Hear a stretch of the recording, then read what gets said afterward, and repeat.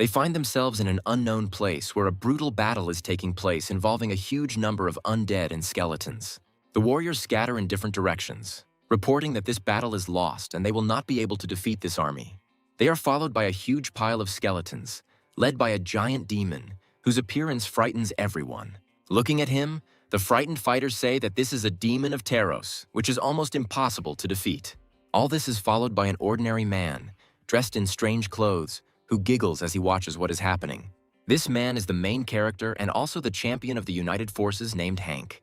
Next to him walks the Archmage Taros, who is responsible for the creation of this demon, but he is afraid to be here. Hank informs him that he was summoned at his call, so he should watch how well he fights. He also states that if Taros is dragging him into some kind of trouble, then he should at least take responsibility. Taros lowers his head, while Hank notes that to him, his opponents and those who hired him are no different. Hank adds that the only reason he's helping them is because it's the fastest way back. Properly burned out, he advises Taros to stop grumbling and behave decently before the consequences come. Meanwhile, the demon of Taros destroys another batch of enemies, leaving behind only corpses. Looking closer, Hank discovers another body, this one belonging to the demon king he fought. Taros remarks that this is very cool, but Hank asks if it really does end that badly. Taros reports that he prepared 4 more weapons for the fight with the demon king, but they were not needed. Hank says that in any case, now it's time for him to keep the promise he made recently. After some time, it becomes clear that this promise consisted of a huge amount of gold bars. He happily looks at these ingots and says that these are his favorite little things that he needs. He also says that once he returns to Earth, he will live the rest of his life in peace. Taros reports that everything has been prepared and asks Hank if he wants to go home right now. Hank states that there is no point in delaying, because even if he stayed, no one would be happy about it. In response to Taros' attempts to justify himself, he says that there is no point in discussing these trifles now. The Dark Mage says he brought a mana crystal that distorted the chain of cause and effect. He also promises that once this crystal is shattered, he will return to his home planet. Hank says he doesn't quite understand how cause and effect works, but that's not important. Taros says that even a small impact will easily destroy this crystal, so it won't be difficult. Hank happily announces that in that case he will simply leave here after what he has done in this world. After a while, he opens his eyes and looks around to understand where he is. Quite quickly, he realizes that his dream has indeed come true, and he finds himself in his apartment. The first thing he wants to do upon his return is to finally get rid of his uncomfortable Gothic uniform.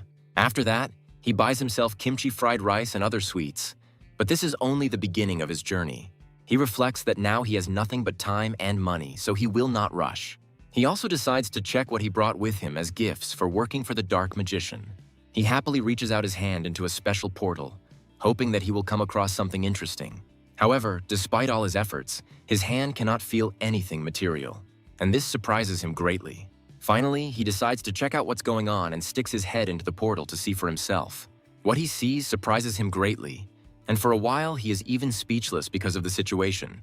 He recalls that he brought with him gold bars, jewelry, and many different gifts. He also had a massive army of undead that was supposed to serve as a pension fund. Each of these warriors had to lay down his life to ensure the well-being of the master. However, it seems that Hank ends up in a completely different place than his Earth, so a strange change occurs. He remembers how long ago he ended up in a strange place called Saran. It was a completely different world, located in a parallel reality and possessing different technologies. Hank ends up there for an unknown reason, but even then he meets the one who brought him here. He was given various knowledge about this world, but at first it seemed to him that it was all complete nonsense. They look at him with surprise and try to understand why he refuses the valuable knowledge offered to him. Hank curses at anyone who tries to help, telling them that he shouldn't be there at all. He has to go through many difficulties before he masters the necessary magical skills. Of course, he meets a few people who become his friends, but he still doesn't like them very much. The thing is, he really doesn't like being in this world, and many people think he's some kind of creepy guy. Over time, he becomes very influential, but his character only becomes more irritable. He is informed that today marks exactly 25 years since he first came here. He has been waiting for this day for a long time, but now he has to face betrayal when he was about to return. He angrily announces that he can no longer retire without his pension fund. Remembering his old comrade from numerous battles, he regrets that he ever met them. After some time, he feels the presence of a very strange matter, reminiscent of a mana wave. Hank stops abruptly to take a closer look at the anomaly and feel it. He wonders if this is a mana wave that came here from Earth. After this, He looks out the window and notices that he is surrounded by shell people. However, in the middle of the giant highway, energy fluctuations begin to appear that behave strangely. Over time, these vibrations transform into a strange portal, reminiscent of a large scar in reality. Hank immediately runs out into the street, trying to figure out what it is and why it appeared on his planet at this moment. People suddenly start running for their lives, shouting loudly that it is too dangerous to stay here. Hank runs towards the crowd and suddenly discovers a strange sight that makes him freeze in place. Dragons appear in front of him, flying in the air and attacking everything below them with fire. Hank can't believe that something like this could happen on Earth, because such things have never happened here. He wonders where the hell they sent him and realizes that it is definitely not Earth where he came from. He decides that he needs to get out of here quickly before anything happens. But suddenly he discovers a child. This child slips because he was running too fast and is now in mortal danger. He is immediately attacked by a giant reptile that wants to tear him into small pieces. The boy only has time to raise his head to see the sharpest teeth rushing towards him. Hank realizes he's been trying to keep a low profile with his new abilities, but now he has no other choice. He also realizes that he will definitely achieve the opportunity to retire and punish those who deceived him. Moments later, he hears a warning through a siren that all civilians need to evacuate. Special agents come onto the scene and quickly destroy the vile creatures. The agent tells the boy that he will explain everything later, and he thanks him for saving his life. Immediately after this, the agent turns around and runs away while the protagonist continues to watch him. These people turn out to be an emergency response team sent to pacify the monsters. Hank wonders what's going on here, noting that these people are very well equipped. Each of them is armed with special devices that resemble medieval weapons. However, in the hands of these people, these are not just trinkets, but real magical artifacts capable of killing monsters. Hank realizes that people with such power on this earth are no different from those who were in the past world. Within moments, one of the dragons changes its target to Hank and moves to destroy him. The agent tries to prevent another disaster by warning civilians to be careful. Hank, however, reacts as if it were any other Tuesday, simply dodging the attacks. A giant pillar of fire appears behind him, blocking the normal path back to his apartment. Hank feels like everything that's happening has lost all meaning and he wants to laugh out loud. He remembers a joyful Taros, who reported that he had finally kept his promise and fulfilled the agreement. Hank looks around in this crazy world, wondering where the hell they sent him. After some time, he returns to his apartment to connect to the internet and collect information. It had been quite a busy few days, as he had been trying almost non-stop to learn more about this world. He becomes convinced that this place is not really the Earth he once knew and which he longed to reach. Now the difference is that there are gates and monsters here. These are people known as awakened. Since the gates began to appear on Earth, some people have begun to exhibit unusual abilities. These people later began to be called awakened, but the mystery of this world still remains to be solved. The most important thing now is that his luxurious retirement plans were completely destroyed in one moment. Hank wonders if at his age he really has to worry about making a living again. However, he understands that if he registers as an awakened person, he will be able to make money quickly, although he is too lazy to do this. On the other hand, he can use magic and leave everything to the skeletons to automate any production. On paper, it's a perfect plan, but it's unclear how scared people will be by the appearance of the undead. After some time, he contacts the agency to demonstrate his abilities. They look at this skeleton in amazement, noting that they have never seen anything like it in their entire careers. Hank reports that the creature can move and follow simple commands when given. They begin to bombard him with questions about how effective this creature is in terms of combat power. Hank is also asked how many skeletons he can summon, to which he replies that he doesn't know. He is also asked if it is possible to put anything other than skeletons into the portal, and he immediately replies that this cannot be done. After a few moments, the object thrown into the portal flies out of it at high speed. Hank muses that he can put anything he wants in there, but only if he allows it. The scientists apologize for this and report that the next test should determine the combat power indicators. Hank agrees to this proposal, after which his skeleton takes up a special fighting position. The scientist swings a baseball bat while the protagonist watches him with a bored expression. After receiving minimal damage, the skeleton jumps to the side, unable to stay on its feet. His head proves too fragile and falls to the ground with a characteristic dull thud, bouncing several times. Scientists are closely monitoring this and report that the figures are, to put it mildly, not very impressive. However, they conclude that this is sufficient for initial testing.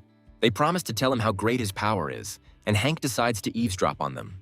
Scientists discuss that the ability is quite powerful, but the skeleton's combat power remains weak. Hank listens to them happily, realizing that he will now be given a low rank and therefore will not be popular. He never really needed fame, it is in the past, and now he just wants a calm and peaceful life. Hank realizes that by being an unnoticed worker, he can earn quite a decent amount of money. Most necromancers use their own mana to imbue undead monsters with willpower. However, human mental energies and mana have limits, and this method limits the number of summons. That's why he came up with another method that proved incredibly effective and could become a real breakthrough. Right now, this method can be demonstrated on one of the giant monsters hidden in the dungeon.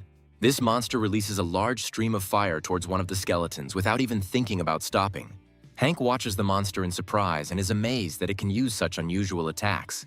After this, he turns to his magical system, noting that in such a case it is necessary to change tactics to a more defensive one. He quickly issues commands to all monsters, causing them to act autonomously depending on the situation. In simple terms, it looks like he pre-programs the action algorithms for each monster. This way, he can control these creatures and let them obey manually, but the number of skeletons is not limited. Hank lets out a tired sigh and says he can't believe he's back at this again.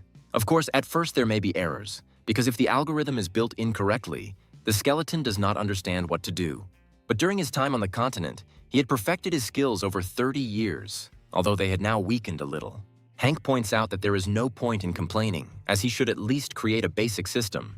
Looking at the timer, he realizes that he has been hunting for 4 hours already, and it is time to return. Looking around, he sees that the place is completely cleared of all evil. After this, he goes into a special portal, which takes him out of this terrible place. He is being watched by other awakened ones who have already received some information about him and are discussing it among themselves. They note that this person was assigned to the lowest rank, but his results are quite impressive. Hank doesn't pay attention to such things, as he has already achieved everything to realize himself. After some time, a strong man appears in front of him who is happy about his arrival. Looking at all the monsters that the hero destroyed, the man notes that quite a lot of creatures were caught today. Hank says he is used to working quickly and hopes the money will arrive in his account at the same speed. The man clarifies that after taxes, the reward will amount to 2 million won, and Hank is happy about this. He asks his interlocutor to transfer the money, and he says that he has already done this a few minutes ago. Hank realizes that retirement still seems like a distant dream, but these are small steps in that direction. He also realizes that this is much better than getting a high rank and attracting too much attention. He overhears other players discussing him and noting that Hank uses a porter even in such an easy area. They add that this is an important unit that can be useful for more advanced heroes. Hank listens carefully to their conversation and decides to come closer before they leave. He apologizes for disturbing them and tries to get their attention, after which they turn around abruptly. Realizing who is in front of them, they say that they did not want to offend him and were simply discussing personal matters. Hank says he didn't notice and asks if they're looking for a porter. They look at him in surprise and add that they were just about to hire such a person. Hank claps his hands happily and announces that in that case he has a proposal. He offers them a chance to try out the new porter for free as part of the grand opening. This business idea that came to his mind seems simple and brilliant at the same time. The people he just made a deal with go into the dungeon to destroy the monsters. They hone their fighting skills so that they can take on more challenging missions later. However, it is not yet entirely clear what exactly Hank's business idea is. The fact is that he managed to create a special skeleton carrier of an improved model that accompanies people. This product is designed to use skeletons as carriers, although it still needs some work. Hank reports that these creatures are eco-friendly, require no fuel, and cost only 30,000 an hour. After discussion, the heroes realize that this is only a small part of the total cost. Hank says he hopes not to tell everyone about this, adding that he can provide a discount. He understands that being a businessman is not that difficult if you already have experience interacting with people and running businesses. He realizes that in this situation, it is best to make money in relatively easy ways. People approach the girl next to him, wanting to test 2 models of porters. The girl calmly lowers her eyes and becomes curious about who this man is who appeared out of nowhere. To explain this, we need to go back in time a little because it all started on the day he came through the gate. He was looking for inspiration to improve the macro system for the skeleton carrier. However, after some time, he discovers the girl's body lying in the middle of the corridor completely alone. Hank immediately feels the aura of death and understands that it is no longer possible to save the man, since his soul has left. He reflects that interfering would be painful and that it would be better to pretend that he saw nothing. After this, he takes a few steps towards the exit but freezes, realizing that he cannot do this. He gets angry at himself and wonders why he can't just stay out of it, then turns around. He adds that he really needs another person part-time, and he can use this girl. However, he is still interested in understanding how this girl ended up here, and most importantly, who killed her. Hank delves into her memories and sees her parents apologizing for relying on her. The girl's brother tells her that she doesn't need to strain herself so much and torture herself with such work. The sister notes that there is no need to worry, since she is awakened and can stand up for herself. Hank muses that he'll make sure his paychecks get sent on time, since that's better than dying like this. He dives back into his memories before her soul left her body. The comrades who walked alongside her in the dungeon suddenly turn out to be real villains and turn away from her. The girl tries to ask for help, but the leader of the group says that it's not worth getting into trouble. She's asked what to do now, but Hank notes that everything is obvious here. She says with a smile that they should just leave the girl here because that's the only thing they can do. The girl continues to ask for help, holding out her hand, but they don't even turn around. After some time, she bleeds to death, unable to escape and find healing. The girl's story could have ended here if Hank hadn't found her. Hank reflects that it must be a shame to be betrayed by some bunch of scum who are nothing. He realizes that he feels sorry for the girl and decides that from now on they will work together. He names her Holly, who now becomes his zombie assistant and a first-rank awakened. Holly looks at him in surprise, and Hank explains that it's her new name, so she should get used to it. Business begins to flourish, and the part-time job proves to be quite effective. Hank ponders what to do with the people who treated this poor girl cruelly. On the one hand, he doesn't want to interfere, but on the other hand, it would be very unfair.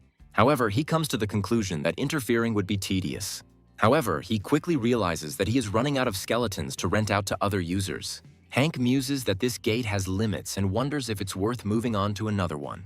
After thinking for a bit, he decides to observe and make a decision later, after which he steps aside. Meanwhile, he is being closely watched by another group of people who do not like the change of scenery. One of the girls notes that this upsets her greatly since she had not planned to change jobs. She adds that everyone uses skeletons and no one hires porters anymore. Her friend remarks that this is surprising since people are closer than these skeletons. He offers to negotiate with Hank as he does not seem to be intractable. From his point of view, one could ask Hank to limit the supply of skeletons for the business so that they would have enough food. She argues that simply switching to a different gate will not solve the problem as the business will expand. They conclude that the number of skeletons is unlikely to decrease and that the problem will soon recur. They wonder how long this will go on and why they are being pressured by a new businessman. After a while, another person appears behind him, who declares that his words now make sense. They turn to a young man named Kim and ask what he is doing at this time. Kim reports that these skeletons belong to a low-ranking awakened one. He is warned not to cross the line, to which Kim replies that he will not touch a weak person. After this, he smiles and says that he has a plan to solve the problem. He adds that his awakened friends support him, so he just needs to follow him. The porters watch him and suggest that this is indeed a good offer in the current situation. One of them tries to stop his colleagues, saying that the problem can be solved diplomatically. They explain to him that there is no guarantee that it will work, so they will turn to Kim and his team. Kim approaches his comrade, telling him that if he changes his mind, he can join in to help.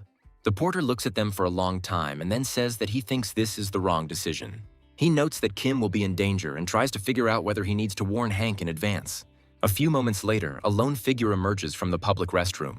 The porter hears Hank's loud voice, who approvingly notes that he did not expect to hear that.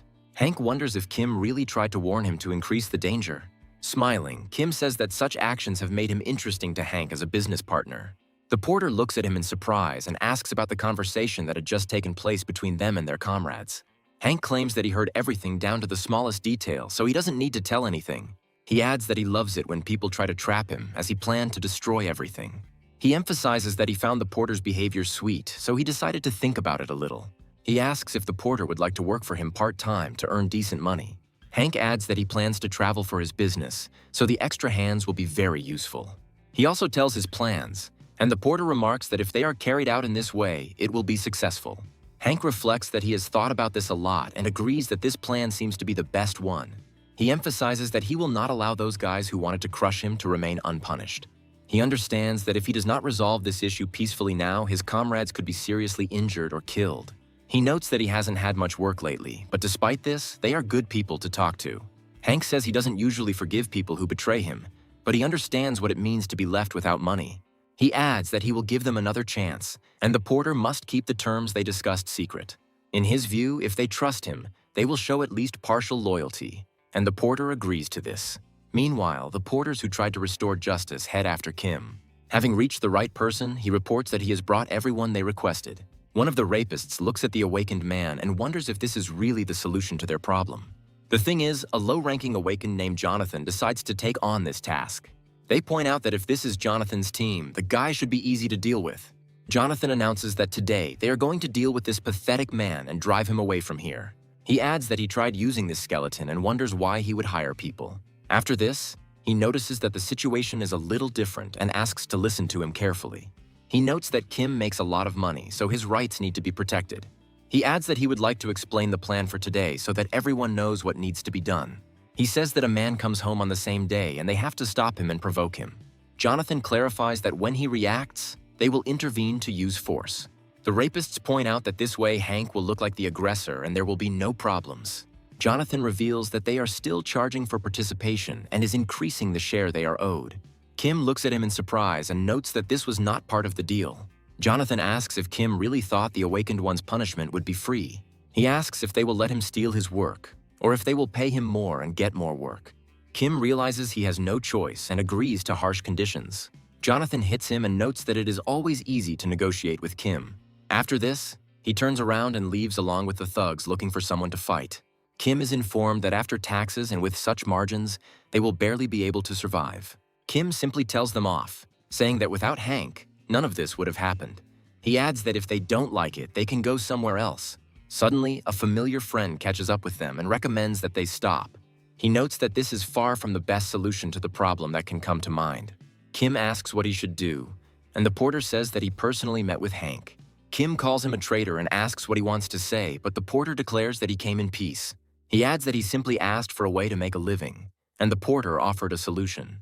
He notes that there must be a way to work together, as even a summoner would have a hard time doing it alone.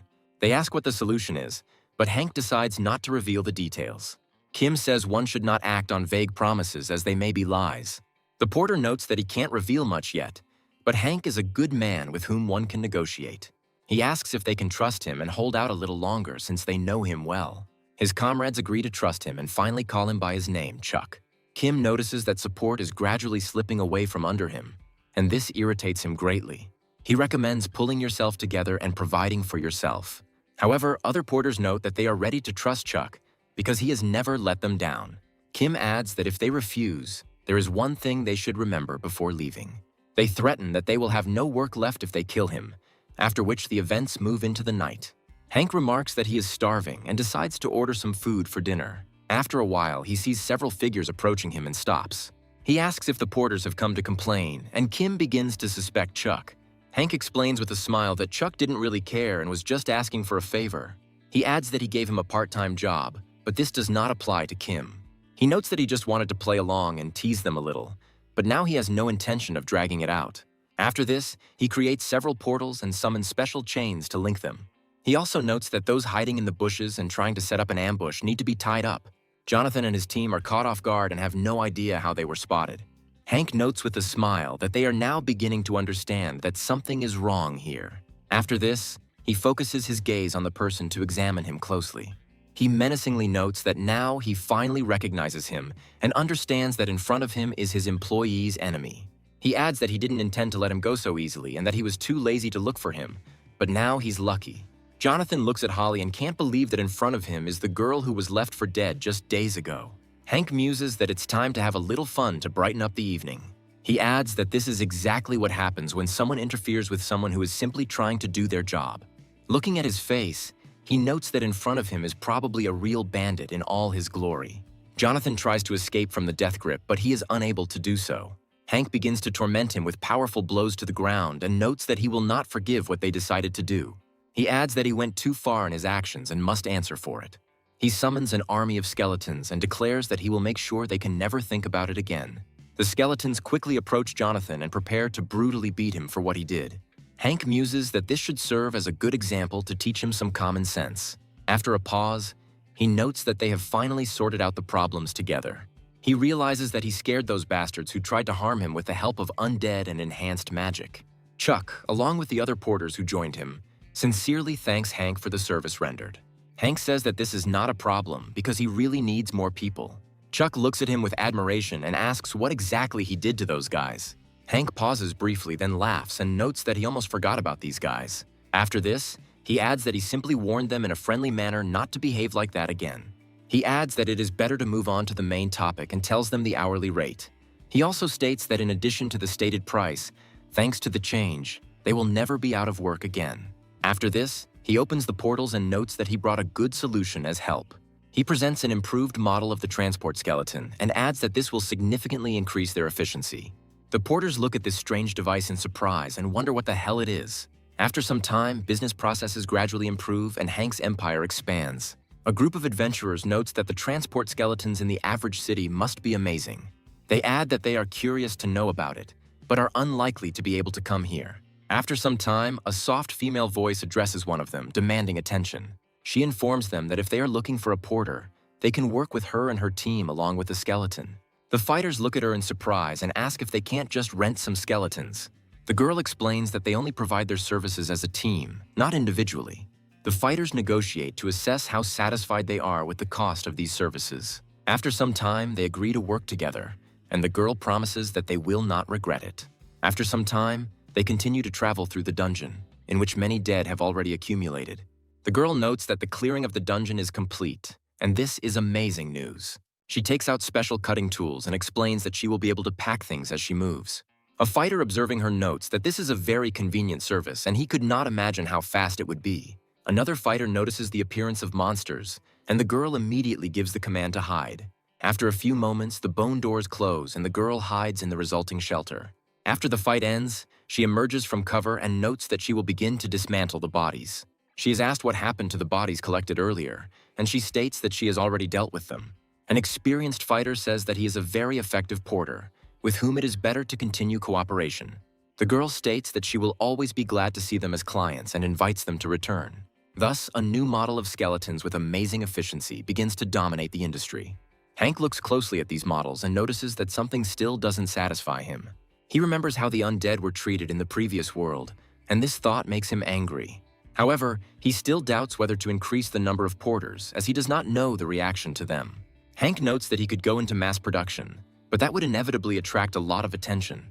He adds that usually summoners receive a maximum of 10 summons, but he has already exceeded that number. He emphasizes that adding another challenge will definitely attract more attention. He suddenly turns to Holly and notices that she has been frantically typing on her phone the whole time. After he gives her a few commands, he asks what she's even looking at on her phone. After taking the gadget, he discovers that she had been watching videos of idols the whole time. He suggests that these idols make a lot of money from just one performance. He also suggests that you don't have to be a celebrity if you're rich enough. This way he understands that if he wants to attract attention, he better give it his all. After this, he decides to act decisively and takes out his phone. He calls his friend and tells him that he needs to increase the number of monster bones he buys. He is asked how many times he needs to increase his purchases, and he looks at his balance sheet. After this, he decides to spend a whopping 32 million won, which greatly surprises his personal assistant. He notes that from now on he will invest every profit into buying a large number of dice. The assistant replies that he will collect only the freshest and best bones for him. Hank claims that he has ordered the bones to be purchased, so everything will be taken care of. But that's not all. He decides to rent a decent warehouse to open a company and distribute bones daily. However, after thinking for a while, he realizes that it would be better to invest absolutely everything he has right now instead. After some time, he heads to the first gate control to the Office of Registration of the Awakened. The office director asks if there is anything special to report. The scientist reports that there is nothing special, but there is one fact that he would like to discuss. He asks the director if he knows about the management's special goal related to Hank. He adds that according to the latest data, a month ago he created 32 skeletons, and this is a lot. He also states that he founded the company Siron, and today is the official opening of this company. The director notes that Hank uses his weaknesses very well and has already achieved a lot. Scientists report that his number of conscriptions is running low, so he will soon be removed from special supervision. A scientist bursts into the room and asks if they have heard the amazing news. The director assumes that this is news about Hank, adding that he already knows that the man has started his own company. However, scientists say the issue is that Hank just invited a huge number of porters. They understand that in fact 32 skeletons is not the limit, but just one of the new records. The scientist slams his hand loudly on the table and declares that the problem is actually much more than that. The director asks in surprise how many skeletons he used to achieve such a reaction. The scientist holds up 3 fingers, and others suggest that he only used 30 skeletons. However, a colleague loudly states that he has used 300, and there will probably be more soon. After a while, the surprised director quickly gets into the car and heads towards Hank's company. Stepping outside, he wonders what is going on here and how it can be explained. He discovers that the skeletal porters, along with their teams, are moving around the facility. Colleagues report that they have checked all the necessary data and realize that the number of skeletons exceeds 350. The director asks where Hank himself is now, and he is told that he is right now in the warehouse. After some time, these people penetrate inside to find out how everything works here. The director can barely contain his voice at the incredible sight he sees when he steps inside. Hank turns around, noticing the guests, and remarks that it looks like it's time for a short break. He also informs his new manager, Chuck, that in honor of the arrival of the honored guests, he needs to buy them something tasty. After this, he turns around with a smile and greets the director, noting that he is glad to see him. The scientist who once conducted his first test to gain the rank of Awakened also greets him. They notice Holly, and Hank reveals that she is his cousin who helps with the work. Holly nods silently so as not to reveal that she is, in fact, a living dead person. He is asked how many skeletons he has summoned so far, and Hank states that indeed it is true, and there are already many. Scientists look at him suspiciously and assume that he tried to deceive them during the test. Hank states that he had no reason to do this and that he didn't know he could summon so many. The director looks at him carefully and advises him to stop worrying about the skeletons right now. He notes that summoning more than 100 is too much, but 350 is far beyond the summoner's capabilities. Hank asks why he should comply with this requirement and is told that the situation is not normal. Hank, in turn, states that he sees nothing wrong with this, as he has checked all the legal aspects. He adds that this model has been used before, and during testing no one said it was dangerous. The director asks the scientist if Hank is really right, and he confirms that he is legally right. Hank also notes that when he founded the company, he followed current legislation and did not violate anything. After this, the registration department employees stare at him for a long time, trying to figure out what to do. However, they quickly come to the conclusion that they cannot counter his ironclad arguments. Hank states that it's better to just leave things as is so there won't be any problems. He adds that if he previously called on several dozen a day, then it would be possible to come up with justifications for intervention. He notes that people react when something happens that is completely outside their expectations, and that's normal. Hank also says that he could easily summon 300 models a day and no one would say a word to him. Having made his decision, he notes that he needs to try hard to earn a living. However, moments later he is faced with one of the most serious problems of his life. The problem is that he is actually too lazy to do anything serious and invest in it. It takes him 4 days to make 1,000 transport skeletons, and it causes a stir. However, the real problem is that he doesn't want to work a lot and he is happy with what he has. He says he wanted to retire to avoid work, but now he has to forget about it. After a while, there is a loud knock on his door and Chuck's voice asks if he can come in. Hank lets him inside, and Chuck tells him that something very serious is happening outside. He asks if there are any problems here too, and Hank hides under the table. He notes that it doesn't sound like noise yet and asks what the serious problem is. Chuck reports that there is a huge group of rapists from another region on the street. Hank understands that the protesters are a very serious problem that needs to be addressed immediately. The protesters are demanding that their jobs be returned and that their rights not be violated, as no one is using their services anymore. One of them notes that their jobs were previously threatened by robots, but now their place has been taken by skeletons. They also denounce the tyranny of the Ceron company, claiming that it is putting porters out of work by using cheap conscription. They argue that the company's CEO should guarantee the labor rights of porters. Hank decides to engage in dialogue with the protesters and states that they have misunderstood him. He notes that he understands their concerns and suggests discussing this not here, but over a cup of coffee in the company office. After some time, he prepares a special cup of coffee that is supposed to please his interlocutors. After this, he says that he gets the impression that the protest is aimed at creating jobs. Having invited several protest participants to his place, he notes that he is interested in hearing their opinions. One protester says that given the state of the market for porters, bad times are ahead. He adds that because of the skeletons, porters are no longer in demand and no one hires them. He also notes that even if work can be found, porters will be considered ineffective compared to skeletons. Hank quickly crunches the numbers in his head and realizes that 250 skeletons are destroying 1,500 jobs. He also realizes that if he were to lose the thousands more skeletons he has already made, 3,000 jobs would disappear. To reach his retirement fund goal, he needs to earn at least $10,000 more. After thinking for a bit, he slams his hand on the table and notes that he has finally found a way to solve this problem. He states that he will stop producing transport skeletons because he cannot threaten the existence of other people. He also notes that he will adjust the price of Kamaz trucks so that they do not disrupt the functioning of the market. He turns to his manager and asks him to bring a pen and paper so that he can complete everything properly. Chuck reflects that he is very glad that the conflict was resolved peacefully. He describes his boss as an incredible person who never ceases to amaze him every day.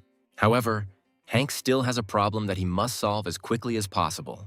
He looks at the ceiling and wonders what he can do to make money without protesting. He opens his empty notebook to write down new ideas and experiment. However, he now has to take into account the fact that this device should not affect existing jobs. Chuck notes that his boss is careful not to put other people out of work. However, Hank really just wants to stop being criticized, as it would attract unwanted attention. Hank is going through various ideas to see which one looks best when he suddenly freezes in place. He takes a closer look at his pen and discovers that it is made in China, which gives him an idea. He immediately turns to the back of his diary and finds exactly the same plaque there. After this, he turns over the empty mug and discovers the same inscription as everywhere else. Hank smiles and notes that in this case he has an excellent option for providing himself with money. He understands that he does not have to worry about the well-being of the neighboring side, so he can capture their market. Meanwhile, in China, another businessman is preparing to file for bankruptcy. The man notes that this business has belonged to his family since his father's time. But now the time has come to make a decision. He adds that because of the ridiculous prices in China, they can't even pay their workers' salaries. The factory owner's name is Donald, and one of his assistants reports that there is urgent news. The assistant adds that there is a company called Siron in the industrial complex, and Donald states that he has heard of it. He also says that he envies Hank, as he was lucky enough to awaken his abilities and gain a fortune. Hank notes that he doesn't quite agree that he was just lucky, but that's not why he came here. Afterwards, he enters the office with Holly, adding that he is pleased to meet Mr. Donald. He gives his name and says that he has now become interested in the shoe industry. He states that he would like to negotiate the purchase of the factory if it meets his standards. Donald looks at him in surprise and thinks that this is simply an excellent opportunity. After this, he immediately gets up from the table and declares that he will tell Hank everything he needs to know. He invites him on a tour so Hank can see the factory with his own eyes. He thinks that he cannot miss this chance and wants to buy the factory for the sake of his employees. He reports that they first use the machine in the back to cut out the shoe parts. Hank looks at the machines in surprise and notes that they look outdated. Donald assures that this is not a big problem, as his workers are well qualified. Hank listens to him carefully and says that in that case he will continue the tour. After a while, Donald explains the production process without details. Hank notes that all of this seems doable to him, as the tasks are much simpler than combat macros. He asks and is told that most of the work is done manually and there are no automated machines. Donald notes that much of the work has to be done manually, but he only has 20 employees. Hank listens carefully to this information and asks how he is doing with sales. Donald says they primarily take orders and manufacture shoes to customer specifications. When asked why not create a reserve, he explains that unforeseen reserves will lead to losses. Hank praises him for his honesty and openness, to which Donald states that it is not exactly classified information. Hank asks why he shouldn't rely on cheap labor, and Donald points out that it's not that simple. Hank explains that it's not about automation, and Donald adds that cheap goods are always sold somewhere. Hank states that this is absolutely everything he needed to know, after which he is ready to make a purchasing decision. After a short time, he manages to sign the documents and take office. Donald happily reads the documents and notes that he is allowed to keep his position and all his employees. He vows to do his best to fulfill orders by any means necessary and achieve success. Hank explains that they plan to produce the product in a warehouse and sell it directly through export. Afterwards, he opens a portal to his own dimension, saying that he will show Donald how it's done. A huge number of skeletons emerge from the portal, which Hank calls his new interns. Donald looks at these creatures in surprise, realizing that they are just skeletons that are not of much use. However, after some time, he realizes that these skeletons are actually very useful employees. Donald sees the bustle in his factory and says he hasn't been this busy in a long time. After this, he turns to Hank and says that this would not have happened if he had not met him. Hank smiles and explains that Donald gets most of the credit for this, as he handled all the sales. Donald notes that he was initially very surprised because he never thought they would use skeletons. Some time ago, he asked Hank if it was okay to use such unusual employees. Hank, as if nothing had happened, explained that he didn't see any problem since they hadn't broken any laws. After this, he decides to see how good of a shoe these skeletons can make if he gives them commands. Donald notes that the results are better than he expected, but they are still not as good as if they were made by hand. Hank asks him for more specifics, and Donald states that there are some inaccuracies in these sneakers and lists them. Hank notes that the shortcomings will be taken into account and corrected immediately, after which he changes his subsystem. After this, he shows the next sneakers, and Donald notes that all the flaws have been corrected. Hank praises his skeletons and says that if they continue to work on this principle, everything will work out. Donald notes that the savings on labor costs are a game changer because they have less loss. He adds that if they build their reputation, they may even receive orders for original products. Hank notes that he thought brands had their own factories, but Donald explains to him what OEM is. Hank realizes that at this rate they will be able to produce any product without worrying about design. Thus, the Saron company constantly increases productivity thanks to tireless skeletons. Hank acquires several more shoe factories to expand his business and becomes even busier. After this, he explains to the next factory owner what to do with the skeletons, and then decides to go home. The client expresses gratitude for the work done and wishes Hank good health. Hank muses that after another late night, he needs to go home for a good night's rest. After a while, Donald calls him, and Hank hopes that he will be told bad news. Donald immediately reports that new orders have arrived and production lines need to be reconfigured. Hank realizes that this is urgent and says that he will go to him immediately. Hank speculates that at this rate, they will quickly burn out on this job and become ineffective. He wonders if he should train an apprentice, but he still doesn't have enough workers. He also understands that training another student will take a lot of time and effort, and he will not be able to produce that many zombies. He reflects that getting more bodies is a hassle, and if people find out about it, his reputation will suffer. Hank knows he'll have to handle the main bodies himself eventually, but for now he needs to set up the macros. After a while, he freezes in place and realizes that macros is a very appropriate term for this work. He smiles and notes that it's not much different from regular programming. After some time, he decides to hire another person who should help him. The man's name is Bernard, and Hank tells him he can come into the office for an interview. Bernard goes inside and tries to contain his emotions because he really needs the job. Hank reads his resume and asks him to sit in a chair before starting the conversation. He adds that other than his part-time jobs, he doesn't have much experience. Hank asks if he has any special skills, and Bernard tries to figure out what to answer. Hank notes that if you don't have skills, it doesn't matter. But Bernard states that he has one special skill. Hank asks what that skill is, and Bernard explains that he's good at video games. Hank looks at him with some skepticism and asks what games exactly he is good at. Bernard claims to be good at all genres and ranks high in some of them. Hank asks if he likes simulations or strategy games, and Bernard replies that that's his specialty. Hank asks if he has any demonstration of the skill, and Bernard reports that he has a video. Bernard adds that he was originally playing a game designed for building golems, but was able to create an airplane in it. It also provides a wealth of information about the game's physics engine and how it works. Despite this, in his heart, he knows that he is doomed to lose this job and will have to turn to someone else. However, Hank suddenly informs him that he has decided to hire him for the position. He asks if Bernard can start work tomorrow, and this statement shocks him. The next day, when Bernard goes to work, he's greeted by a very intricate device. He looks at a special remote control made from bones and tries to figure out how to operate this device. Hank explains that there is no need to worry about the appearance, because it is a completely ordinary computer. He also corrects his words, noting that it is more of a control console, but this does not clarify things. After this, Hank decides to demonstrate the principle of operation and turns one of the console knobs.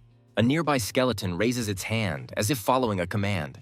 Hank suggests that Bernard try his gymnastics routine using the skeleton. He muses that it may look simple, but in reality this skeleton has magic. Unlike regular skeletons, skeleton mages can use simple magic, and Hank converted it into a console. Since the console was made in a hurry, it is not very convenient to operate, but this is just a matter of practice. 2 days later, Hank discovers that Bernard has already completed the task and realizes that he clearly has talent. He asks what Bernard thinks about this console, since it is just a beta version and can be edited.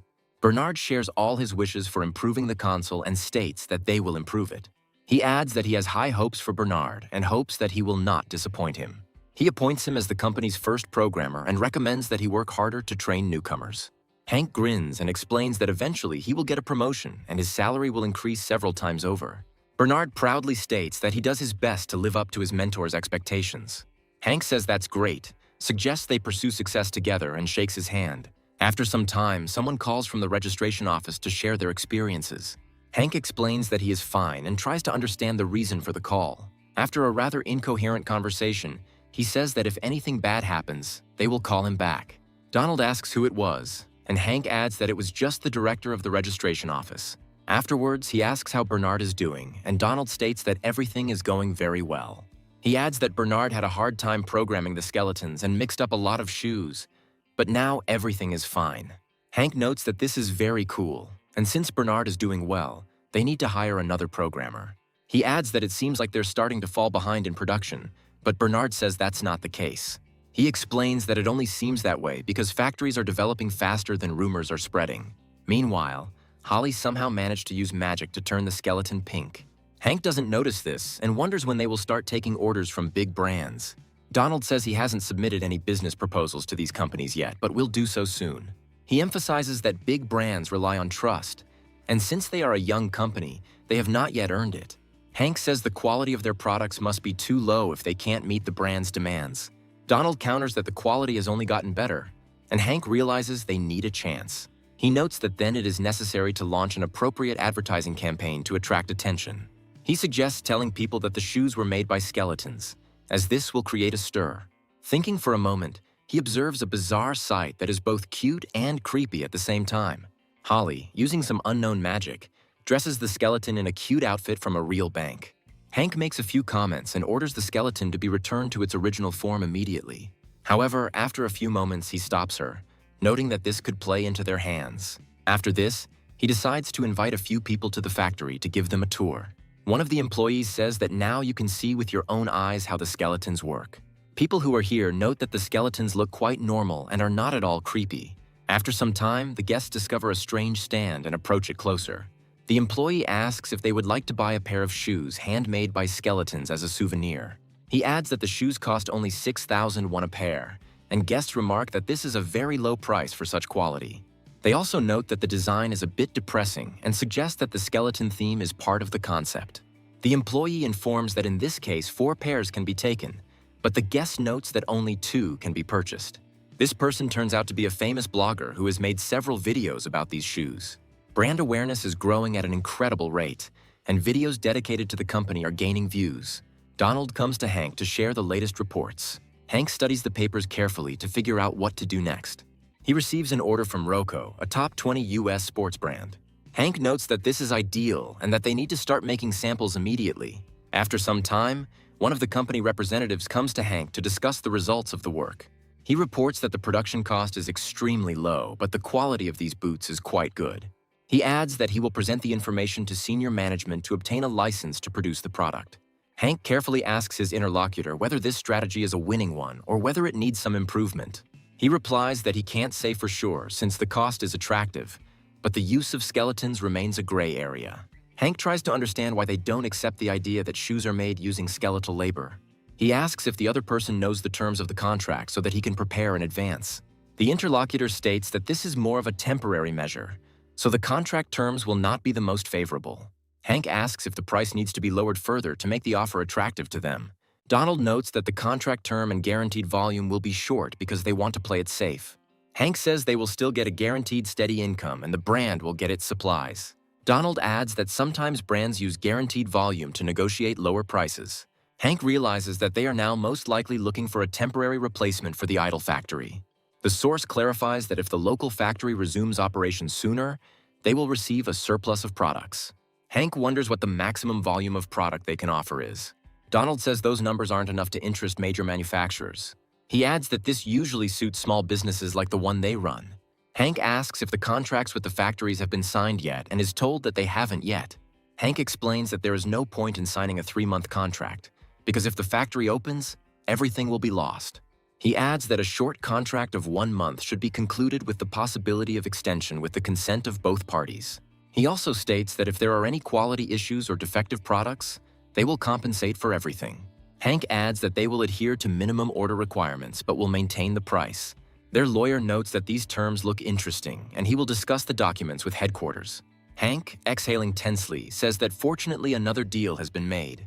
Donald asks fearfully why he is behaving this way. Hank explains that with such conditions, they could simply sign them to a contract and never receive an order. He states that this was precisely the goal, as it has its advantages for him. Hank notes that this is to give them the opportunity to try the products without pressure. He adds that he hasn't seen anyone beat their prices yet, and Donald agrees. Hank emphasizes that trust is built on consistent quality, and using skeletons is the best choice in this situation. He says there is hardly any other company that can regulate volumes so flexibly. Hank adds that the only thing they lack now is confirmation, so they need to take such measures. He notes that once customers try their products, they won't be able to stop at just one order. Meanwhile, the lawyer gets into a special car and goes to business negotiations.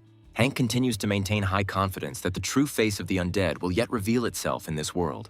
After some time, the action moves to Rocco's headquarters, located in the United States of America. One of the company's executives looks at the reports and realizes that the numbers show the best performance. A CEO named Andrew asks a colleague if this is really the maximum productivity. A colleague replies that they are working at full capacity and that they need to hire new workers to increase production. He adds that to supply the remaining 300,000 pairs of shoes, they will have to find a new factory. Andrew inquires about the factory in China and is told that they require contracts with guaranteed production volumes.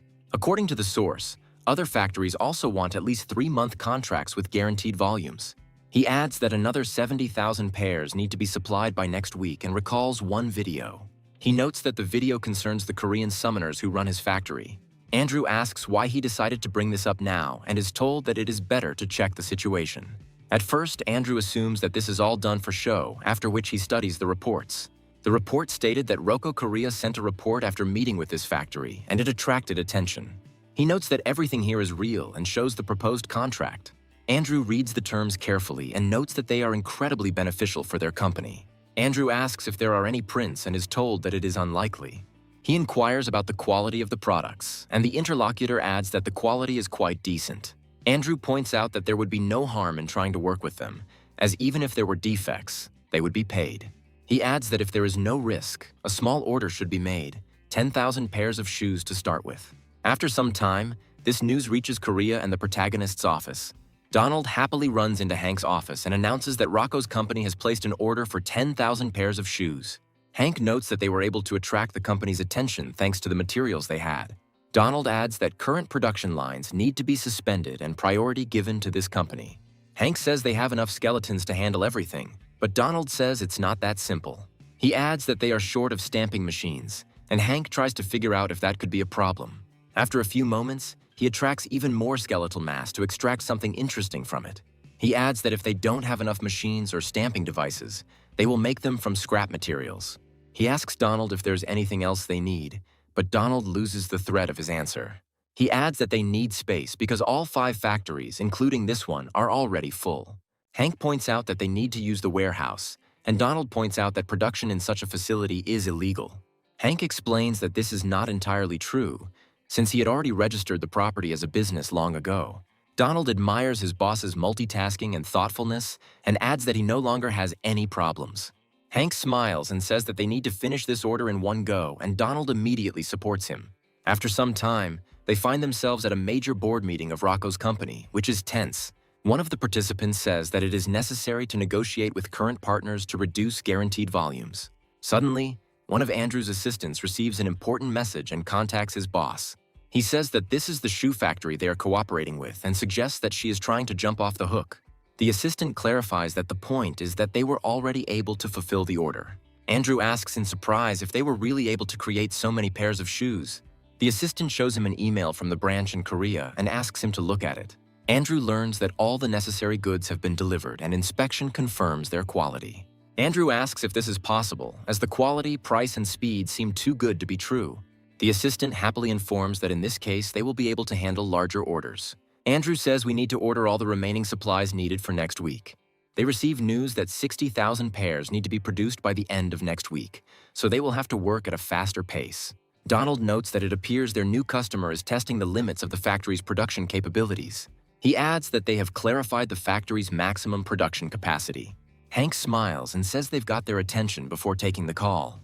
Having resolved all the issues, he notes that they will be able to fulfill the order without any particular problems. Once a new order is placed, it takes only 2 days to complete, which greatly surprises Roko's company. From that moment on, everything went like clockwork. A week later, an additional order for another 80,000 pairs of sneakers arrived.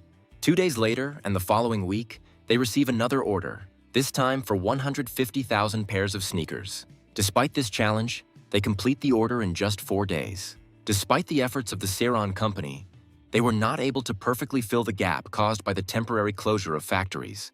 One of Andrew's assistants reports that the suspended factory will soon resume operations. Other employees say this is good news, but in the meantime, a new player has entered the market.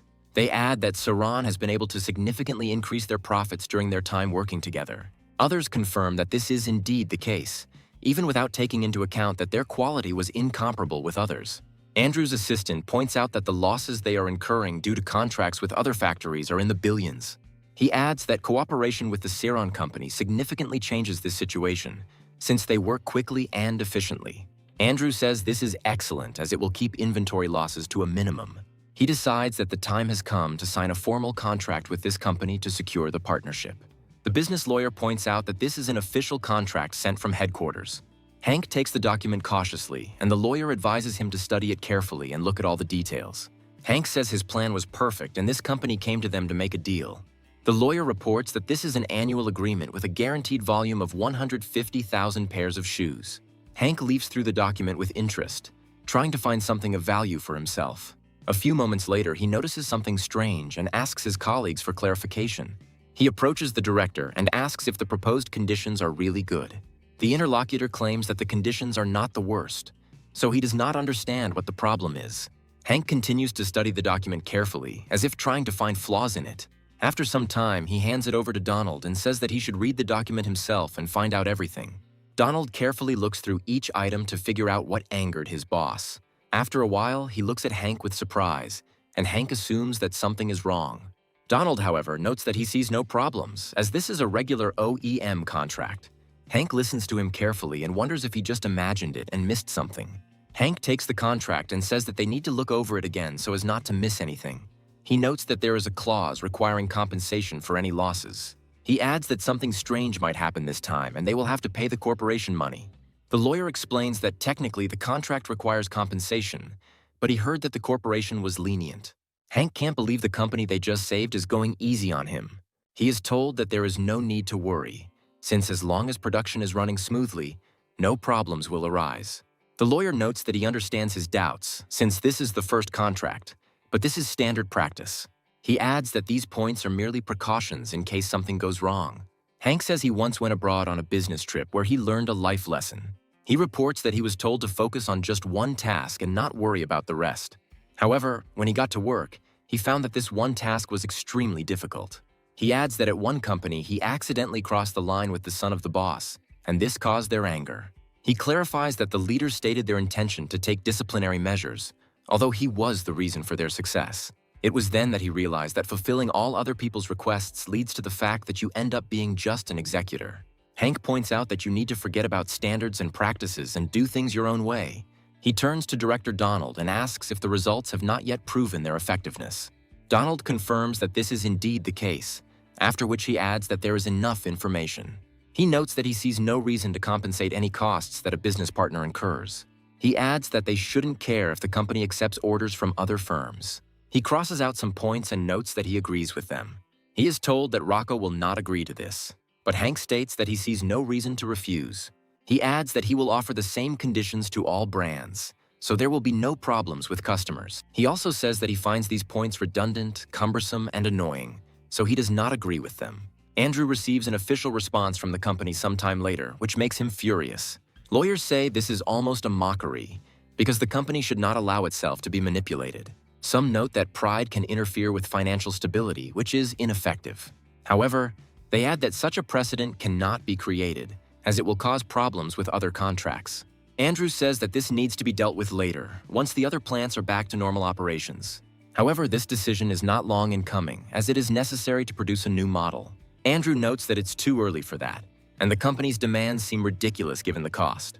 After this, he irritably slams his hand on the table, realizing that there are fewer and fewer options left. He reflects that he understands perfectly well that Ceron is a unique company, while the rest of the industry is ordinary. Another assistant comes to him and informs him that a defect has been discovered in the products of the Chinese factory. He adds that fortunately the batch is small, but the delivery date will be delayed. He notes that according to the contract, the factory will cover the costs of reproduction. But this does not solve the main problem. Andrew sadly realizes that if they had partnered with Ceron, this problem would not have arisen. He realizes he needs to move faster because other competitors are showing interest in Ceron. After some time, an obvious thought occurs to him, which should have appeared earlier. He is pondering what needs to be done before Cerona's priority shifts to other brands. He offers to resume the contracts with Ceron, and Andrew asks, surprised, why he changed his mind. Andrew says every second counts, so it's best to get to it now while there's time. To sum it up, everything went well, and in the end, Rocco signed a contract with triple the profit margin. Donald happily reports that this month alone, orders from major brands have exceeded 1 million pairs. Hank asks how much time has passed, since Rocco's gang only returned a month ago. He notes that now that they are gaining momentum, contracts are being signed everywhere, bringing in huge profits. Donald reports that another company is interested in whether they can make clothing in addition to shoes. Donald asks if he has any experience with this, and Hank reports that he has a little experience. He wonders if cheap labor can help them in this situation. Donald claims that this decision will be even more profitable than shoe production in the current situation. Hank notes that this is great, they just need to buy a sewing factory and start production. He asks why they don't become a manufacturing company, even though they can manufacture whatever they want. Donald says that sounds very good because they can produce any other goods using the assembly line. Hank smiles and notes that this is an excellent option and that this is exactly how it should be done. He says the days when China was considered the world's factory are over and they will now become the new manufacturing hegemon. His idea is that they should produce clothing, hats, and even accessories if needed. His company expands into labor-intensive and light industries, establishing itself in the market. However, a problem arises, and Donald notes that the shoe factory is fine, but the others are often idle. He wonders what would happen if they combined all the factories to make the skeletons work faster. Donald adds that the problem is that they don't have enough space now because all the new factories are small. Hank points out that this is a really serious problem and they need a bigger factory to handle the volume. Hank muses that there is an even more serious problem that needs to be addressed. Donald asks if he's even listening to him, to which Hank replies that he's been listening carefully all this time. Hank muses that the problem is that he has completely lost motivation because he has already made enough money. Donald says that if he feels unwell, it is better to go home and rest, and this immediately pleases Hank. Donald immediately rescinds his recommendation, noting that he still has many more reports to prepare. Hank tells his subordinate that he wasn't this strict before, and Donald says he doesn't understand what he's talking about. He adds that the remaining reports are not urgent, but it is better to deal with them tomorrow. Hank realizes he doesn't have to work that much, just when the phone starts ringing very loudly. An urgent alert is transmitted over the phone that monsters from unstable portals have penetrated through the gates. Hank realizes that it is nearby, after which he realizes that all residents need to evacuate as quickly as possible. Hank goes outside and wonders what kind of monsters these are that are causing the evacuation. Bernard reports that the monsters are reported to be skeletons, and Hank tries to figure out what that means. News reports indicate that the rapid response team is currently confronting skeletons. The fighters decide to hold the line, despite the fact that these creatures are much stronger than the previous ones. Hank carefully makes his way through the alley to get closer to the battle and observe it. At first, a bright flash opens before him, but over time it weakens. He realizes that he came just in time, as he had been feeling a bad feeling all this time. The thing is that these skeletons belong to him, but for some reason they began to act autonomously. Hank muses that these skeletons are centurions, meaning he made it in time. He notes that they are in reconnaissance mode, so they do little damage, and tries to reprogram them. However, despite his persistent attempts, he fails to reconfigure the skeletons. Hank tries to figure out why the system commands aren't working and hopes they don't go into combat mode. A few moments later, the true culprit of what is happening appears, emerging from the portal. Hank discovers a special commander who has been watching them all this time. The skeletons now increase their attack many times over, making it increasingly difficult for agents to hold them back. Experts are wondering what is going on here and why the creatures are advancing so hard. Hank speculates that their behavior suggests they are operating on programmed macros. He still doesn't understand why the commands aren't working and is trying other reprogramming methods. He appeals to the skeleton lord, but this also has no effect. Meanwhile, the skeleton calmly resists Hank's attempts to reprogram him. After this, Hank makes a rash decision and rushes into the attack, not caring about possible injuries. The thing is that the target turns out to be one of the agents, who has been standing with his back to him all this time. However, upon hearing the enemy approaching, the agent turns around abruptly. However, he does not have time to strike back and block the attack, after which he is wounded. Hank realizes he has no choice and asks Holly to stay and wait for his return. The commander of the Special Forces unit jumps aside and says that he hasn't been in so much pain in a long time. He realizes that there are too many opponents to contain and that they will die. He asks his comrades for forgiveness, noting that if he had not lost his vigilance, everything would have been different. However, after a few moments, the situation changes dramatically. One of the fighters, supporting the commander, advises him to raise his head up. He points to a high-ranking awakened being who soared above them to save their lives. They try to reach him by shouting and telling him that they urgently need help. Hank turns around and explains that he now understands why he came here. He accuses the skeletons of interfering in his affairs and declares that he must destroy them himself. The special agents don't fully understand his words and are trying to figure out what he meant. The unit captain notes that the young man's face seems familiar to him. A few moments later, he is surprised to realize that they are facing a famous person. He loudly declares that this is Hank Jensen, the head of the Ciron Company. Hank decides to use hidden talents that he had not previously demonstrated. With his powerful skills, he rains down giant chunks of bone on his opponents. Each bone projectile creates a powerful explosion, destroying everyone in a small radius. One such attack is enough to significantly reduce the number of hostile creatures. The special agents can't believe they've encountered an awakened, multi-talented fighter. One of them notes that it is now no wonder why this man did not create fighting skeletons earlier. Hank, meanwhile, slowly descends to check the battlefield and clear out the remaining enemies. He creates special portals to recycle the remaining pieces of skeletons and create new ones. Special agents note that Hank did not create skeletons unless necessary. Hank insists that all skeletons that were acting autonomously have been destroyed and recycled. After this, he turns his attention to the agents and asks if everything is okay with them. They respond with immense gratitude, adding that they thought they would not survive the day. Hank notes that he did what he had to, trying to make sense of what happened. The commander says he could not imagine that the chairman of a trading company had such abilities. After this, he thanks Hank again, emphasizing that without his help, he would have died. He also notes that these monsters appear to be almost intelligent, as if they were being controlled by someone. He approaches Eugene as an expert on skeletons and asks if he has any comments. Hank tries to figure out how to avoid answering this difficult question, after which the agents start to press him. Hank states that it is better to move the wounded first and orders a special skeleton to help with this. The special agents agree, noting that this is indeed a good idea since civilians need to be evacuated. Hank watches their actions with joy and realizes that he has just escaped serious danger.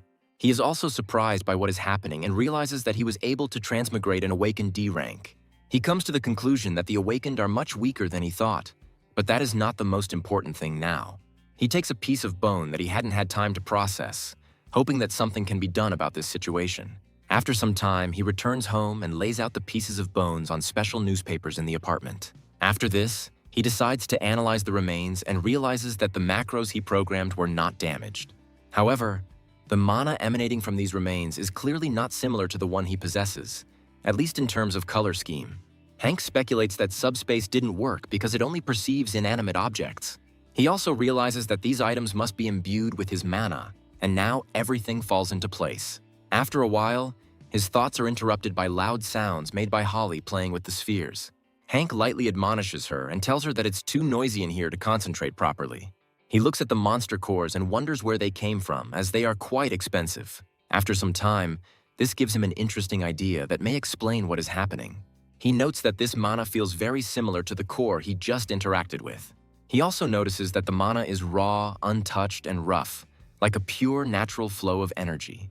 He suggests that it is quite possible that the situation developed in such a way that the skeletons were controlled by the mana of the spiritual gates.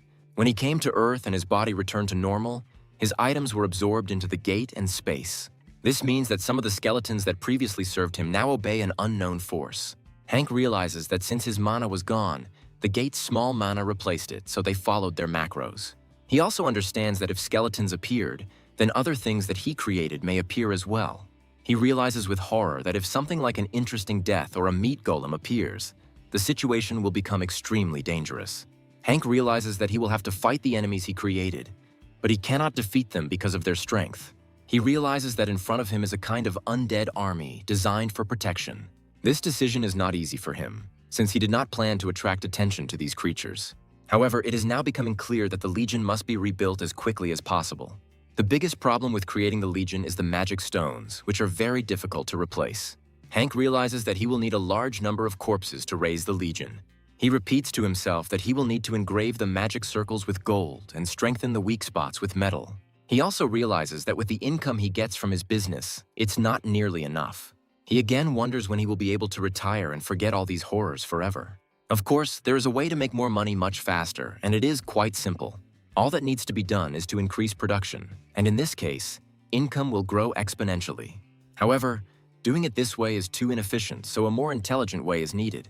Donald proposed acquiring a larger factory and implementing a hybrid structure. Hank understands that even such measures require large expenditures and are a limiting factor. He realizes that he could head to the gates for extra income, but there is a serious problem. He's been keeping afloat for decades, and now he has to hunt again, even though he really doesn't want to do it. However, he has no choice given the circumstances, so he will have to recall his past skills. Hank takes the call and says that he only takes personal orders and does not participate in interviews. He is contacted by a rapid response team leader named Eugene, whom he recently rescued. Hank raises the phone to his ear in surprise and notes that he did not expect to meet him. Eugene asks if now is a good time to visit and says he will send the address. Hank watches what is happening with interest and tries to understand why Eugene needs this. After some time, a luxury car worth millions pulls up in the parking lot. Hank wonders what all the noise is about, as he doesn't think the employees drive such expensive cars. Eugene gets out of the car and greets Hank, dressed in expensive clothes. He thanks Hank again and asks if he has disturbed him with his visit. Hank explains that everything is fine and points out Eugene's expensive car. Eugene says he went overboard when buying a car, but when he woke up, he couldn't drive any car. Hank wonders if the awakened actually buy cars, and Eugene confirms that it happens often. He notes that, in fact, a luxury foreign car is the first thing that awakened people buy with their own money. Hank looks at this with surprise, as he expected that the awakened ones could afford more. After this, Hank asks if Eugene can do him a small favor, and he agrees. Hank announces that he has come up with a brilliant business idea and would like to hear Eugene's opinion on it. Eugene looks at him with some surprise, as a business consultation is the last thing he expected. However, after some time, he suddenly finds himself in very strange and unusual circumstances. He asks Hank why they ended up at a byproduct market in one of the dungeons. Hank cheerfully explains that they came here because he is looking for something very important that he needs to purchase. After this, he approaches one of the sellers and asks if he still has this product. He notes that he needs a product of a certain size that is also strong and fast enough. Eugene says that in that case, it would be better to turn to beasts like Demora, which meet those requirements. He adds that it is a large cat-type monster, so it should be durable and very fast. Hank insists that everything will go very well and asks if the seller has anything else. The seller says there is something smaller and weaker than Demora, but still looks like a horse. Hank declares that he will buy whatever is offered to him, after which he selects the bones and places them in a special portal. Eugene notes that he thought the portal was for storing summons, but other items end up there as well. Hank says that after some experimentation, it turned out that there really could be bones there. Eugene remembers that Hank had already tried to collect bone fragments when he rescued him.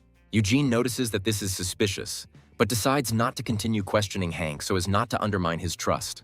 Hank takes him through the hangars and tells him that from now on his role will be very important. Eugene says he has nothing against cooperation and is simply waiting for orders. Hank adds that first we need to test the creature's abilities to determine its characteristics. Eugene watches the summoned creature, brought to life through necromancy, and assures him that he can handle it. Eugene mentally understands that he will not be able to completely cope with creatures of such rank, but they will probably give in. Hank happily declares that it is time to begin their training. To the soldiers' great surprise, the unit recommends that Eugene mount the animal. He adds that they need to take a ride around the hangar so they don't have to fight this giant monster. Hank immediately notices Eugene's surprise and explains that he will now show him how to use this monster. Hank looks happily at his comrade and says that he has almost prepared everything necessary. Eugene doesn't believe what's happening at first, but agrees, admitting that he didn't expect such a strange request. After he mounts the creature, Hank asks how Eugene feels riding it. Eugene begins to rock and reports that it is incredibly uncomfortable and unusual. After this, he quickly gets off the bone monster and tries to regain his balance. Hank realizes that the first experiment cannot be called successful and decides to try again. After some modifications, Eugene notes that he feels much more stable and confident. Hank happily declares that this is exactly what he was expecting and recommends that he take the ride again. The trips last for several hours until sunset. Hank asks how he feels, and Eugene adds that the monster is suitable for regular use. As he descends, Hank asks if this is a military call or a civilian transport. Eugene adds that if people ride it, it will be useful in battle as well. Hank explains that it is not intended for combat, because if it were, simple centaurs could be created. He adds that these creatures are intended solely for riding, like regular mounts. Eugene looks at him in surprise and asks if Hank is going to sell these creatures like regular horses. Hank recommends waiting a bit, explaining that the creature still needs to be properly configured. After some time, he uses his bone-altering skills to improve the frame. Eugene and Holly watch the results closely and share their impressions. They let out exclamations of surprise, expressing incredible delight at the result. Hank also carefully examines the resulting creature, which began to look even more beautiful. He notes with a smile that this is an excellent reaction and exactly what he expected. Hank emphasizes that the creature doesn't have many functions, but it can be ridden even in the gate. Eugene says he would spend all his savings to buy it and wonders if the creature can be repainted. Hank agrees that the possibility of repainting is a great idea that should be noted. Eventually, the mount prototype is handed over to the team leader to be tested on duty. After a while, he comes back and says that this is a real hit, and the mounts are literally attracting attention. Hank adds that if Eugene decides to buy the mount, he will provide a 30% discount. Eugene notes that he understands this and promises to make the most of his vacation. After that, they decide to make some cosmetic changes to the mount. Bernard reports that he has completed all the adjustments he was asked to make and faces the mount. He immediately falls in love with the design, admitting that he has never seen anything like it in real life. Hank states that he is just in time, as they are currently working on a custom design. Bernard says you can use a silver base to match the bone color and add a few accents. He quickly sketches out a color scheme and asks them what they think. Hank adds that it looks quite sophisticated and elegant, and he really likes it. Eugene protests slightly, thinking it might look too soft for a combat model. An argument breaks out between him and Bernard, and Hank reflects on how healthy competition leads to great results. He recommends stopping the squabble, explaining that they should create both designs and see which one gets more votes. He notes that the winner will receive either special bonuses or additional discounts. Bernard and Eugene realize that this is the most important competition they have ever had and decide to give it their all. As expected, the rivalry heats up intensely and they spend a lot of time creating their designs. Hank, meanwhile, is thinking about how he can already hear the sound of money accumulating, which will help him live again. After some time, he gets to the first mount giveaway event, which attracts a large crowd. Hank welcomes everyone who came and says that he would be happy to host the event himself. He decides to introduce a skeletal commander mount that will significantly increase the effectiveness of any squad. Holly removes the special cover so the audience can see how impressive the mount looks. However, when looking at the basic form of the creature, most customers are not very impressed. Hank explains that this creature is different from what they saw online, then snaps his fingers. Immediately after this, a powerful metamorphosis occurs, and the mount begins to change its form. Hank shows off a new look for his battle mount, which looks much more appealing. After such a transformation, people are immediately impressed and start taking pictures of the mount. Hank notes that the design is actually a reflection of the owner's preferences and can be changed as desired. He adds that the mount is suitable not only for everyday use, but also for combat use in the gate. After this, Hank smiles and says that there will be no more theories and they will raffle off one of the mounts. A few moments later, he turns to his assistant to get the coveted number. He looks at the piece of paper and asks where participant number 37 is, and he raises his hand. Hank congratulates the winner and informs him that he can choose his own option if he wants. The winner admits that he doesn't have a very good understanding of design, but the price is quite high for him. Hank explains that they are offering an installment plan, and the winner replies that he has enough available funds. Hank looks at his interlocutor in surprise, assuming that this is a high-ranking awakened one. Other observers realize that this is Harry, the leader of the first squad of special people. Hank notes that this guild is one of the top 10 in Korea, which means it is quite authoritative. Harry asks to equip the mount, but replies that this cannot be done, although they can show details. They create a special image that clearly shows how all the decorations will look on the mount. Bernard is pleased that his boss chose his option for additional armor. Harry asks if it would be possible to engrave glowing initials on both sides of the armor. Hank reports that each glowing piece costs 10 million, so the procedure will cost 600 million. Harry asks if decorations can be added later, and Hank says it's no problem. Harry says that for now, we just need to place the first S on both sides and add another one on the forehead. Hank states that, taking into account the starting price of the creature, the total amount will be 700 million won. Hank adds that he will register the mount for Harry and offers to place his hand on the creature's head. Harry carefully extends his hand forward and clarifies whether he is doing everything correctly or whether something needs to be changed. At this moment, a powerful energy effect occurs and the mount binding procedure begins. The creature's eyes gradually change color, after which it recognizes Harry as its master. Harry is greatly surprised when the formidable creature suddenly begins to act affectionate. Harry decides to give the creature a name and calls it Onduri. Hank smiles, thinking that everything was going great before he came up with this strange and ridiculous intervention. After this, Hank announces that from now on this creature belongs to Harry. Hank suggests continuing and playing for the next winner who will be able to buy a mount. Previously, people had only two ways to meet monsters. One was through the internet. Another way involved directly confronting the monsters and fighting them. However, there is now a new way that makes encountering such creatures relatively safe. Some people are still frightened by the appearance of these creatures and suggest immediate evacuation. More knowledgeable people understand that if there is a person sitting on a monster, there is nothing to be afraid of. The idea of using these mounts as summons to quickly travel around the world is becoming popular. When people look at Harry, they think it looks really cool and is a status symbol. Harry turns to his loyal mount and asks him to speed up a little. After this, he quickly flies forward, and ordinary people remark that they would also like to ride on one of these. After some time, Captain Harry finally reaches his destination and stops for a short time. Colleagues ask Harry if he will now be traveling on the Command Demora. Another fighter notes that he has fought this creature before, but now the feeling is completely different. After a while, the guildmaster approaches him and says that he hasn't seen Harry for a long time. A master named Herbert notes that the commander's mount Harry acquired looks impressive. Harry greets the master, who is surprised that the mount is also wearing armor. Herbert adds that it would be great if he could get a closer look at the creature. Harry cautiously asks what Herbert is planning to do, and he replies that he just wants to inspect the mount. Harry says that in that case, he can watch from a safer distance and not come closer. Herbert takes a few steps forward and notes that the armor looks pretty strong and not too bad. He notes that, judging by the video footage, this creature can be quite flexibly customized. Harry hears Herbert suggesting that he try to remove the armor and immediately realizes that this is not a good idea. He also rushes to him and explains that under no circumstances should he touch the armor, because it cannot be removed. However, it was too late, and Herbert had already torn off a giant piece of armor, disabling the mount. Harry becomes furious and at first tries to suppress his emotions, but he doesn't do it very well. After all, his boss had just destroyed a vehicle he had paid a lot of money for. Herbert, looking confused, says that he doesn't understand why a significant part of the armor also came off. Harry explains that the armor plates are built in and cannot be removed, and Herbert remarks that this should have been said in the first place. Harry claims he didn't even have time to say anything, and Herbert points out that in that case he can buy new armor. Harry adds that then it will be a completely different mount, not the one he loved. He orders the guildmaster to repair the mount himself. Harry sends him directly to Hank, adding that the master should be grateful that he was not punished here.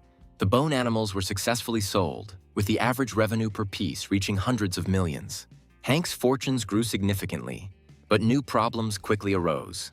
Hank couldn't imagine that the first skeleton horse he had spent so long creating would end up in such a state. Herbert sadly asks if there is any way to fix the mount after what happened. Hank states that there is a lot of work to be done, as suitable materials need to be found and processed. Herbert asks if the mount can be repaired in a different way so that the bones don't get mixed up. Herbert adds that if the commander finds out about this, he's finished, and Hank says there is an alternative.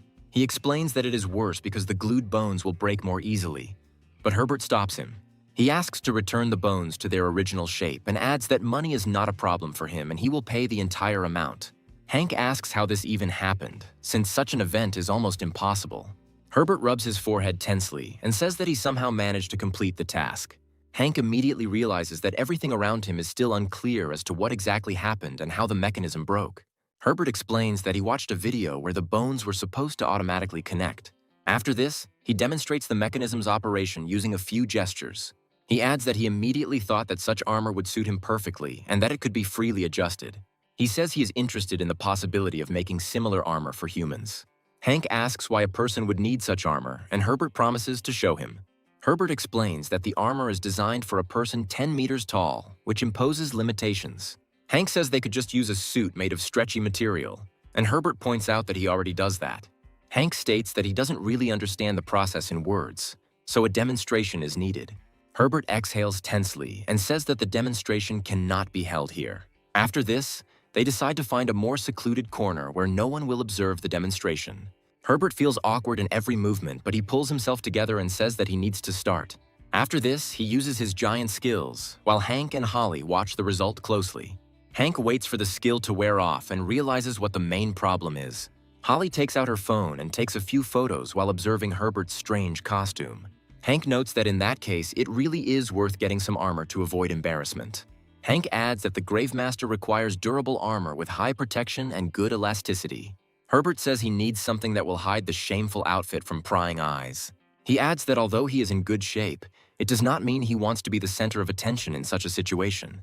He notes that everyone already knows how he fights in autumn overalls when everyone else is showing off in armor. He emphasizes that he is already clearly visible because he is a giant, and even his own daughter is ashamed of him. He adds that he always wanted a suit that could change depending on body size. Herbert states that he would be happy to purchase any armor that would meet his requirements. Hank reflects that he originally thought about selling the skeleton horse to make money, but now it looks better. He understands that by establishing connections with more elite fighters, he will gain access to a very rich market. He had previously planned to solve the macro problem by attaching skeletons to the bodies of fighters during training.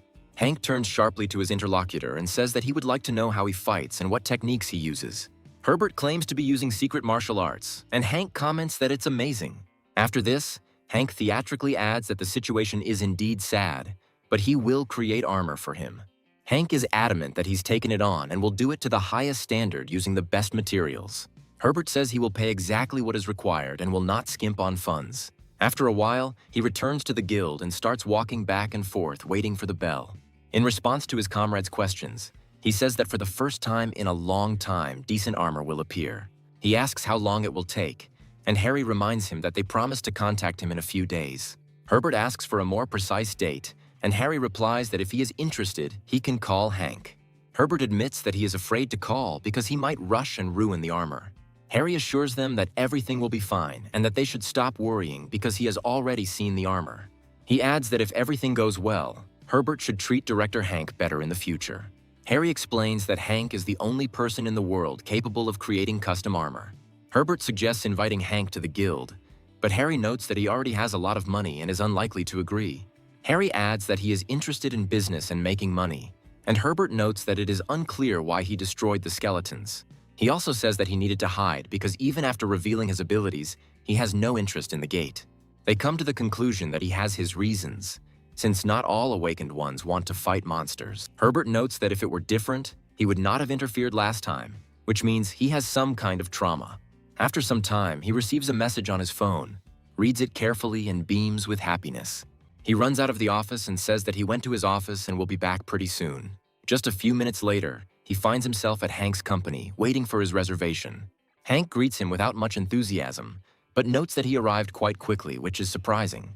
Herbert asks where the armor is, and Hank replies that it's all in the next room. After this, he approaches the exhibit, on which lies a large cloth, and says that it needs to be tested. Herbert slowly reaches out to grab the fabric and finally see the armor in front of him. Even though he is an adult, this is not easy for him, because his delight prevents him from acting quickly. However, as soon as he tore the cover off the armor, his eyes again shone with incredible happiness. The armor turns out to be elegant, practical, and has a stunning appearance. Herbert wonders if he can really wear armor even as a giant. Hank explains that this is an everyday option and asks to try it on to correct any imperfections. After some time, Herbert completely changes clothes and carefully examines the new armor. He asks Hank what needs to be done to make the armor grow with him. Hank snaps his fingers and says that now we need to listen carefully so as not to miss anything. He points to the bones and explains that they will become parts of the armor after they are enlarged. He shows a large box with the number 1 on it and explains that it contains all the necessary parts. He asks Herbert to stand in front of him, spread his arms and legs wide, and wait until the armor block glows red. Hank patiently waits for the armor to glow red before using his giant ability. After a moment, his body grows significantly, but the armor does not break. More bones are added to the empty spaces that appear to strengthen the armor protection. Holly continues to watch what is happening, showing with her whole appearance that it looks very impressive. Herbert waits for the procedure to finish and looks at the armor, which is not damaged in any way. Herbert wonders happily if the armor will actually be his. Hank says the armor is strong thanks to the quality materials he provided. Herbert notes that he really likes the armor and that it is even better than he imagined. Hank explains that to reduce the armor back, you need to stand in the same position and wait for the blue signal. Herbert follows all commands and successfully restores normal growth. Herbert states that he no longer has to overcome the armor every time he uses his abilities. Hank says it was easy and the value for money was good. Herbert says he would be happy with any changes as long as the armor is wearable, and he is currently over the moon. Hank reports that the price of the armor will be $3 billion to cover all expenses. He also says that he would like Herbert to invest some money in his company. Herbert looks at him and realizes that this is an unexpected request for such a man. Hank states that if Herbert agrees, after purchasing the armor, he will receive a lifetime warranty on its repair and upgrade. Herbert asks how much money Hank wants as an investment, and Hank replies that the more the better. Herbert agrees to contribute $20 billion from his own pocket, and Hank is surprised. Herbert shakes Hank's hand and says he will make the first payment as soon as he returns and starts working with him. After a while, Harry happily throws himself into the arms of his mount, which has been repaired. Herbert, meanwhile, tells him how he was able to increase his size while remaining in armor. After some time, they hear a strange sound and assume that the gate has most likely opened. Herbert explains that this is a D-rank job and an emergency response team is already there. He adds that the unstable gates are likely to be very disturbing to those around them. Herbert immediately runs off, noting that he is obliged to help them, and Harry is surprised at how hardworking he has become. After some time, the giant monsters that tried to get here are destroyed. Herbert transforms into his giant form and, donning his new armor, joyfully destroys everyone in his path.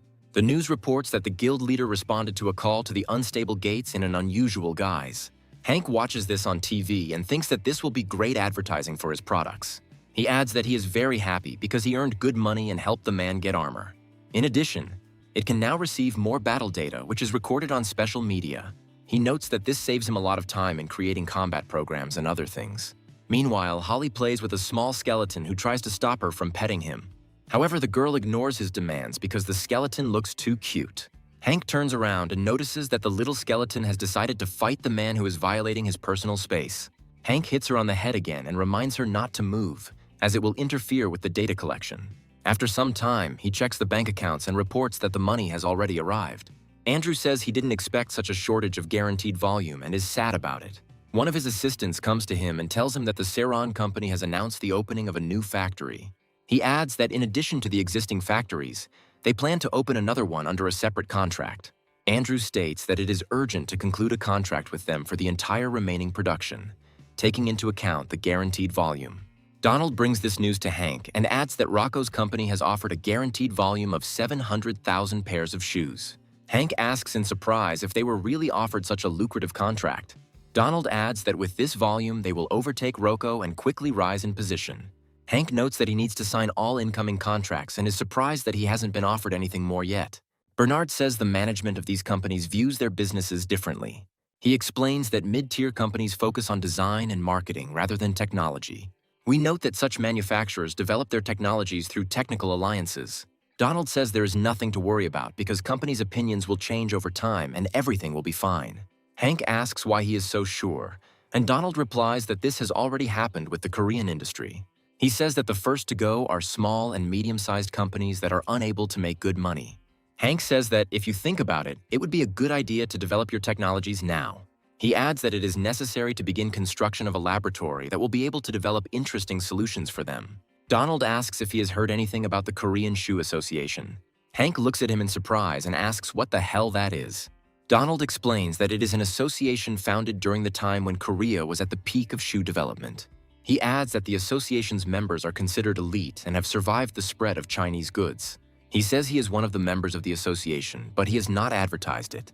Hank says that if he is already registered there, he would be happy to join the club. After some time, he comes to the meeting to make useful contacts. Hank wonders why the welcoming ceremony was always so grand. Donald remarks that he has never seen anything like it, when suddenly an unknown young man approaches him. He introduces himself as Yuri and says that he is the president of the Shoe Association. Hank shakes his hand, thinking that this man looks strange. Yuri explains that he will bring him closer to the stage, since today he is the most honored guest.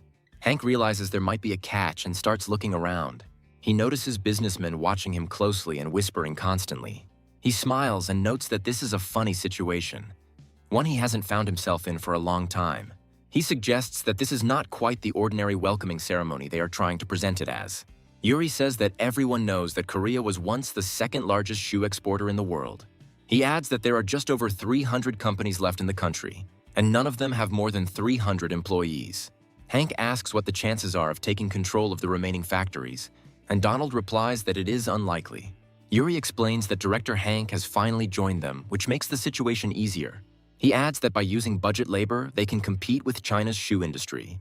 He also says that if Hank shares his resources, they will regain their former power. Hank understands that all this is being done only to obtain favorable preferences from him. Donald suddenly stands up for his boss, noting that the proposal was not agreed upon and seems unreasonable. The other businessmen wonder if there is any agreement between these two people. Donald explains that the skeletons are a key resource for the Siron Company and Hank's unique ability. Yuri says they are simply discussing possibilities since Hank is asking for resources for free.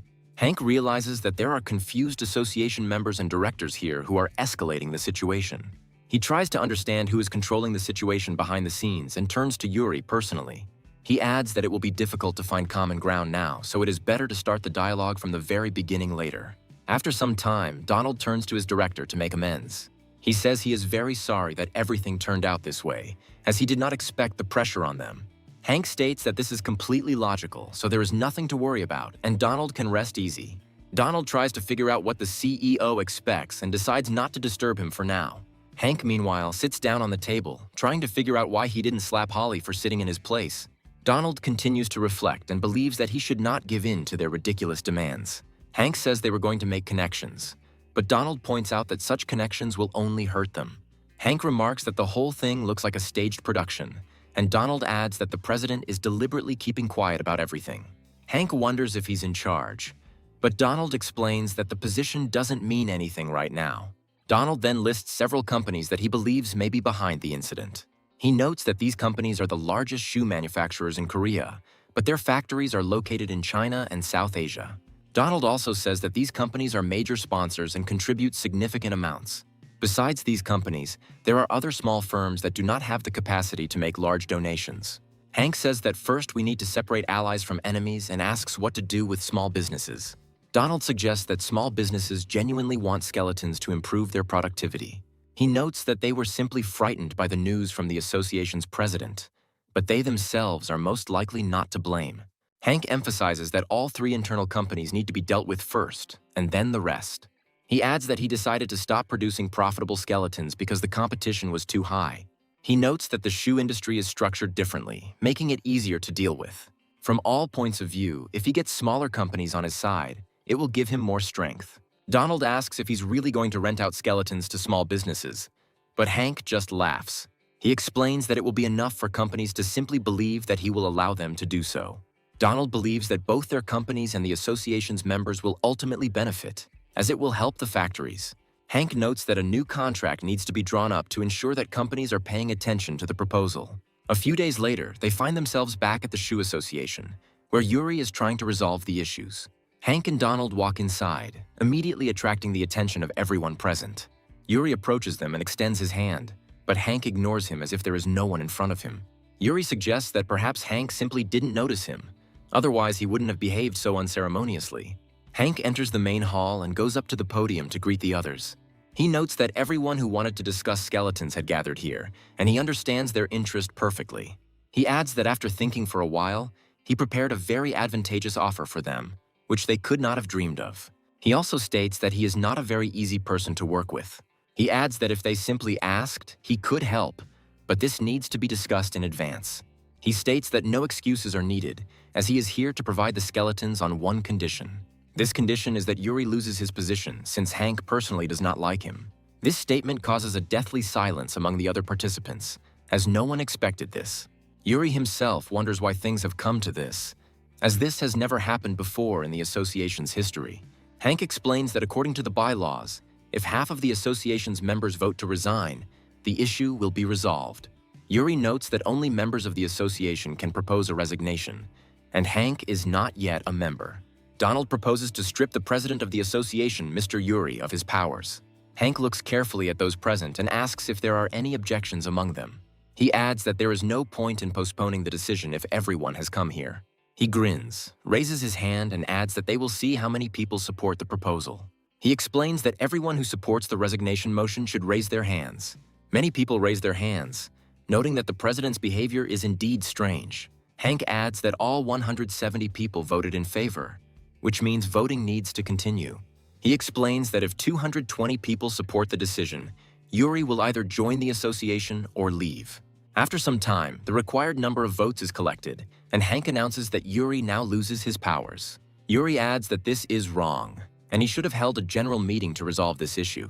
Hank points out that if they are unhappy, they can hold a general meeting, but the resignation remains valid.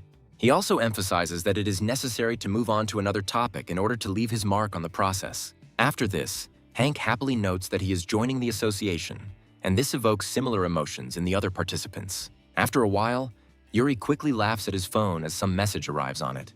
Hank immediately notices this and assumes that Yuri is waiting for new orders from his superior. He thinks that Yuri wants to assess the situation, but he is not here to play along. Hank states that he is not willing to provide the skeletons for free, as he has also put in the effort and expects something in return. He adds that it is important to understand that skeletons are very different from regular workers and are not easy to distribute. He explains that it's better to think of them as semi-autonomous machines rather than regular workers. He notes that in practice, it is impossible to ensure the operation of the entire factory. So he proposes using skeletal labor. He adds that the factory takes orders, fulfills them, and delivers them at a modest price of $1,500 per unit. Hank also clarifies that his company does not produce shoes for export, but only for the domestic market. He adds that in future, they will only accept orders for footwear for the domestic market from association members. Other members of the association realize that in this case, they don't even need to run a manufacturing factory.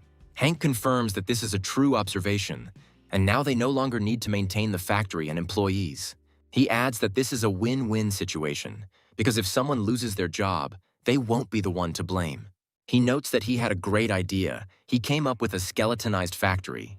Customers say they want to rent skeletons because of the cost, but now they have to support the plant and employees.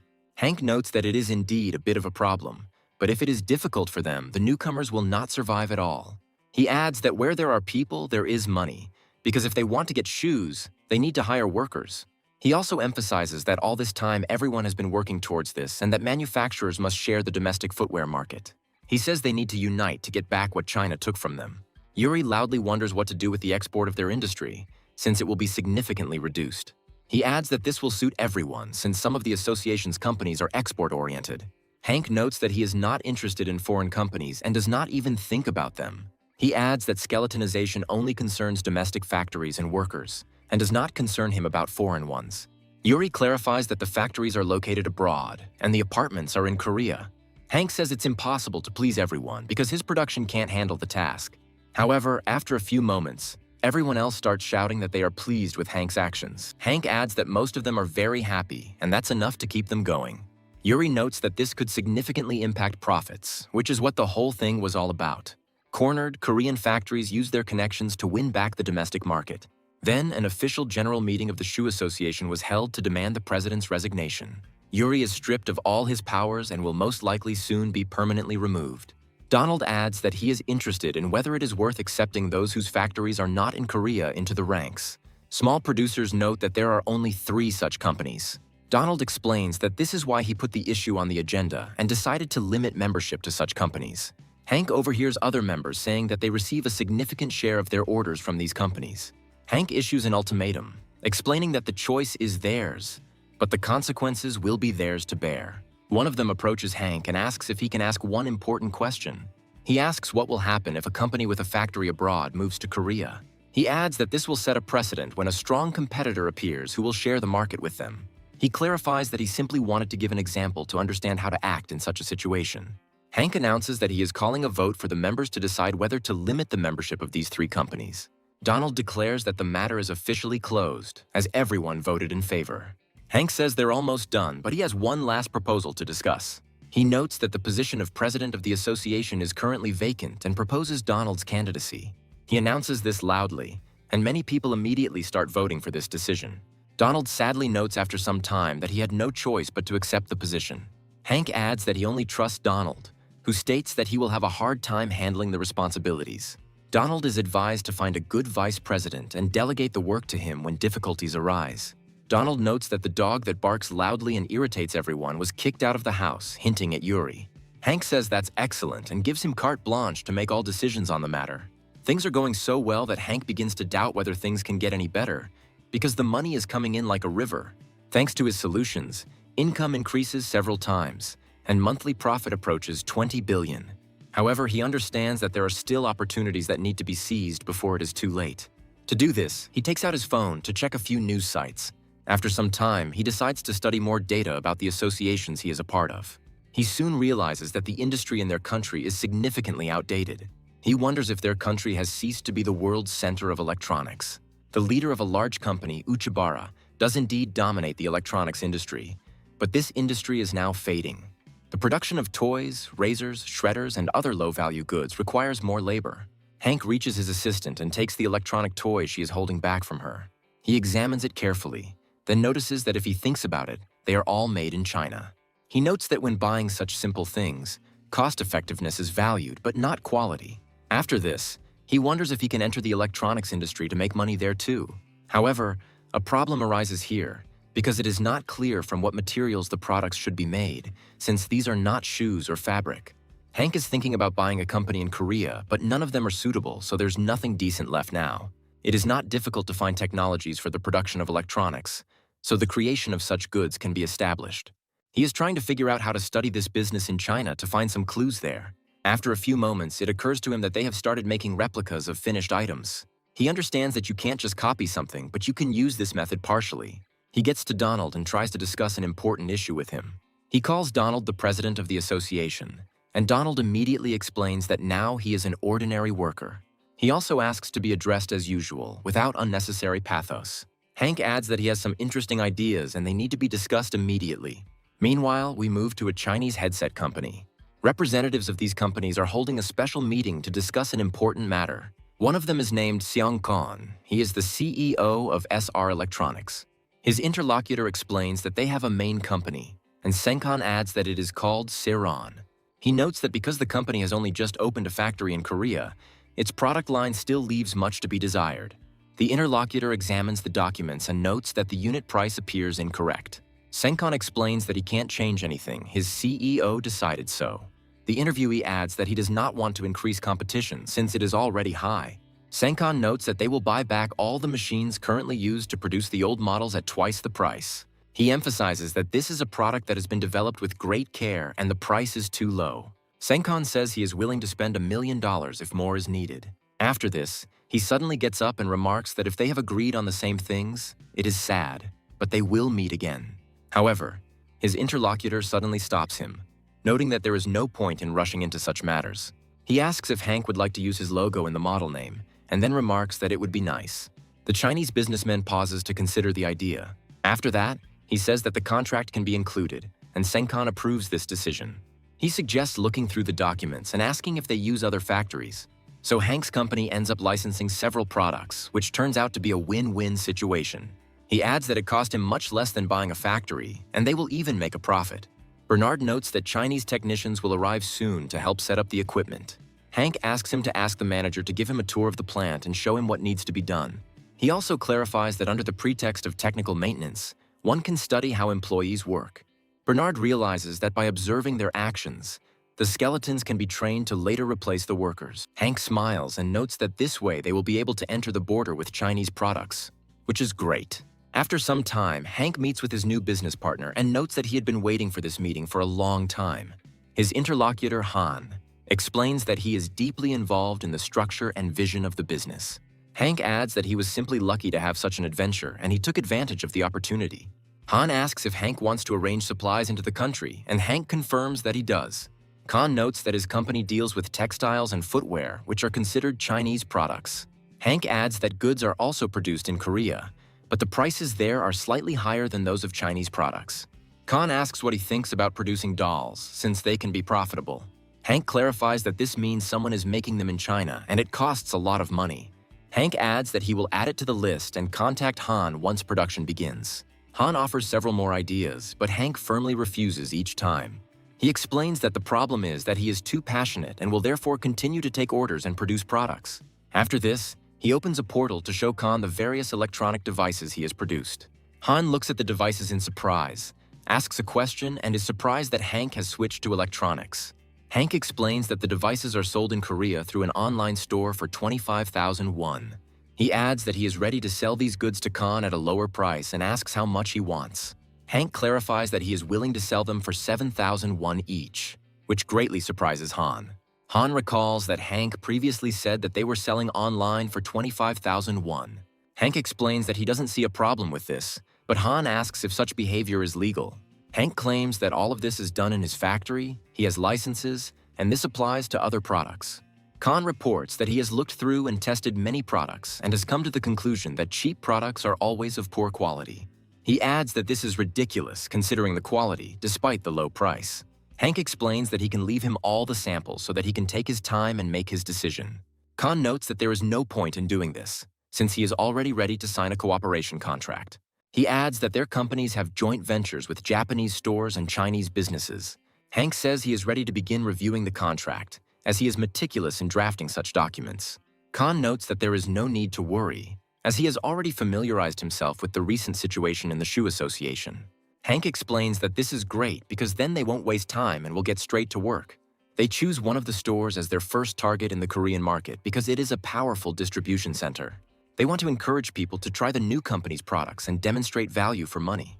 However, the problem lies in exporting and promoting products in international markets. One of his assistants comes to him and tells him that he will have a very important buyer. Hank says they could hold a raffle and put the cat itself as the prize. He suggests that once a month it will be possible to raffle off and award the winner with a serial number of a combat product. Smiling, he notes that they won't have to look for buyers because they will simply come to him. After a while, we are transported to one of the stores, near which people continue to gather. The customer says that everything is very cheap in the 1001 stores, but you can get carried away and spend tens of thousands. The wife says that today they will only buy what is on the list, and she will not accept any objections. The husband comes inside and wonders where to find blackout curtains. He also discovers that it has become too noisy here and decides to find out the reason. Coming closer, he tries to understand what is going on here and notices a large number of interesting goods. Taking a closer look, he notes that the goods are quite cheap and might be worth buying. After this, he decides that today he will buy only what is on the list. However, moments later, he discovers that he can win a grand prize in the form of a fighting animal. He adds that these fighting animals are very expensive, and it might make sense to take a little risk in such a situation. His wife waves her hand at him and reminds him that he promised not to waste money today. Marketing with a focus on the lucky ticket turns out to be a subtle way to attract the attention of different people. After some time, Hank decides to call the manager of the electronics store. Hank picks up the phone and says he's listening and is immediately told they're sold out. He asks how much more goods need to be sent and receives the answer that everything that is available is needed. Hank wonders if there have been any unexpected surprises, like foreigners coming in and buying everything. They tell him that he simply assumed such a situation. Hank states that he will contact them when everything is ready and will deliver all the missing goods. Soon after, one of the suppliers from China says that the goods are simply excellent. He adds that the value for money is excellent and he finds it hard to believe. After this, he also notes that the design seems very familiar to him and he has definitely seen it before. Hank explains that the product is from Inch Electronic, and the other person confirms that it is indeed them. Hank notes that the design is identical because he licensed the merchandise and released it exactly the same. He adds that there is nothing wrong with this because in the end, it does not matter. Hank announces that he plans to sell the products for export at a price of 20,000 won, which greatly surprises his interlocutors. He emphasizes that he will hold a raffle in which all sold products will participate. The interlocutor notes that this is a lot of money, but if Hank decided to do this, it is surprising. Hank adds that there is nothing in the license agreement prohibiting export or anything like that. He also asks if he can supply these goods exclusively to the interlocutor. Hank explains that the price will remain fixed, and he also does not sell exclusive items so as not to complicate the process. He understands that it won't be possible to trade anything special, and the other party agrees to the terms. He is inundated with orders, and on top of that, he has a team that is ramping up production. Meanwhile, while electronics products are selling out, the companies that license them are facing problems. They are inundated with questions about changes, contract terminations, and lawsuits. Hank says he doesn't want to spend a lot of time on legal issues because they don't interest him. He also adds that it would be great if they expanded their product range. Hank notes that there is no ideal product for production yet. Senkon suggests producing something like scales or wall clocks, since the technology is quite simple. Hank says you need to license high labor cost products to make more money. Seongkon adds that it will be more difficult than before, as Seong's name is already known in China. Hank explains that this is indeed true, but there are no barriers to money. He adds that the most important things for them are price and volume. The cheaper it is, the more sales there will be. He understands that he needs to hold a special prank to attract the crowd's attention. Hank explains that they need to broadcast the drawing live and add subtitles in all the languages of the countries. After some time, they decide to set the stage and hold an impressive broadcast with a prank. The presenter announces that he is pleased to welcome everyone to the drawing for an electronic gift from the company. Hank asks if the subtitles are okay, and the host confirms that they are monitoring everything in real time. He also notes that they have more than 100,000 viewers from all over the world, which is a good result that is constantly increasing. The presenter assures that their servers will not fail, as they are located in a professional studio. He announces that now it is time to move on to the most important part and presents the main prize. After this, the spotlights are turned on, and all spectators have the opportunity to see the giant cat. The presenter notes that in reality, these products look much more impressive. He adds that they should take the risk and explains again how to check the lottery number. He also says that they shouldn't be upset if they don't win, as they will have a few more tries in the future. He notes that now it is time to start the drawing and comes closer to the lottery system. He explains that a product is currently being raffled off to select a winner and give him a gift. After this, he recommends that everyone get ready, catch the lucky ball, and check the numbers on their tickets. Ticket reports that, as far as he understands, this is the best-selling product in the electronics line. He adds that the number 4 means that whoever matches that number will receive a mini vacuum cleaner. Hank notes that the total sales of this product were 40,000 units, which is not that much. The presenter states that the CEO said that about 40,000 vacuum cleaners were sold, and this is a good prize. He asks his friends not to forget and to be sure to buy at least one type of product during the year. Now they will find out who will be the lucky winner of the competition. The winner turns out to be an ordinary man from Korea, and as it turns out, the vacuum cleaner he bought was the winning one. The award ceremony is a success, but the consequences are devastating. The rapid growth in sales of all products proves incredible, bringing Hank fantastic profits. Hank is happy that money is pouring in and feels like he will soon be able to retire. However, he now realizes that he needs to earn even more money to finally provide for himself. After a while, Senkon approaches him and says that the head of the company, Urim, wants to talk. Hank asks what company it is, noting that he knows it but hasn't heard of it in a while. Senkon explains that they are a medium-sized company that produces small air conditioners and they are doing well. Hank suggests that this is probably an OEM order to get more profit from the final sales. He notes that he has nothing to lose in any case, so he asks to schedule a meeting with the manager. After some time, he goes to the appointed place, which looks unusual for negotiations. The company's CEO, Charlie, says he's very pleased to meet Hank. Hank responds with a mutual handshake and notes that he is also pleased to meet them. Charlie says he was looking forward to the meeting as he had heard a lot of positive things about Hank. After this, Charlie invites them to move on and pours a special tea for them to enjoy. He notes that the prank on the fighting animals was grandiose and envies Hank's foresight. Charlie smiles and adds that if he had such abilities, he could build a great company. He says they have 2 factories in China and 1 in Korea, and he would like to ask a question. Senkon asks why he didn't move production to China, where even expensive goods are cheaper. He explains that domestic production should not be underestimated, as it provides more confidence. He adds that he would like to keep the Korean factory, but the problem lies in Chinese production. He reports that China's economy is growing rapidly, so the advantage of cheap labor has diminished significantly. Charlie explains that he would like to open a joint venture with their company to achieve greater profits. Hank looks at him in surprise and asks if he really wants to go into business together. Charlie reveals that he doesn't know that Hank doesn't lend skeletons, but that doesn't diminish the potential benefit. Hank speculates that at this rate they will be able to produce a lot through the joint venture. Of course, from his point of view, it is profitable, but they will not be able to freely spend the money they earn as they want. Hank asks if the OEMs are interested, and Charlie says no. He explains that skeletons can be thought of as a machine for automated production. He adds that Urim then builds a factory, and Siron moves there and installs automatic machines. He says that this can be called a one-factory system for 2 companies, which will be beneficial. Charlie asks why complicate things, to which Hank replies that he doesn't like complicated relationships with capital. He explains that apart from loans, his company operates entirely on its own funds. Charlie notes that equity relationships become more complex as a company expands. Hank states that they are not going to go public, and Charlie points out that they need a guarantee to do so. Hank clarifies that this is not a contract with Urim, under which Saran is hired for a certain period. He adds that if there are such concerns, they are asked to clearly spell this out in the contract. Hank explains that he would like to add one more thing before they finally finish their discussion. He smiles and notes that the shoe factory has never canceled contracts with clients before. Charlie says that if this is the case, then it is worth discussing this issue seriously and drawing up an agreement. Hank adds that the contract can be negotiated with minor changes if that is more convenient. After they come to a mutual agreement, Hank points out that people will be outraged by the loss of their jobs. Charlie states that the factory is not originally located in Korea, so the outrage will quickly die down. Hank notes that employees based in Korea will be worried upon hearing this news. Charlie agrees with him, and they decide to first meet with the union at the Korean plant and discuss everything. After some time, they organize a meeting and invite a large number of reporters to cover the event. One of the union representatives comes to Hank and greets him politely. He reports that they have confirmed the terms of the contract, which guarantee volumes and models for the Korean plant. Hank smiles and notes that he will always find a way out of a situation to make people more comfortable. He explains that many people don't understand, but skeletons are not universal, so human help is necessary.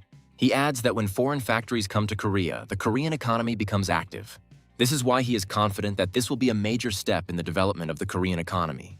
People happily welcome the return of capital to Korea from abroad. Hank notes that the company will continue to do everything possible to encourage overseas factories to return. Hank hopes that companies with overseas factories will contact him as soon as possible. After this, they receive offers from several foreign factories and conclude many deals. In a short period of time, they sign agreements with several medium-sized companies, confirming their contribution to the country's development. Hank watches a news report on the topic and wonders if they have anything to do with it. Senkon notes that he did not ask for comment on this, but he heard murmurs from the electronics industry. He adds that these companies with factories in Korea face reverse discrimination. Hank believes that they have already reached a meeting, and further concessions would be irrational. He recommends not to pay attention to it and not to give in to it, as it will simply be ridiculous. He also advises stating that cooperation with Korean factories is impossible, as it will harm the workers. Senkon says their partners are looking for a site for the plant and want to take his opinion into account. Hank thinks for a while and then comes up with a brilliant idea. He notes that the partner companies have attracted media attention, and if the location choice becomes public, it will spark competition. Hank realizes that they can use this as leverage in negotiations in future situations. Smiling, he adds that if they are going to act this way, they need to calculate everything carefully. He proposes to concentrate suppliers in one place and make the local economy dependent on Saran. That is why he decides to go to the nearby provinces to establish business connections there. Holly follows her boss to help him if needed. Donald also accompanies him and asks why they came to this particular province. Hank explains that this town has a fairly large daily profit and is located near the port. He also adds that a car plant has recently opened, which poses a threat of job losses. Donald understands that this will lead to people needing new jobs. Hank notes that if you negotiate successfully, you can get the most out of the situation. After some time, he goes to meet with one of the important politicians to discuss everything. Hank says he's glad they found time to meet despite the surprise visit. The mayor suggests that they get comfortable so that they can more easily discuss important issues. The mayor's name is Hobbs, and he asks Hank if he's come to cooperate with the city. Hank explains that working with partners in one place will be much more convenient, as it will simplify processes. Hobbs says the city has been chosen as a special zone to combat the industrial crisis. Hank notes that the rules in other industrial zones are different and is surprised by these guarantees. He adds that this province is the only industrial zone, although there are many similar ones. He clarifies that taxes are not the only advantage of this city. Hank notes that running a plant presents many challenges and problems. He adds that they use skeletons as workers, so they need large spaces. Hobbs asks if this means he wants to maximize the area ratio. Hank confirms this, and Hobbs notes that it will be difficult due to relationships with other companies. Hank says that the situation may be an exception, after which he takes out a special tablet from the portal. Attached to the tablet is a list of foreign companies that have contacted them and want to expand into Korea. Hobbs looks closely at the list and is surprised by how many companies are on it. Hank explains that if these companies come to the province, a lot of jobs will be created, and that's a good thing. He also advises thinking not only about jobs, but also about the taxes that will come into the city. Hobbs reads the document carefully, but he has one more question he would like to resolve. He asks if Hank can promise that all partner companies will also locate in this province. Hank replies that if the mayor has good intentions, then he is obliged to reciprocate. A few days later, one of the large factories, which had been in China all this time, returned to Korea. The news reports that many sad events have occurred in this province over the years. Hobbs, however, says they can now confidently say the city will only continue to grow.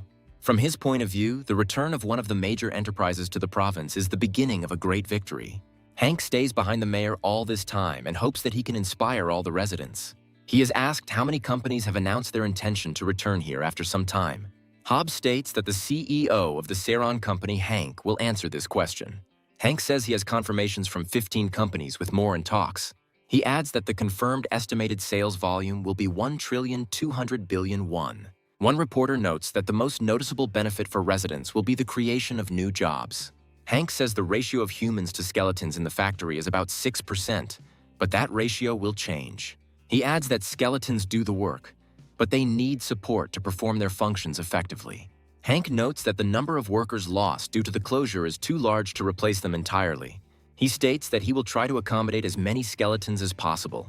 He adds that the decision will benefit both Korea and his company, as the skeletons bring back jobs. According to his plan, Saron companies promise to attract even more foreign companies to the province. Hobbs thanks Hank for his speech and asks if there are any more questions. Hank hopes he'll be asked an awkward question because he's confident he can answer it. He is not afraid of difficulties, because his goal is too ambitious to stop now. He wants to turn this province into the city of Sarona after he receives significant financial resources. 3 months after the move, the Saron company opens facilities in other provinces along with factories. Hank receives a list of new companies, filtered by their prospects. However, Hank is not too impressed with the results, as he expected more. He adds that if there are competitors or companies with which they already work, contracts can be concluded with them. Donald notes that some people think it would be a good idea to extend promotional activities to partners' products. When asked whose idea it was, Donald replies that someone started a rumor and Hank decides to ignore it. He adds that he relies on Donald for the rest and asks him to act at his discretion. He also notes that partnerships will continue to be formed for some time to come, and money will soon start flowing like a river. After a while, Chuck comes running to him with the message that a call came from the fire department. Hank asks in surprise what happened, and Chuck explains that the situation is very delicate and difficult. The fact is that a massive fire has broken out in a nearby warehouse, which firefighters are constantly trying to put out. Hank arrives on scene to assess the situation and is immediately spotted by the fire brigade commander. He apologizes for the sudden call, explaining that the situation is urgent and help is needed. He adds that 5 employees did not have time to evacuate from the large fire, and firefighters cannot get inside. Hank says his skeletons will be able to get inside, but they need the approximate location of the victims. The fire chief reports that, unfortunately, he does not have precise information to assess the situation. Hank realizes that he will have to find all the people in the warehouse and save them in time. He realizes that he will have to put in a lot of effort to manage so many skeletons. Hank suggests using a fire hose with the skeleton, but the firefighter claims it is ineffective. Hank says it's been a while since he's had to control multiple skeletons at once. At first, it seems like there is no choice, but after a few moments, an obvious idea appears to him. He orders the firemen to get the mobile phones and hand them over to him. His plan is to attach a camera to the skeleton, and he will follow the program while conducting a search. Firefighters will be able to use the camera to quickly assess the situation and issue appropriate orders. After a while, they report that skeleton number 14 needs to open the front door. Hank quickly executes the command, translating it into a macro language that reaches the skeletons. He takes on more complex tasks and controls the skeletons directly to increase their efficiency. However, at first they fail to find the missing people and only find empty rooms. Hank has been controlling the skeletons for a long time and begins to feel that his powers are gradually fading. After some time, they finally find a person, and he decides to connect to a specific skeleton. By going into his consciousness, he actually discovers a person who needs to be saved. However, he also notices serious cracks in the walls and realizes that he needs to act faster. He immediately gives the command to the skeleton to dash forward and save the man. The action turns out to be timely, otherwise the worker could have been crushed by the debris. Hank is glad that the man is safe and sound, but the skeleton has been seriously damaged and cannot move. He decides to send other skeletons to comb the area and rescue the remaining people. Meanwhile, the skeletons continue their tasks and finally pull out the survivor. Hank is pleased with the initial successes and notes that he needs to find the rest faster. However, it gradually becomes more and more difficult for him to manage such a number of skeletons. The firefighter thanks him for his help and notes that thanks to their work, no one died, and the rescue operation is complete. He adds that if it weren't for Hank, the consequences of the evacuation could have been much worse. Hank can't believe that people would rush into such a fire with only fire suits. Suddenly, he is asked how he can help the skeletons, and Hank speaks highly of these creatures. He understands that the real value of skeletons is that they do dangerous work in place of humans. He suggests that the skeleton could be controlled directly rather than through a camera, and the fireman agrees that this is a great idea. Hank asks if the fireman would like to use his well-earned day off to help with the operation. News reports indicate that the rescue operation using skeletons was successful. They note that the incident has already been reported in the news, and it is unclear why the government is against this idea. Another firefighter says that even if they only issue protective clothing every other time, the skeletons are something incredible. They come to the conclusion that buying skeletons at their own expense would be very expensive. After a while, the fire captain comes out to them with excellent news. He adds that he wants to talk to them, and the staff asks what makes him so happy. The fireman explains that he worked with CEO Hank while on his well-deserved leave. The firefighters look at him in surprise and ask how they worked with such a powerful necromancer like Hank. The fire chief approaches the director and informs him that he can safely enter inside. The other fire department members look at Hank in surprise, the real star in front of them. After some time, a huge number of firefighters gather for a general meeting in the room. Hank claps his hands, noting that they did a great job and regretting noticing them so late. Smiling, he says that their hard and dangerous work has finally come to an end. After this, he introduces a pilotless firefighter skeleton that can be controlled. The employees watch in amazement and ask how these skeletons work. Hank explains that the skeletons are equipped with high-resolution, fire-resistant cameras that they created. He adds that the fire boots are made by members of the Footwear Association and the suits are modified. Hank happily notes that, thanks to the chief's help, they have implemented various rescue programs. He adds that the helmet has been improved to allow remote control of the skeleton. According to his design, the helmet is connected to the skeleton's head and perfectly follows the wearer's movements. He adds that the controls are easy and the skeleton can be controlled using the console. For more precise work, you can use a special glove to remove debris or open a door handle. The shift supervisor says that after the trial run, he realized that the skeleton control experiment was a success. Delighted firefighters note that they will now have unmanned robots to take part in operations. A more pessimistic firefighter says that this is great, but such a luxury is beyond the means of most people. The boss smiles and says that there is no need to worry, because the director gave them these robots. Firefighters can't believe that such expensive equipment was given to everyone for free. Hank says they will be donating 90 skeletons to other fire departments soon. He adds that they come with free lifetime service, which pleases the firefighters. A rescue operation using skeletons becomes the most talked about news topic for a long time.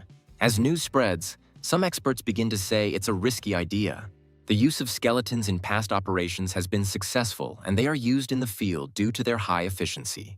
Despite this, many new fire service stories fail to impress critics, and they publish critical posts.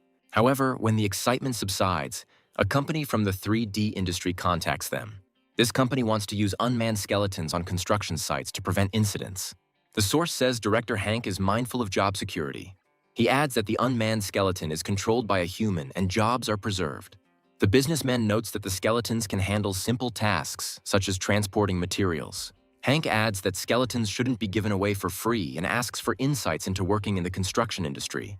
Hank listens carefully to make sure he doesn't miss any details about how the system works. After a while, he interrupts his interlocutor and clarifies what was said earlier. He notes that some of the equipment belongs to a construction company. Hank checks to see if the manufacturer hires heavy equipment operators and is confirmed to be so. He notes that the heavy equipment manufacturing company seems promising to him. He adds that he will first open his own company and then rent out more skeletons to it. After a while, he returns to the office and notices that Holly is playing with one of the skeletons again. Hank watches the skeleton closely and assesses its capabilities for work as a loader. After some time, the Saron company publishes a new job advertisement, and people flock to it like bees to honey. Hank notes that there is a real job shortage in the province with so many people coming.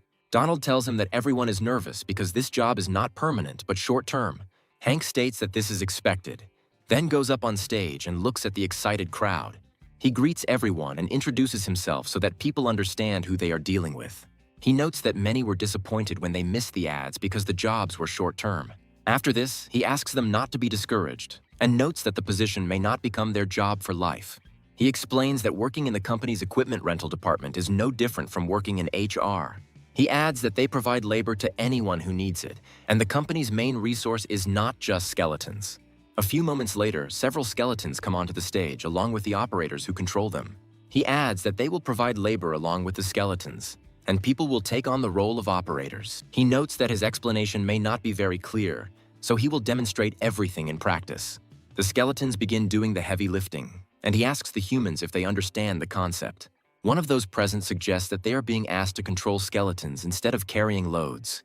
Hank explains that heavy physical work is usually dangerous and can lead to health problems. However, for those who agree to this job, all they will need to do is control the skeleton from a safe distance. He asks them to think back to the transportation business and notes that the concept is very similar. So far, none of the skeleton transport pilots have resigned for personal reasons and no one has lost their job. He adds that it won't be easy to adapt, but if you do, it will be an amazing experience. He claims that as long as they are willing to work, none of them will be left without a well-paid job. After this, he asks them to submit their resumes to the next department for verification.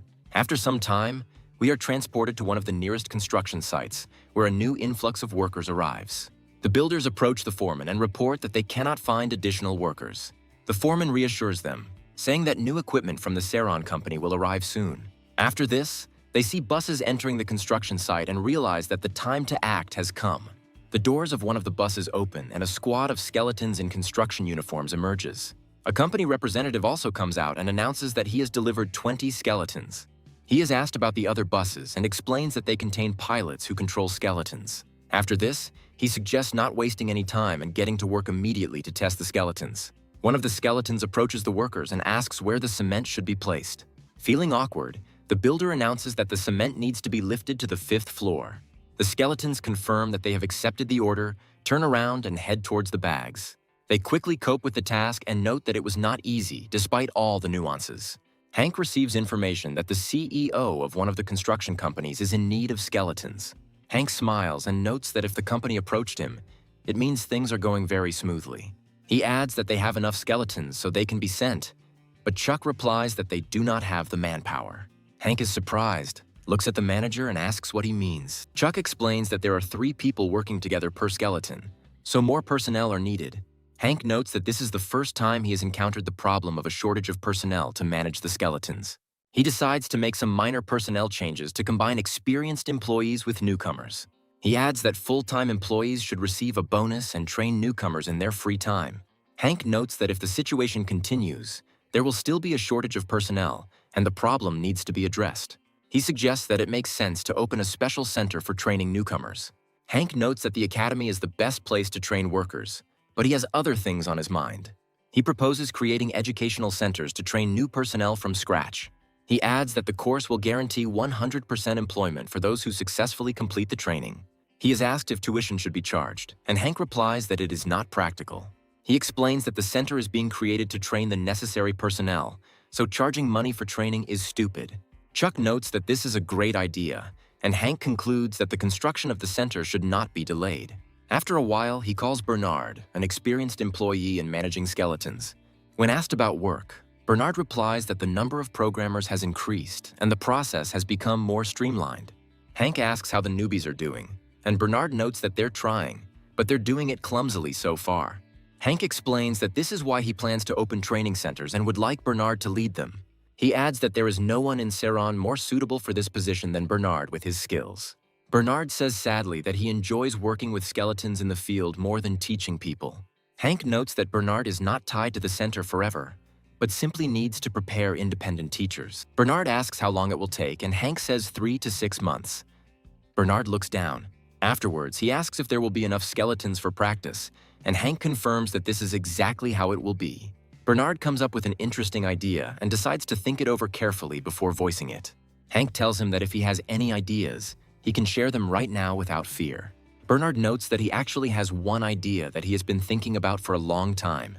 He asks why not equip the worker skeletons with not 2, but 3 or even 4 arms. He justifies this by saying that skeletons have excellent sensors and will be able to cope with such tasks. He states that he has been thinking about this for a long time, but cannot go beyond the given management capabilities. Hank muses that this sounds good and believes that experiments are best left to the younger generation. He adds that in this case, the training center could be combined with the function of a research laboratory. Hank says that he will talk about the algorithms that make up the skeletons, and Bernard and the teachers will conduct experiments. He clarifies that he will come once a week and check all the developments that are shown to him. Bernard says that if it comes to such a project, he's ready to stay at the center forever and train newcomers. He also reports that he will devote his working hours to teaching and the rest of his time to research. Hank understands that if Bernard voluntarily agreed to such an adventure without additional payment, he is completely satisfied with it. Thus, in the suburbs and provinces, on the site of an old educational center, the Ceylon Scientific and Educational Center is being opened. Immediately after the launch, everyone interested comes there, and soon the company begins to produce personnel en masse. Hank notes that all available personnel are being assigned to jobs. Chuck reports that builders are interested in new electronic tools for precision construction work. Hank speculates that they could theoretically develop similar technologies, but it's risky. He does the physical work, but precision remains with the person, and this principle is the foundation of the company. Chuck receives the necessary instructions from Hank and then leaves to carry them out. Hank reflects that if you add up his company's profits, it exceeds $300 billion per month. He understands that it is already possible to say that the company has formed into an entire Ceylon group. He is proud of himself, noting that it sounds respectable, since he is now the chairman of a group of companies. He also understands that the company has a research and education center, and it is time to hold the founding ceremony. Holly decides to take advantage of the moment to take a photo of Hank before he notices. Chaos reigns at the head office, as the momentous event of the official opening of the group of companies is approaching. The company's founder feels proud of the path he has taken, and the rest of the employees feel joy. However, an accident soon occurs, which disrupts all plans for further development. Chuck notes that this happened on a construction site where there had never been any problems before. He explains that the construction skeleton fell on a stack of rebar and struck the supporting structure. Hank muses that this sounds like a nasty accident that could only happen to someone who doesn't understand how skeletons work. Every skeleton has an operator who controls its movements and is responsible for all actions. An unexpected situation can upset the balance of the skeleton, but it is designed to not fall over. At a certain level of resistance, the human hand can no longer apply force. If one or two headlights are damaged or not serviced, the braking algorithm still works. Hank asks who was controlling the skeleton, and Chuck reports that the operator tripped and dropped the remote. Hank realizes that this completely changes the situation and the course of action that needs to be taken. He says that action must be taken quickly to prevent word from spreading that the skeletons are dangerous. He orders the skeleton camera footage to be immediately removed and the operator who did it to be brought in. After some time, an operator is brought in who expresses regret about what happened. Hank reads his resume and notices that he has 5 years of experience in the construction industry and that he recently completed a course. He asks what happened at the collapse site when the ceiling collapsed and damaged the skeleton and the chamber. The operator reports that they were also unable to find the memory card as it was buried under the rubble. Hank asks if there were other skeletons or witnesses at the scene, and is told no. Hank looks at him again and asks if the cameraman is sure the skeleton just fell. The skeleton operator gives his word of honor that everything happened exactly as he describes. Hank asks how the skeleton was able to scatter the iron beams in that case. The operator replies that he does not understand the seriousness of the situation. Hank demands that he speak honestly, because the credibility of the entire company depends on it, because the skeletons are its foundation. He adds that if someone deliberately staged the incident, it was done to destroy the company. He asks the operator again if he is sure that the skeleton simply fell or that someone did it. After a pause, the operator confirms that the skeleton really did just fall and there is no trick involved.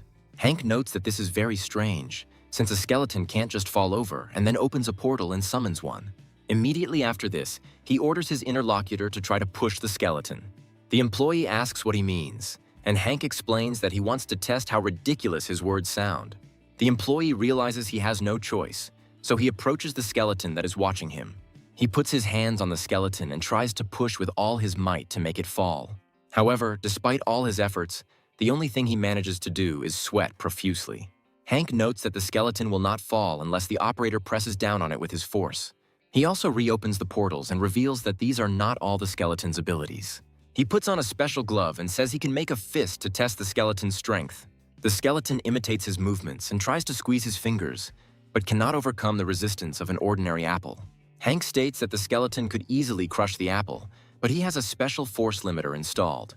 He again asks his interlocutor why the operator claims that the skeleton was swinging iron beams. The young man continues to insist on his own, and Hank adds that the skeletons have a black box function with a 360-degree view. He then makes a slight movement with his hand to activate this function of the nearest skeleton. After a few moments, the skeleton begins to project an image of an extremely tense employee. Hank notes that the image is quite clear and believes that the same could be done with other skeletons. He adds that the camera is installed for the convenience of operators, but he sees everything directly. He clarifies that they need to activate the skeleton's head, stuck under the rubble, and time is not on their side. After some time, the operator realizes that it is better not to aggravate the situation and asks if they will soften his punishment. Hank smiles and says that he will go to meet the person who tells the truth. Such guarantees make the employee feel more secure, and he decides to tell the truth. Hank learns that the skeleton didn't touch anything at all, and part of the building simply collapsed, and they tried to put all the blame on the operator. After this, he asks what happened to the skeleton's head and the camera, and the cameraman says that they were simply smashed on the spot. Hank asks who gave the order, and the officer states that it was the site supervisor. Hank tries to figure out whether the boss made the decision himself or someone was behind it, and asks the employee about it. The employee says he doesn't know and adds that he got involved in it by accident.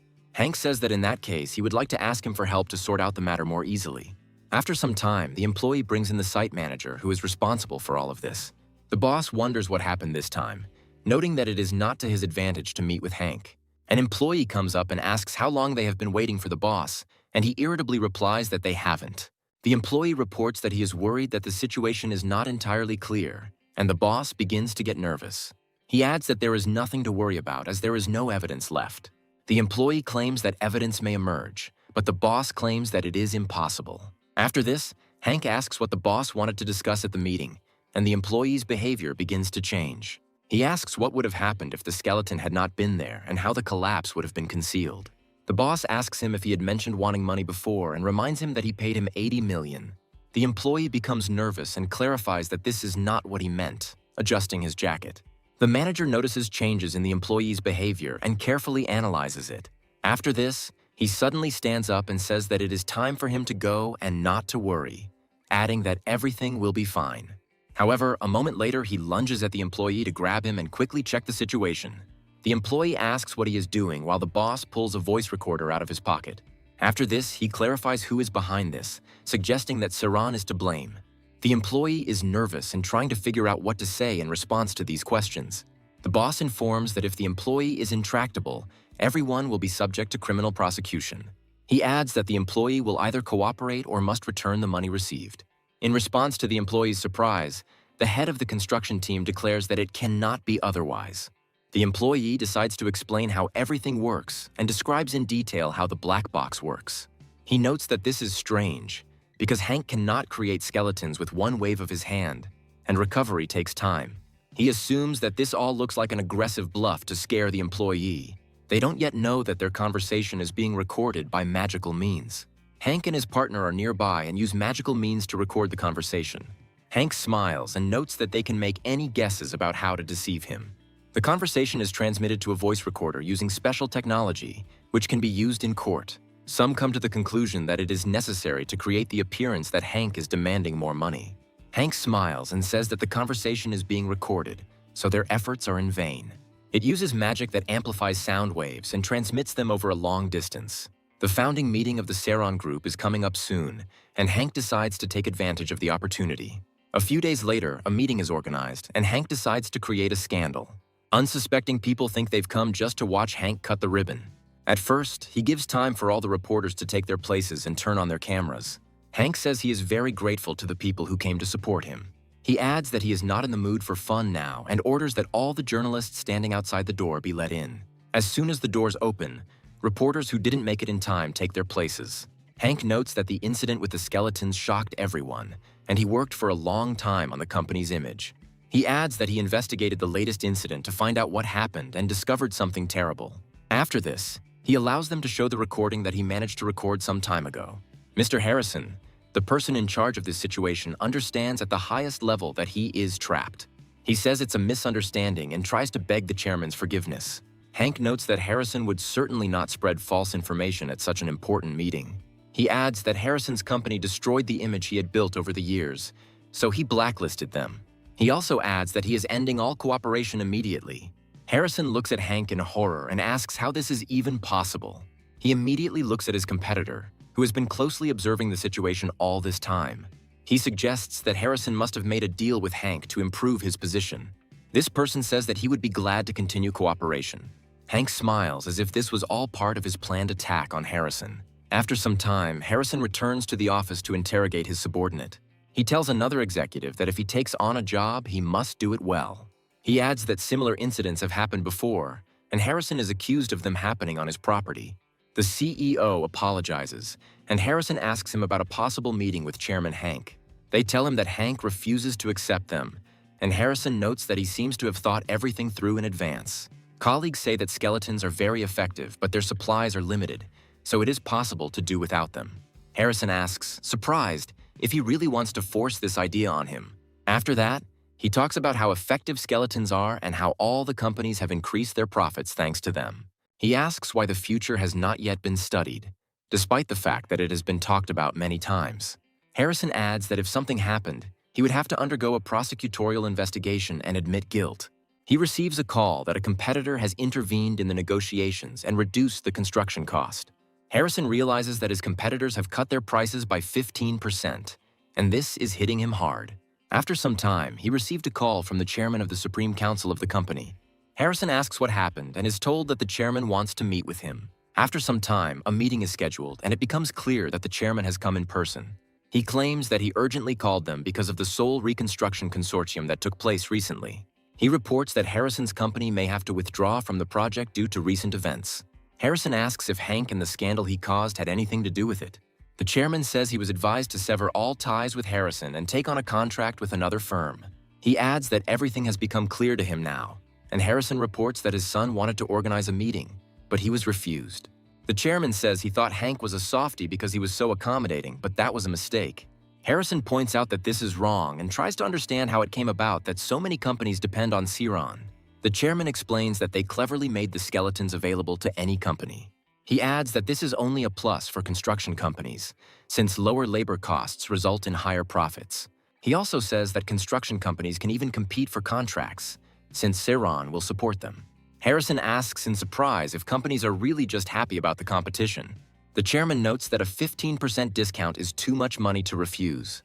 Harrison asks to wait a little and adds that he will definitely find a solution to this problem.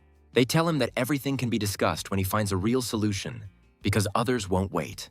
He also offers free advice, and Harrison says he listens attentively. The chairman notes that family is very important, but if the business collapses, the family will also suffer. He says that if you can't get rid of someone due to circumstances, you should at least pretend that you have control. We are talking about Harrison's closest subordinate, who is his son. This man got his position in the company in a not entirely honest way, but that doesn't matter now. Harrison listens to the advice and agrees that it is indeed good advice in this situation. After some time, Harrison comes to meet Hank, who sternly asks what he owes him this time. Harrison says he came to apologize for his son's behavior, which caused him trouble. Hank understands that the changes are genuine, but decides not to be too soft.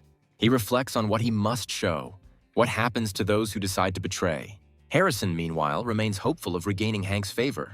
He repeats that his son is to blame and is ready to answer to the fullest extent of the law, despite his position. Hank clarifies that he was misunderstood and that the investigation and verification were not initially part of his plans. Harrison says he came to call to eliminate traces within a month, and Hank notes that this is not enough. Hank adds that actions are needed, not words, and by actions he means the dismissal of everyone involved. Harrison realizes he has no other choice and announces that he will make the difficult decision to fire his son. Hank claims to have heard of children of company owners returning to business after scandals. Hank notes that in this case, only Director Kim and all his subordinates will be blacklisted by the Ceron company. Harrison asks how long they will be there for, and Hank states that it will be for the rest of their lives. Harrison clarifies whether this means his son will no longer be able to work in this field. Hank notes that Harrison's son is lucky that no one was killed, although that could have happened. He adds that otherwise he could blacklist the entire company and Harrison. He also clarifies that he does not prohibit giving pocket money to his son, since this is a family tie. Harrison asks if it will be enough to remove just the son, and Hank states that he will not torment the whole family. Harrison reluctantly agrees to these terms, and Hank confirms their agreement. After this, the chairman takes the necessary measures, firing not only the director, but also everyone who was involved. He, as promised, removes the company from the blacklist in order to check on his son after some time. Chuck notes that Harrison's son was very outraged and founded his own company with his cronies. Hank states that they need to be dealt with as quickly as possible, and Chuck says he will get to it right away. He also reminds that the fire department wants to discuss the issue of fire skeletons with them. When things have improved and all that remains is to increase the number of skeletons for further growth, Hank begins preparing an army. To do this, he had to train the skeletons in martial arts so that they could perfectly replicate the movements of the great masters. The two skeletons that performed best were the ones that were specially modified by Holly. However, this time he failed to gain the upper hand over his opponent and fell to the ground. The enemy instantly rose above him and prepared to deliver a powerful, crushing blow. Of course, the blow was not delivered to the skeleton since there was no point in destroying it, but to the floor nearby. Hank notes that thanks to Guildmaster Herbert Macros, whom he invented, the skeletons have become much more useful. Hank takes a closer look at the readings and suggests that it might be time to create a Death Knight. He notes that human corpses cannot be used, so something else will have to be used. After some time, he contacts his assistant to order the monsters he needs. After numerous tests, it is decided that the Alpha Orc will be large and strong enough to suit the role. At first glance, the Death Knight looks almost indistinguishable from a skeleton, but this is a deceptive impression. The difference lies in how much power was recovered during production. Thus, these skeletons are much stronger than normal ones and can rival B-class awakened ones. Almost immediately, an idea comes to him that would be good to implement. He understands that if they were created now, it is better to use them and make a little money. He smiles and suggests that they would make good bodyguards that could be sold to others. In a world where monsters can burst through unstable portals at any second, the demand for bodyguards is high. The Awakened learn to improve their skills by fighting in portals, so they are reluctant to do this work. It is considered one of the best professions, so it is always in high demand. Hank notes that bodyguards can be stationed everywhere or used as an army in critical moments. He also assumes that real people who receive such protection will become even more loyal to him. After some time, he decides to recruit another comrade to discuss plans with him. He states that he has important business and hopes that he can talk to him. He also clarifies that the conversation is not related to the new design of necromancers and wants to discuss other issues. After some time, the captain of the rapid response team arrives at the arena to test the exhibit. He strikes his sword several times, but does not leave a single scratch on his opponent's body. Hank recommends continuing to attack by any means necessary, even using the dirtiest tactics. The captain of the rapid response team understands that full capacity must be deployed to bring the project to completion. After a few moments, he summons metal rods and throws them towards the enemy. However, the Bone Death Knight intercepts them without any problem and begins juggling. The special agent looks at the enemy in surprise and realizes that it is impossible to defeat him. Afterwards, he asks what it is, and Hank explains that it is a summoned monster. The interlocutor asks if he has started producing combat skeletons, and Hank notes that not quite. He adds that he would like to make a bodyguard out of the skeleton who will protect people. He clarifies that a skeleton guard capable of holding an awakened one will find his demand. The comrade adds that many will want to acquire such a bodyguard, as it is an impressive ability. He also asks why the skeleton doesn't have any attack skills to be able to hunt. Hank explains that releasing skeletons en masse to hunt will take jobs away from the Awoken. He also notes that bodyguards are expensive, so the profit will be much higher. The special agent reports hearing that Hank is planning to classify the skeletons. He asks where the limit is, and Hank notes that he's already surpassing Class A, but shrugs. After this, he suggests continuing the experiments and asks if it is possible to involve subordinates. A world where it is unknown who will awaken and when is full of criminals using their powers. Rich people always have a deep fear of people with such power. Among the kidnapped rich people was a corporation chairman named Oogway, who was kidnapped as a child by an awakened being. One of the directors decides to resign, adding that he receives even more than he deserves. Oogway asks why he decides to leave, adding that he trusts him greatly. The subordinate explains that he is already 40 years old, so he would like to move up the career ladder before it is too late. Oogway notes that if that's all it takes, he can give them paid leave. Someone says they're burnt out on the job, and Oogway starts to get really worried about the bodyguards. After a short pause, the chief bodyguard declares that he will not resign until a replacement is found. A few days later, one of Oogway's subordinates returns to tell him that he has bad news. Oogway asks if he offered enough money, and the subordinate states that he did all he could. Oogway asks why the awakened refused to work, and the subordinate replies that they don't want restrictions. Oogway notes that if there aren't enough quality bodyguards, they'll have to hire the mob. After a while, his phone rings loudly, attracting attention.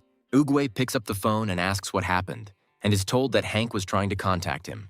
The secretary clarifies that Hank said something about bodyguards and asked to call back. After some time, Hank happily greets the entrepreneur, expressing his joy at seeing him. Oogway arrives with a large number of guards to ensure safety.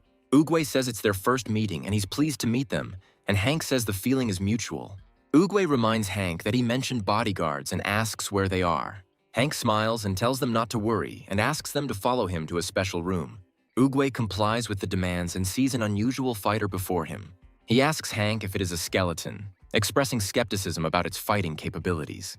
Hank explains that all along he meant that skeletons would make great bodyguards. He adds that they simply didn't add combat skills to regular skeletons because they wouldn't need them. Oogway states that he needs a bodyguard who can handle an awakened one, and Hank smiles. He notes that there is an awakened Class F here. One of the guards is out of action, but states that he is ready. Hank stands up and says that if they can get past the defenses and attack, they will be considered defeated. The guests look at each other in surprise, trying to understand the catch, but decide to agree. The guard approaches the enemy, preparing to unleash his full force. Despite giving it his all, he fails to break through the defense. He tries kicks that might do more damage, but it's all pointless. After a few moments, he tries to outsmart the skeleton in order to get past him and move on.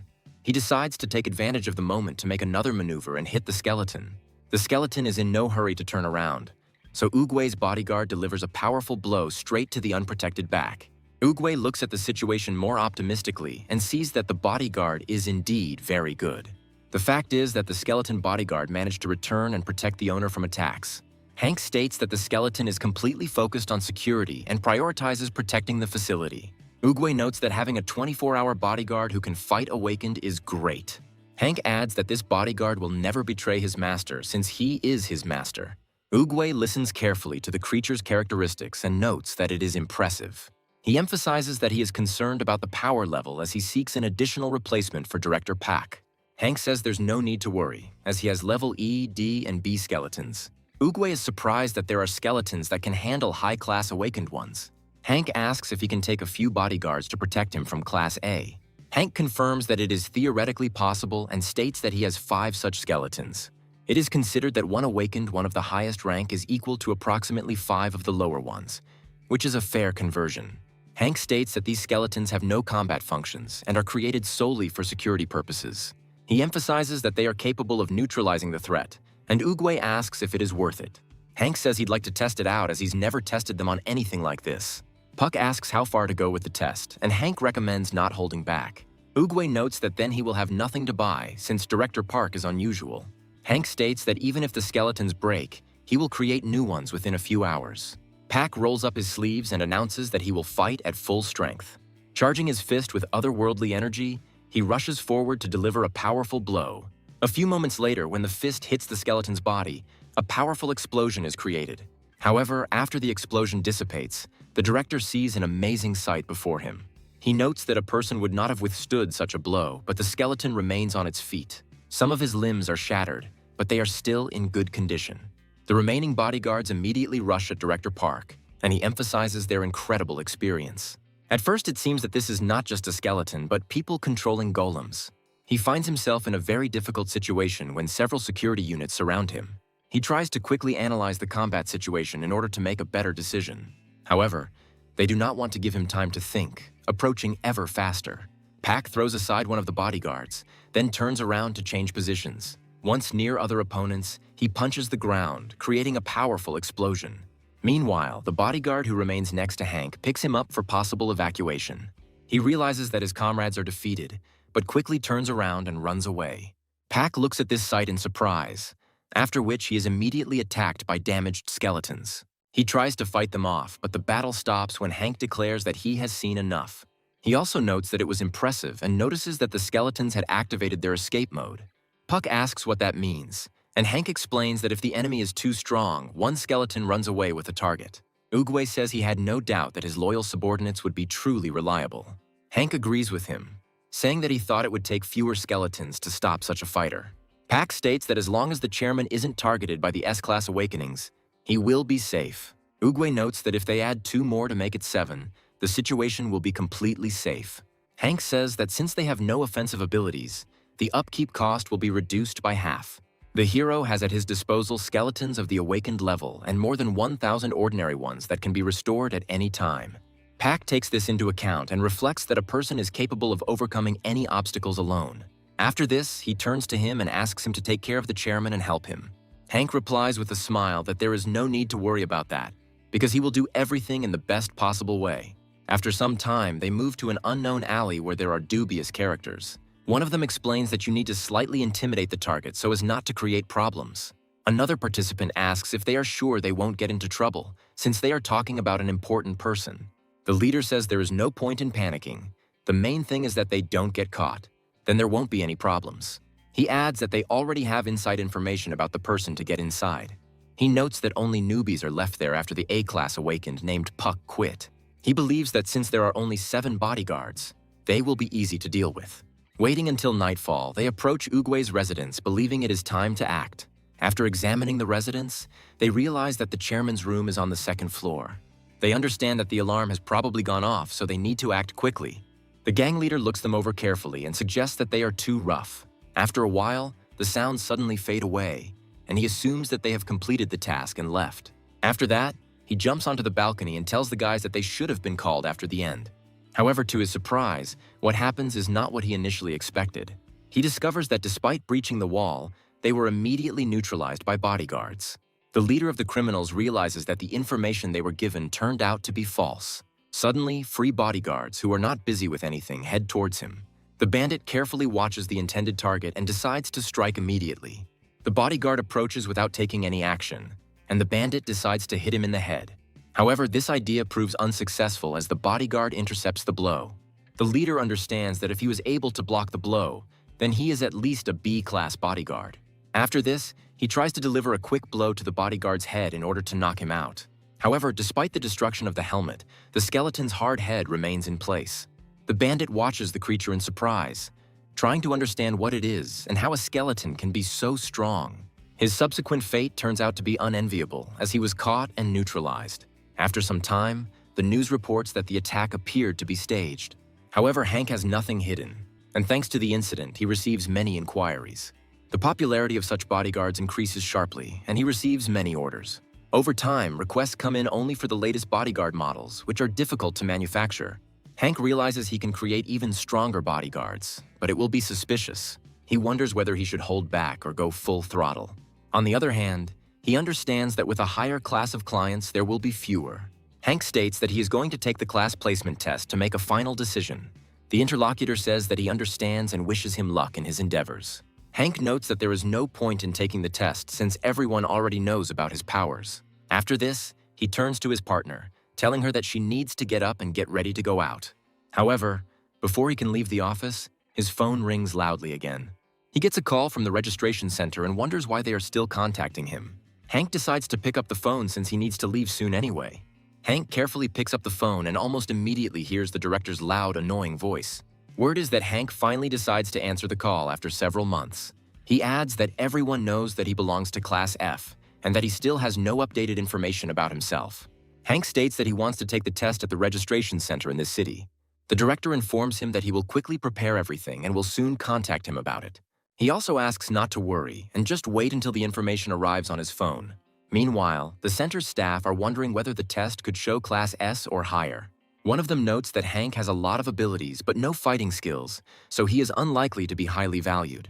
After some time, the main character decides to appear in front of the public and come closer to the building. One of the workers immediately notices him and loudly shouts his name, attracting the others. Hank turns sharply to the crowd of reporters, asking them to stay put and not come any closer. He creates a small portal and announces that he will now summon skeletons. The portal features a wide variety of models that they have been able to create recently. He explains that the first model is a skeleton with boots, which play the role of an ordinary worker. After this, he demonstrates the prototype they worked on together with the scientists, as well as the skeletal guards. Holly hands over a catalog of summoned skeleton types, their characteristics, and allowed abilities. The employee notes that the maximum lifting capacity of construction and firefighting models is impressive. Hank says they can take a closer look at the skeletons before testing them. Those present wonder whether this is an organized exhibition of skeletons. The reason so many skeletons are summoned is because of advertising.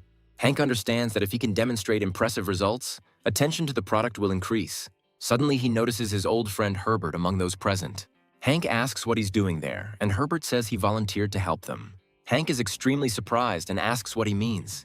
The girl behind him explains that to test powerful awakened ones, fighters of the appropriate rank are needed. She apologizes for not introducing herself and says her name is Daphne, adding that she is the director of the Awakened Administration. Hank shakes her hand and says it's nice to meet her, after which they notice another guest. Daphne reports that her comrade, Guildmaster Walter, is an Awakened SS class. Daphne states that she was really looking forward to the meeting because she wanted to know why Hank was doing all this. She adds that Hank's activities have caused them a lot of trouble, as he does everything without exception. It is noted that taxes on skeletons and debates about the need for legislation have caused real chaos. Daphne, smiling, says that Hank's company has grown and now there is nothing that can be done about it. She emphasizes that she does not mean to say that Saron is suffering, but that they have to act with ease because of him. Daphne adds that the rest will be discussed later, but today the agenda is a level test. She asks if Hank plans to release more guard skeletons, and Hank says that he does. Daphne adds that this is roughly what she expected, and then moves on to possible tests. She suggests limiting the checks to basic characteristics to make the process faster and easier. Hank, smiling, says that he likes this idea and fully supports it. He notes that only now does he realize how freely he acted up to this point. Hank states that if he gives them his contacts, he will warn them before launching new projects. Daphne says that they should first do a basic strength test, and then an easy duel with Herbert. Herbert remarks that it will not be long and says that he was hoping for a serious fight with him. Walter states that there is no serious need, since everything is already clear. He suggests skipping all subsequent tests and going straight to the fight with him. Hank wonders if the man sensed his magical energy. Walter adds that he noticed incredible potential even before entering the building. He adds that he has never felt such an aura and that apparently even he cannot cope with Hank. Hank assumes this is bragging, as the SS class are serious opponents. He understands that Walter has good control over magic, and the potential of the Awakened is much higher. In Sirona, it is customary to determine strength by sensing the magical energy emanating from a person. Most strong Awakened ones try to hide their aura, as this is considered good form. On Earth, magic is weakly felt, so they don't bother to hide their power. Hank enters the arena against Walter and agrees to go to the finals. He asks how Walter sensed the magical aura, and Walter reports that it happened naturally. Hank realizes that this man gained an understanding of magic through combat experience and instinct. Walter says he would like to ask many questions, but words are just words, and the fight will show faster. Hank hears a command from the leader to raise his hands if he is ready to start the fight. Hank and Walter comply with the command, signaling that there are no obstacles to the launch. When the fight begins, Walter suddenly disappears into thin air, as if moving at the speed of light. He immediately appears behind Hank and announces that his main ability is instant acceleration. Hank asks why Walter is giving in, and he says he just wanted to warn him to keep things fair. Hank smiles and summons several portals, noting that then he too will show his power. After a few moments, he decides to attack the very fast enemy with several explosions. Walter, thanks to his agility, manages to dodge every hit. After this, he immediately grabs his weapon and tries to make a powerful lunge, combining it with a dash. Hank summons a bone wall to protect himself from the blow, hoping he won't get hurt. Within moments, the bones shatter into tiny pieces, but Hank himself remains unscathed. He smiles and notes that this is amazing destruction, even without a direct hit from a spear. Walter responds by asking what the bone shield is made of and how it withstood the attack. Hank explains that he simply has a strong aura, and Walter realizes that he has finally found a worthy enemy. Hank smiles and says that he doesn't mind continuing the exciting battle for the sake of interest.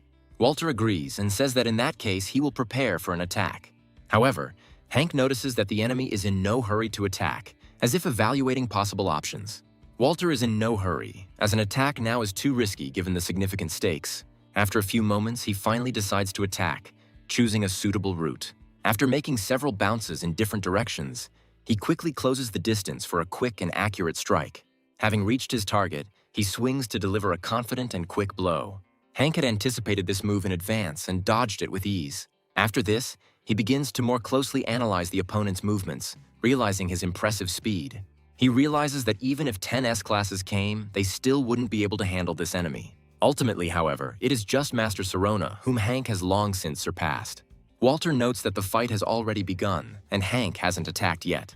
He adds that the enemy is not yet active enough to reveal its true power. After this, Walter's eyes begin to sparkle, and he announces that he must show his secret weapon. He explains that he has an ability he calls Berserk, which enhances his physical abilities. He adds that this ability makes it difficult to control one's actions, but is so strong that it cannot be ignored. He then takes aim at the enemy and begins to increase his movement speed. After a few moments, he jumps to the side and tries to attack Hank from behind. Hank notes that it's pretty fast, but manages to set up a shield that pierces right through. After this, the spear begins to rattle due to the enormous flows of internal energy. Walter gradually enters a state of true madness, as this is a feature of his ability. He screams loudly, while rage clouds his eyes and tenses the veins on his face. After building up his attack, he unleashes a powerful energy blast to destroy Hank's shield. A huge explosion is created, which temporarily obscures the entire battlefield, raising dust. Walter gradually comes to his senses and tries to assess the seriousness of the blow. However, when the smoke clears, he realizes that he has underestimated his opponent. Hank notes that it was a bit awkward, showing that he doesn't have a scratch on him. It is noted that the abilities of the Awakened are a real mystery, as they lose their minds and become dramatically stronger. Hank looks closely at his opponent and announces that he will also demonstrate his abilities. He asks if Walter will find out why he uses bones as a guide. He adds that the bones contain deadly energy that fuels his unique ability. He notes that bones are capable of storing large amounts of energy, which has always helped him. He explains that when he uses true destructive power, he extracts this energy from the bones. After this, he creates a dense energy ball that accumulates energy and takes the form of a small sphere. Hank shows the sphere and asks if Walter realizes how dangerous and frightening this thing is. He points the sphere forward, noting that it will be interesting to see the extent of the damage done. Walter watches the ball closely and believes that it is too small and slow to cause any damage. However, his instincts tell him that he is in danger. The sphere evokes an animalistic horror in him, since touching it can kill. Walter takes a few steps back, deciding to retreat. Hank smiles and notes that this is the right decision, otherwise he would be in trouble. Daphne watches what is happening in amazement and wonders how this is possible. Herbert notes that Walter's speed guarantees evasion. Daphne suggests that there is a factor here that they are not sensing, and indeed there is. The aura is to blame. Daphne is surprised to note that the outcome of the battle was obvious from the very beginning, and there was no point in fighting it. After this, she turns to her assistant and asks him to urgently prepare a press conference. The theme of the conference is that the 6th Awakened One with the highest rank has appeared in Korea. Daphne muses that this man might be so powerful that he surpasses even the highest rank available. This news quickly spreads throughout the country and becomes known to almost everyone. The number of awakened high-level people directly affects a country's international prestige. Other countries are also quickly becoming aware of this and are trying to take appropriate measures. Hank returns to his office after a while to analyze the events of the last few days. He notes that the fight with Walter really shocks him, because his opponent is a master-level fighter. Hank realizes that he needs to create an S-class skeleton to withstand a fight with such an awakened one. He picks up the phone and reflects that there are no S-class gates in Korea, but there are plenty of them in China. He adds that he has two options: either go there himself or buy a corpse for money. After some time, he contacts his trusted man and asks him to find the corpse of an S-rank monster in China. However, from the very beginning, everything does not go according to plan, as they are refused the sale, which greatly irritates him. Hank points out that he has done nothing wrong and tries to understand why he is being deliberately hindered. Hank eventually imports a monster corpse from Europe and successfully creates a Class S skeleton. Smiling as he watches the creature, he realizes that if China continues to interfere, problems will arise. He tries to decide what to do when his phone starts ringing frantically again. One of his old comrades, who is familiar with the details of the monsters, calls. He reports that a portal of the highest rank has opened in China, from which the undead have emerged. He adds that the residents turn to Hank for help, and the hero understands that this is an excellent opportunity. He states that he fully understands everything and promises to call back soon regarding the details. He is trying to understand why this is happening right now and in China, with which he has tense relations. He suggests that the situation looks suspicious and may be a trap. He says that if it's true, he'll go and deal with the monsters, but if it's a trap, everything will be fine. He understands that this is even better, because in this case, he will be able to neutralize all his enemies to the last drop. With these thoughts in mind, he quickly buys tickets to China and boards the next plane. While in the salon, he ponders why the portal suddenly appeared in China. He learns that a being has emerged from there that no one has seen before, and many awakened ones have gone there. However, all these awakened ones disappear without a trace, unable to cope with the monsters. Hank realizes that if the portal was SS level, only awakened S-class could enter. He understands that since the problem arose after his arrival, he will have to solve it. After some time, we are transported to China, next to a dwelling that is located near the portal. One of the awakened ones brings photographs and asks if he has more information. An awakened person from China named Ingvar reports that he has recordings from the cameras of the dead. Hank looks closely at the recordings and notices a strange creature that moves very quickly. Ingvar apologizes, saying that no one survived the encounter with the monster. Hank asks if Ingvar is sure there is an undead involved, as it doesn't look like a normal white monster. Ingvar states that the hunt was stopped because of one skeleton, but this cannot be ignored. Hank recalls the standard portal clearing and notes that the monsters inside are destroyed first. And then, if the portal has reached a critical point, you need to quickly destroy those who come out. This is usually not too difficult a task, as only weakened monsters emerge from the portal. No matter how strong a monster is initially, after an intensive cleansing, it is unlikely to pose a threat. Hank notes that 2 awakened max ranks have disappeared since the beginning, which poses a danger. He asks his interlocutor what the plan of action is in this situation. Ingvar announces that he will enter the portal with 12 high-level awakened ones to protect everything. Hank realizes that 12 top-ranked fighters are pretty good support. Smiling, he says that in that case he will join them to check everything out. Daphne reports that the mission is too dangerous and Hank must contact South Korean ranks. Hank says that if she's that worried, he'll be careful and take it into account. After this, they decide to move away for a while so that strangers won't observe them. He holds out a miniature skeleton that looks dressed similarly to Hank. Daphne looks at the creature in surprise and asks what it is. Hank explains that if something happens to him, the device will notify her. Daphne looks closely at her little helper and notes that she understands everything. Hank asks her to try not to be nervous and wait until he returns with good news. Daphne looks at the chairman and expresses hope that everything will be okay with him. After some time, they, along with another group of awakened ones, climb up to a small cliff. Hank notes that there are no monsters here, despite the fact that he went home with a lot of skeletons. Ingvar asks if he has destroyed them all too much. Hank just stops for a moment to rest because he has something else to do. After this, he uses one of his abilities to gain vision through one of the skeletons. He notes that apparently some kind of monster is still present here, and it is being monitored. A skeleton dressed as a spy to remain unnoticed in the forest carries out his task. Hank carefully examines this creature and tries to understand what kind of strange monster it is. He realizes that it looks like a skeleton, but in fact, he has never seen anything like it. Suddenly, the monster turns around and rushes at the skeletons that had been watching him all this time. The connection is lost, and Hank realizes that his skeletons have attacked near the forest. Immediately after this, they turn around and head to the place where the skeleton was located. After a while, Hank suddenly freezes and realizes that they have gotten quite close to the creature. He asks his comrade to stop for a moment, noting that it is too dangerous here. He warns him that another monster is approaching from the other side.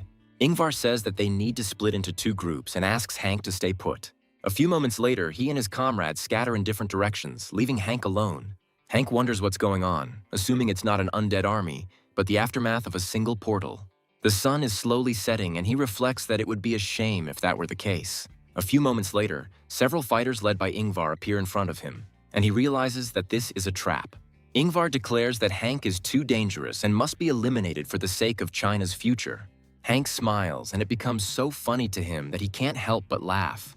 He notes that because of this whole situation, he didn't even guess what surprise they were preparing for him. After a few moments, one of the fighters can't take it anymore and rushes forward to end the situation quickly. This fighter is armed with an incredibly sharp sword and is ready to strike quickly once he gets to Hank.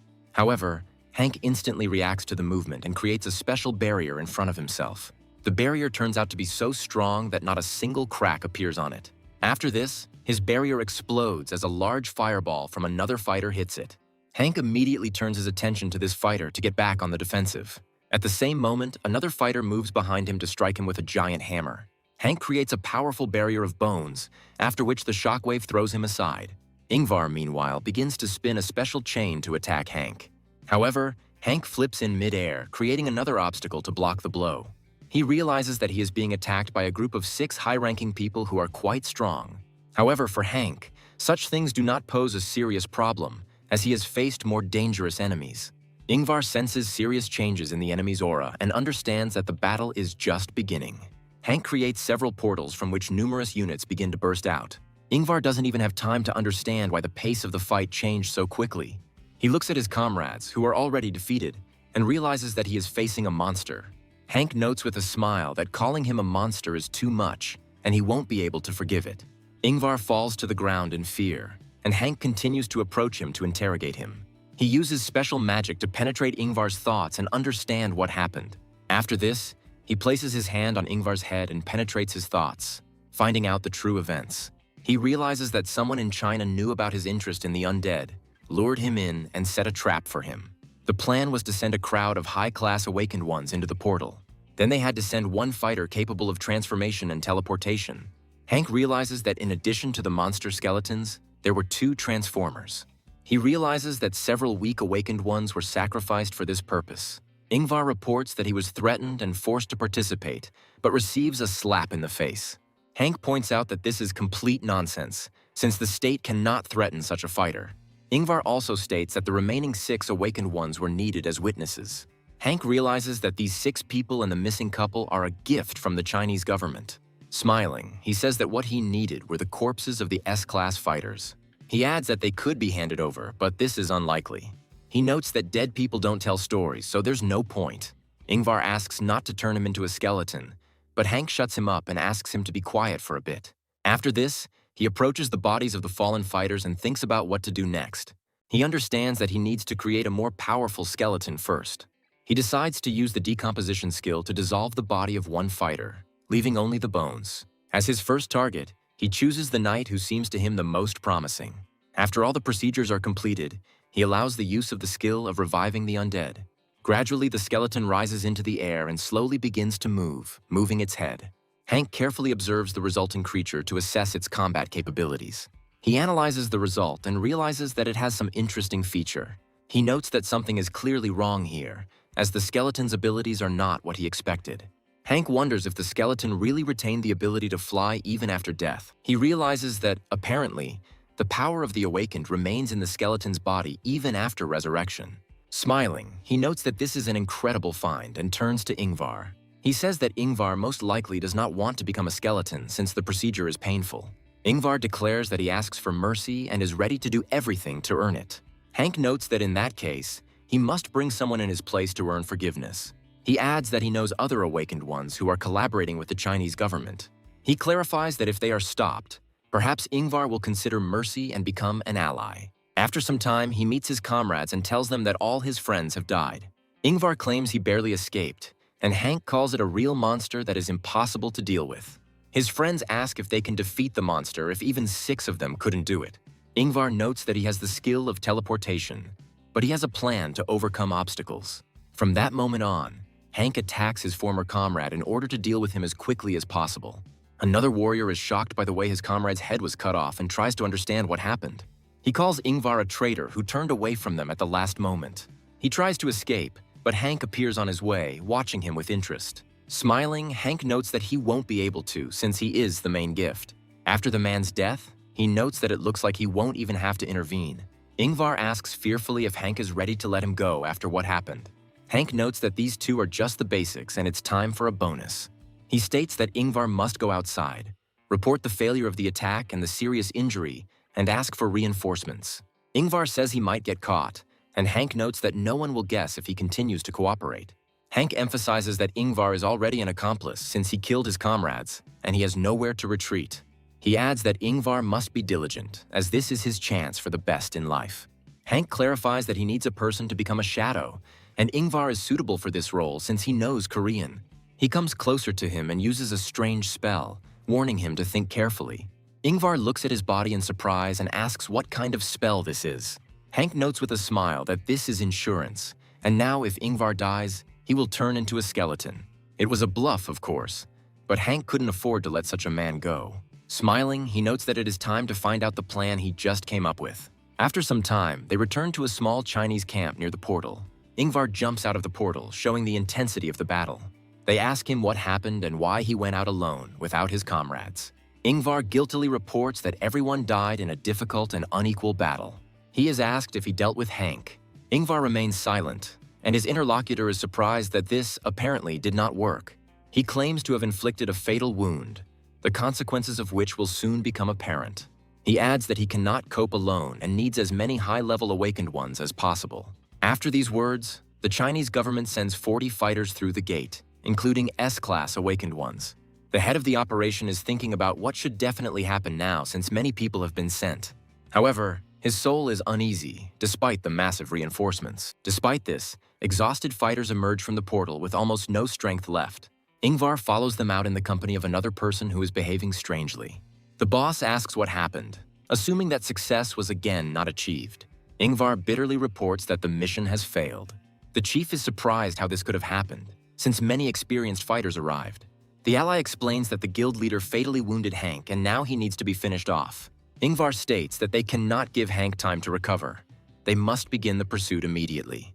The chief asks in surprise if it is necessary to request more reinforcements. Ingvar confirms that reinforcements are needed immediately. They are told that if the situation continues, there will be no strong awakened people left in China.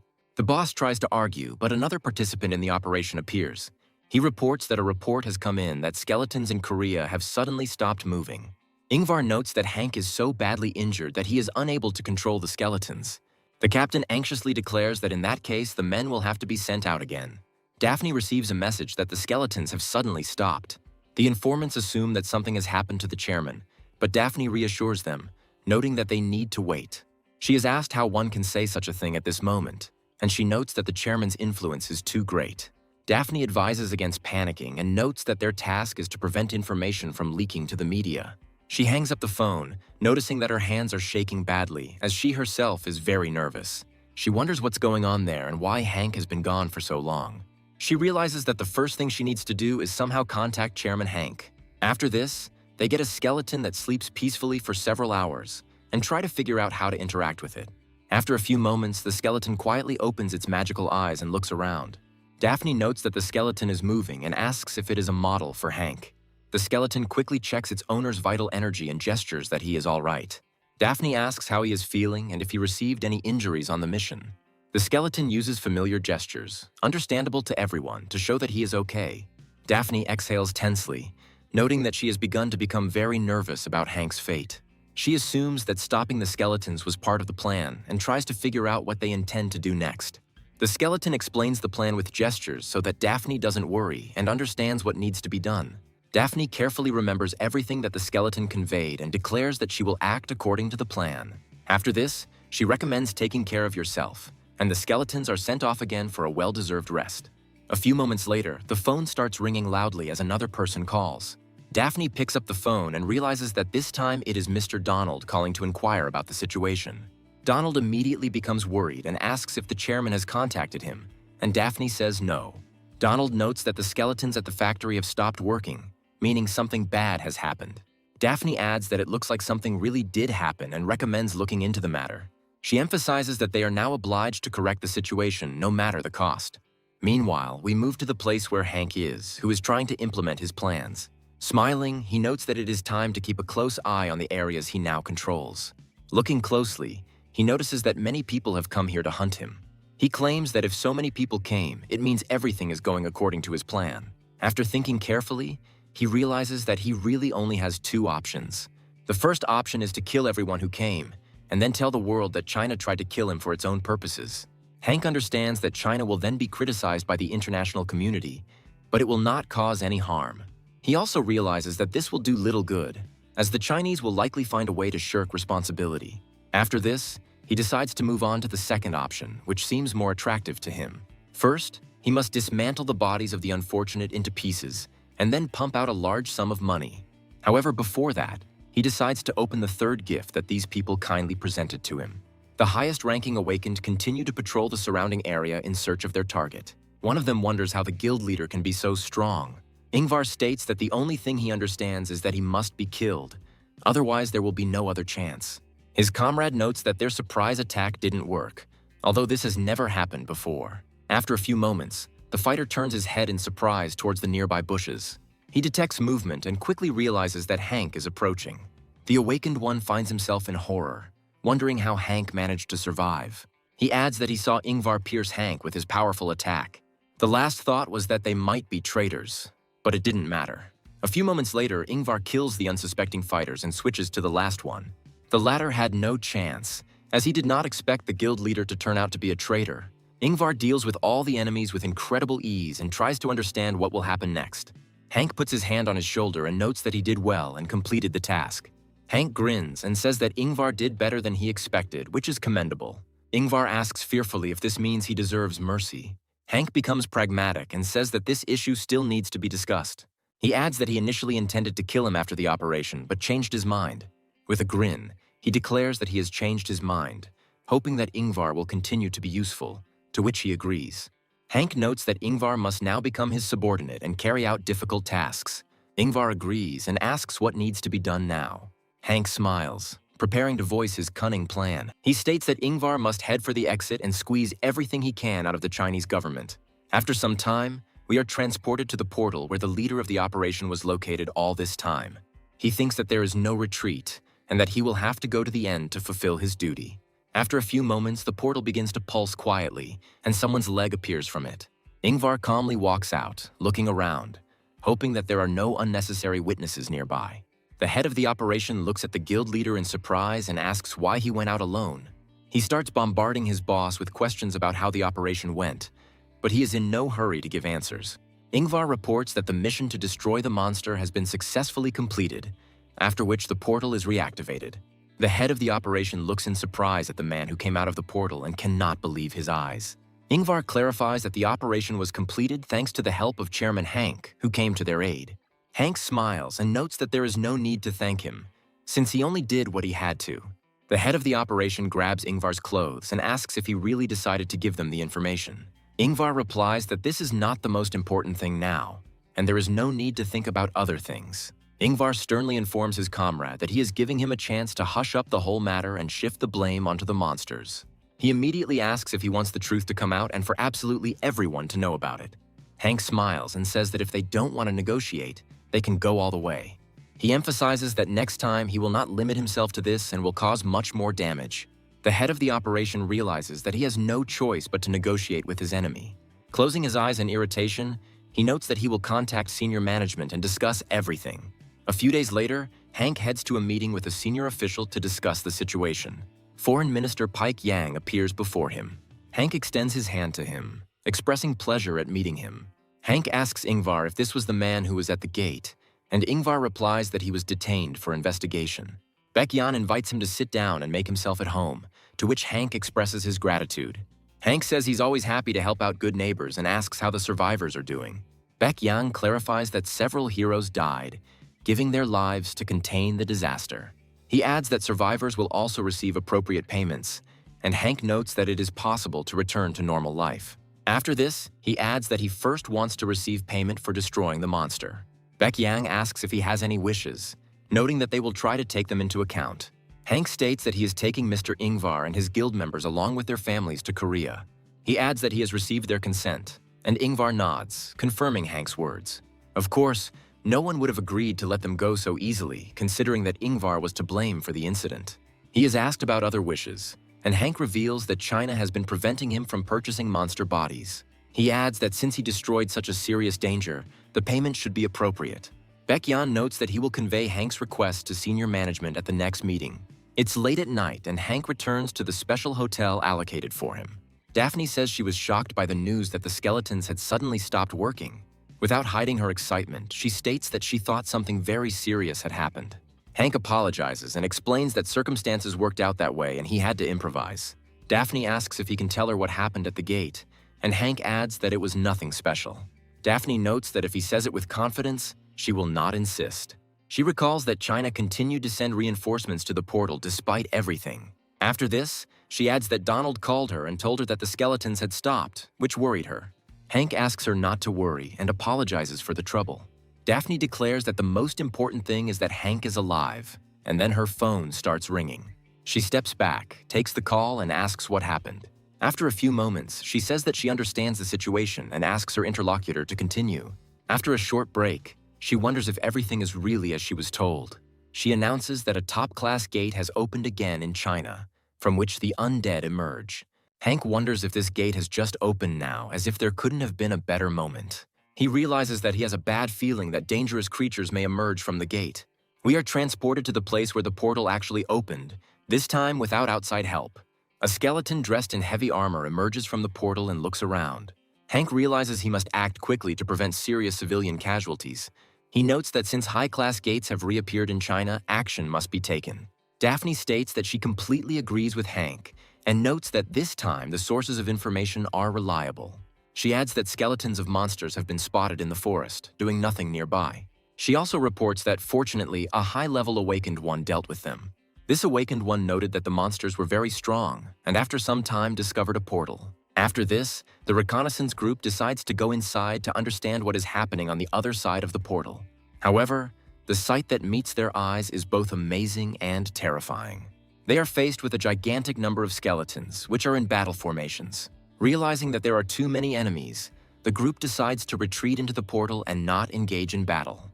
Daphne states that they better get home as soon as possible to avoid getting drawn into the conflict. Hank immediately turns Daphne down, explaining that such options are unacceptable in this situation, and assures that they are going there to sort things out. Daphne asks him in surprise why he suddenly decided to go to this gate. She reminds him that he just came out of another gate and is probably very tired. Hank claims that China has already lost many awakened and they will likely run out of people. Daphne notes that such actions should be moderate and that one should not voluntarily take serious risks. She emphasizes that she has no obligation to intervene in this situation, and Hank agrees that she is technically right. After this, he adds that he has his own reasons, since there are too many monsters and China cannot cope on its own. He clarifies that we are talking about the undead, which means his help will be especially useful in the fight against enemies.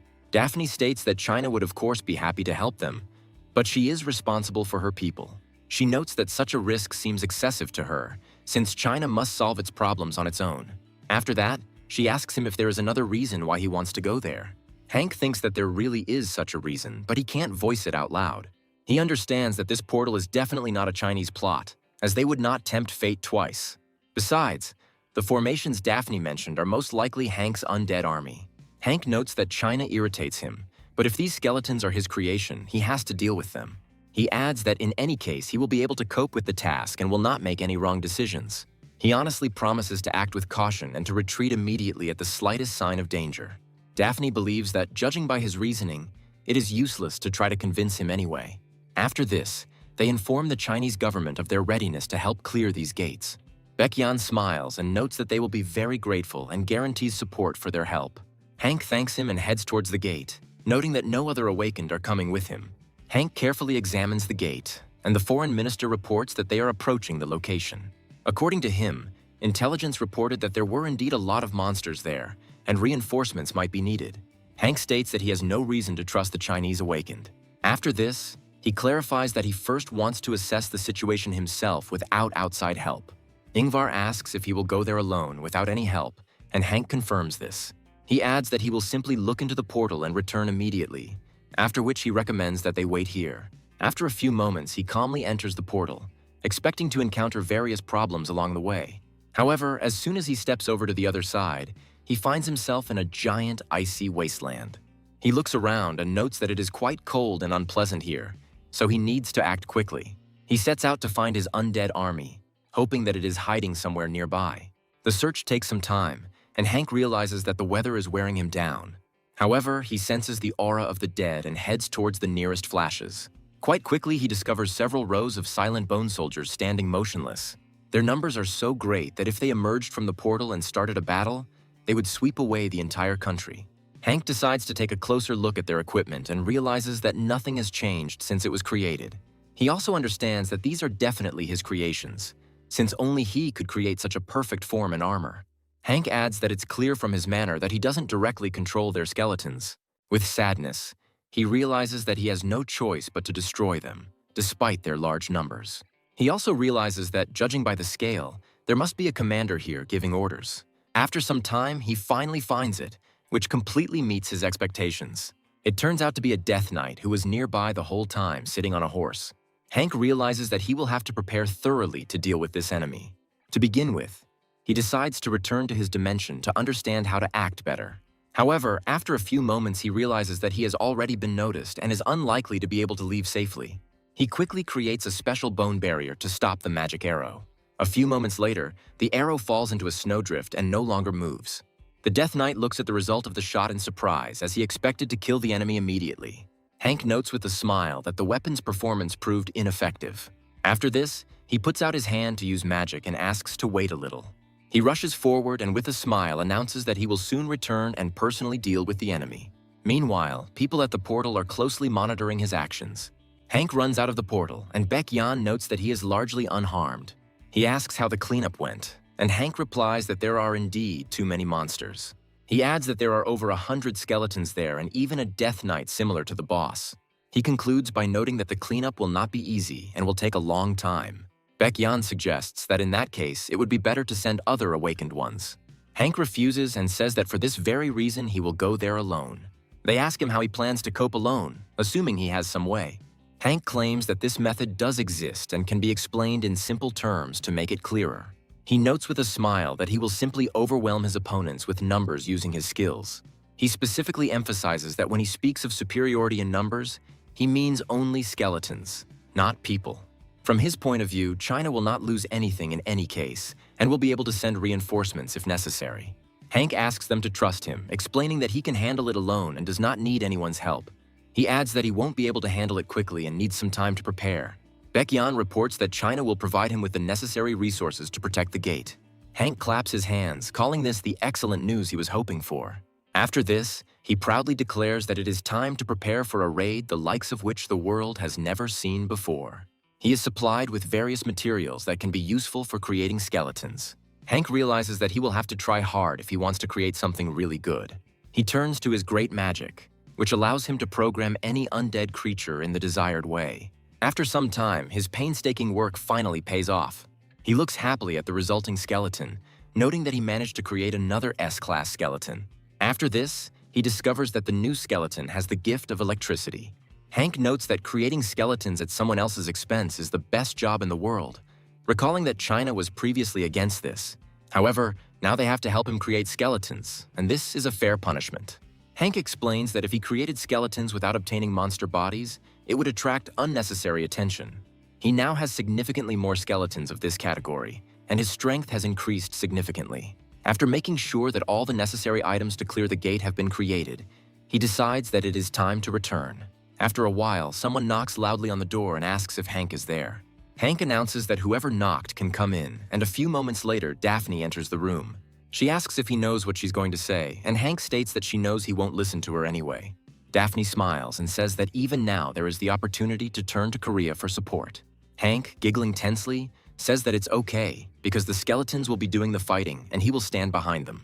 Daphne sadly notes that she has warned him countless times, but he still does not listen.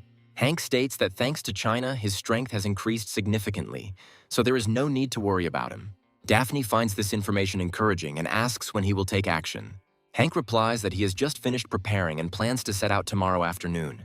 Daphne asks if there is anything she can help with, and Hank thinks about it for a while. He asks her to keep an eye on China and make sure they don't do anything suspicious. Daphne asks if there's a reason for this, and Hank states that he's just being cautious. Daphne notes that in this case, she will closely monitor China's actions to prevent disaster. The next day, Hank goes to the place where the portal is still located. The same people who were here before see him off, and Hank wishes everyone good luck. Before leaving, he stops and says that he would like to talk to Mr. Ingvar for a moment. He explains that while he is inside, he needs to keep a close eye on China to ensure it does not take advantage of the situation. He adds that he has informed Daphne of this possibility, so she better not try anything. After this, he pats Ingvar on the shoulder and says that he is now ready to go to this dangerous place. There is almost always a smile on his face, and he says that he will be back very soon. After some time, he enters the portal, realizing that the view from the ground is not very good. After this, he takes off into the air and looks around in search of an enemy. He finds the skeletons quite quickly, as they do not move from their position. He carefully examines the battle formations and again regrets that he will have to destroy them. He opens one of his portals, explaining that in battle, the most important thing is the first strike. strange bone clots emerge from the portals, slowly forming into projectiles. Hank announces that it is time to say goodbye to them and then sets off on his attack journey. A series of powerful explosions is created, which raise snow tens of meters and block Hank's view. He continues the bombing and hopes with all his might that it will bring results. However, when the smoke and evaporated snow clear, it becomes clear that the skeletons are still there. Hank isn't surprised, and this, on the contrary, strengthens his confidence in his skills. He notes that it would not hurt to reduce the number of skeletons, as they are everywhere. After this, he opens a portal from which his combat units, which he managed to arm, should emerge. Smiling, he declares that no matter how many opponents there are, he still will not lose. Along with the combat skeletons and guards, a simple worker with an ordinary shovel also passes through the portal. Meanwhile, the army of the undead, carefully watching the new enemy, continues to remain in place. Hank notes that he's interested to see if he's been able to improve his macro skills lately. Within moments, the fighters quickly enter the battle to destroy their opponent. However, one of Hank's skeletons is particularly unlucky, as he has been dealt with by an opponent that is too serious. The unfortunate skeleton, armed with a shovel, does not have time to inflict any damage on the enemy. He quickly loses his weapon, and almost instantly a skeleton from the army of the dead cuts off his head. Hank muses that their fighting strength is roughly on par, which isn't a good thing. He also understands that there is one major problem among the opponents that needs to be addressed.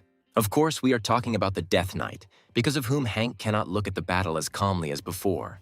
This skeleton on horseback destroys all enemies within his reach. Despite once being Hank's loyal servant, he now operates completely autonomously. Hank admits that the Death Knight was too powerful and clearly shouldn't have been made that powerful. Among other things, this skeleton can use magic to kill enemies faster. Hank thinks hard that if things continue this way, all the skeletons he has collected will be destroyed. He wearily notes that he had hoped for a quiet hunt, but now he has no other choice. After this, he takes aim at the Death Knight to quickly disable him and remove the obstacle. The Death Knight understands that the projectiles are deadly, so he jumps aside in time. Hank realizes that he will have to deal with this enemy personally and goes lower. Meanwhile, the Death Knight carefully identifies his target and realizes that he must aim exclusively at Hank. He takes the sword and uses a special spell to give it new powers. After this, he abruptly transforms the sword and immediately takes several arrows, charging them with fire. Hank watches in surprise as the dark vortex of energy emerges from which arrows fly. He quickly creates bone barriers to prevent arrows from hitting him. However, after a few moments, he realizes that all of this was just cleverly orchestrated by the Dark Knight. The Death Knight leaps into the air to deliver a crushing blow. Hank manages to create another bone barrier at the last moment, but it is instantly destroyed. The momentum of the impact is so strong that Hank is thrown to the side and falls into the snow. Hank quickly gets to his feet and irritably notes that he hates whoever wrote this macro. After this, he adds that this man clearly understands confrontations and magic. He understands that he is weak in close combat, so he will have to use specific tactics. He notes that necromancers don't fight alone to begin with, and summons several skeletons to help. These skeletons have SS-class equipment, so they have every chance of winning. They immediately rush into the attack, using the improvised weapons that Hank gave them. However, for the Death Knight, such an attack is not a serious problem, and he knocks the enemy back. After this, he pauses briefly to prepare a powerful attack on his stunned opponents. He makes a sharp swing of his sword, leaving behind a fiery trail of dark energy. Hank understands that such summoned entities only buy a little time on this level. However, thanks to them, he was able to prepare a special technique that should destroy the enemy. Hank seriously states that it is time to finish off the enemy with one blow. He targets the enemy and decides to release the synthesized energy of death. The Death Knight looks at the approaching sphere in surprise and tries to figure out what to do. His macros don't have a reaction to such an attack, so he decides to accept his fate stoically. Once the sphere reaches its target, it opens up and creates a powerful death zone. Hank watches the action closely, hoping that the attack will destroy the enemy. Fortunately, everything happens this way, and he notes with a sense of accomplishment that it is all over.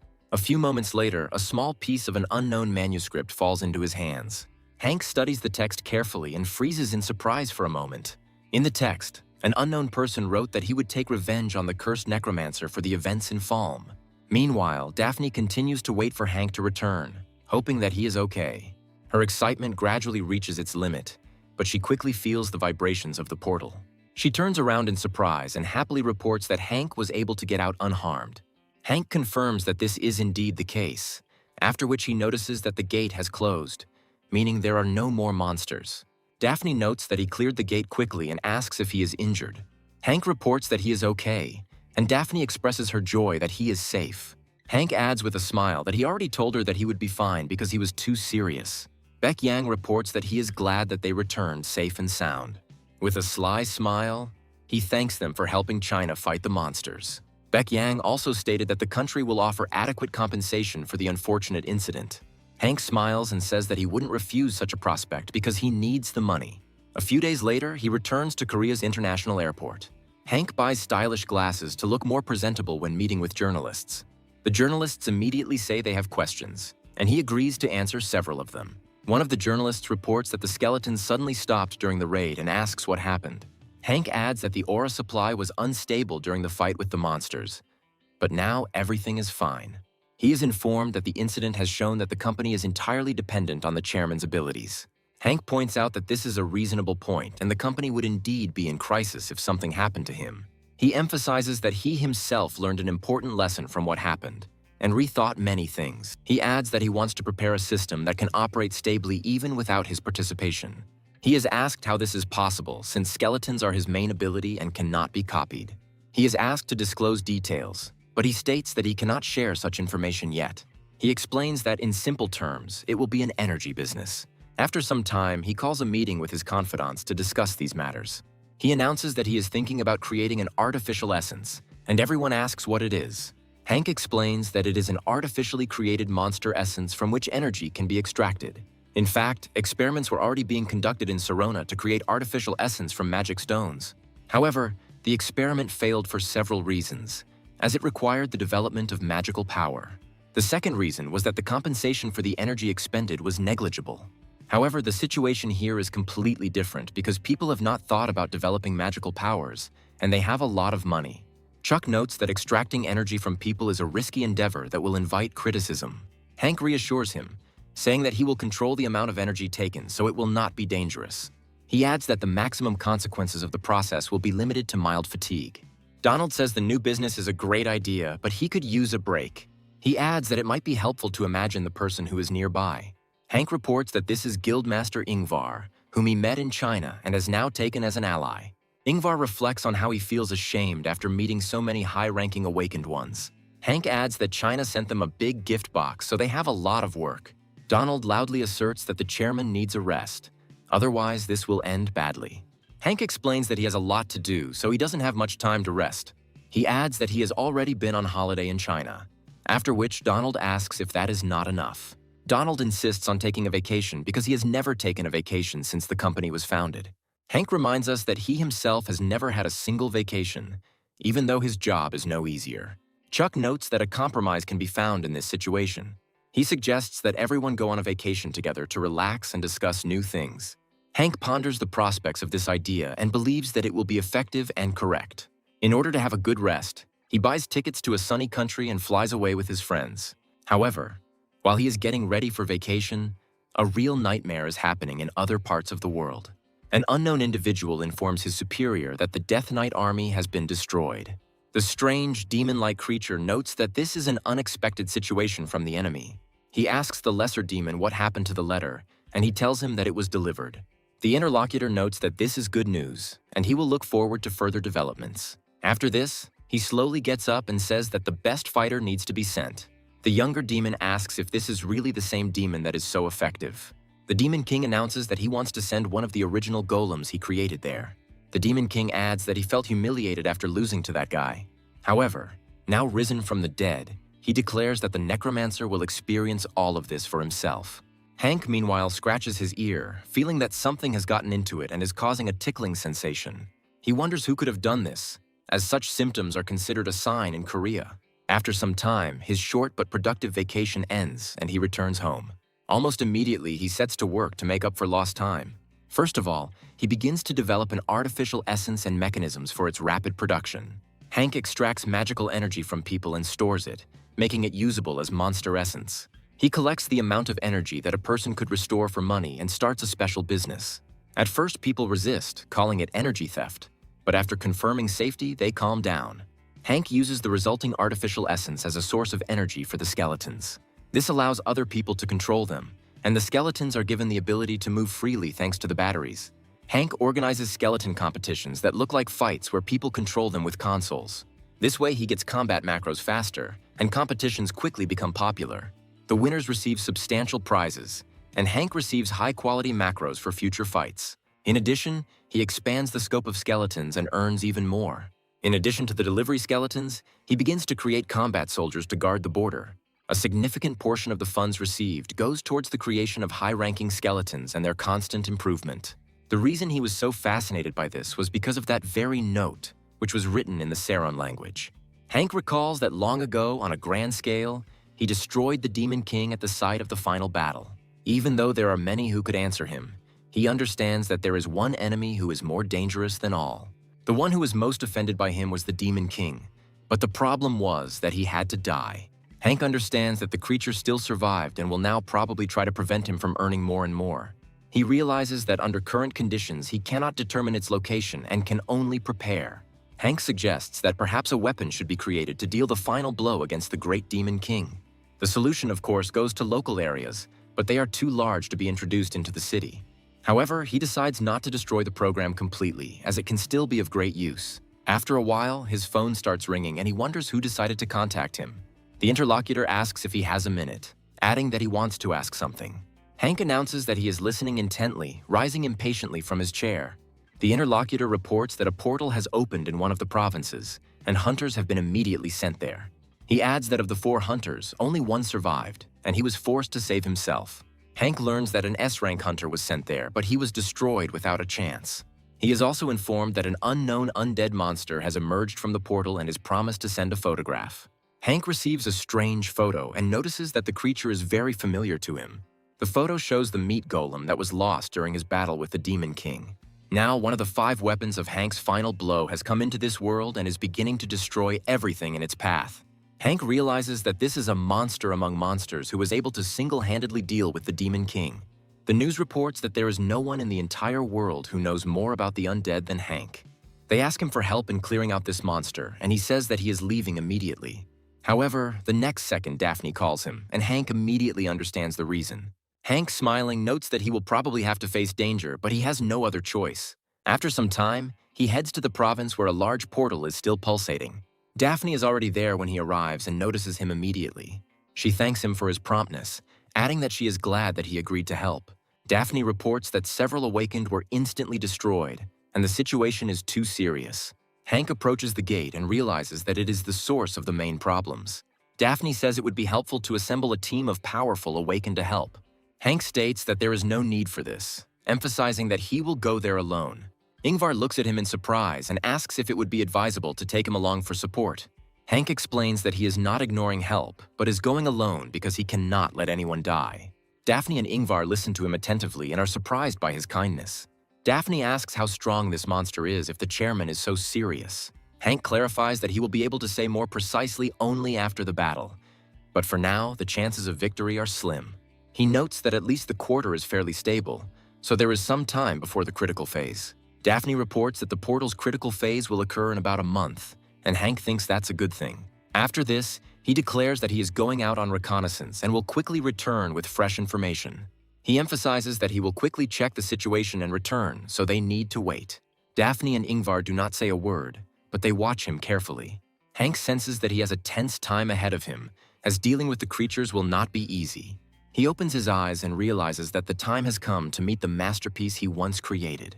However, at first he sees only a scorched wasteland with rare patches of vegetation. The atmosphere seems serene, but Hank realizes it's just a trap.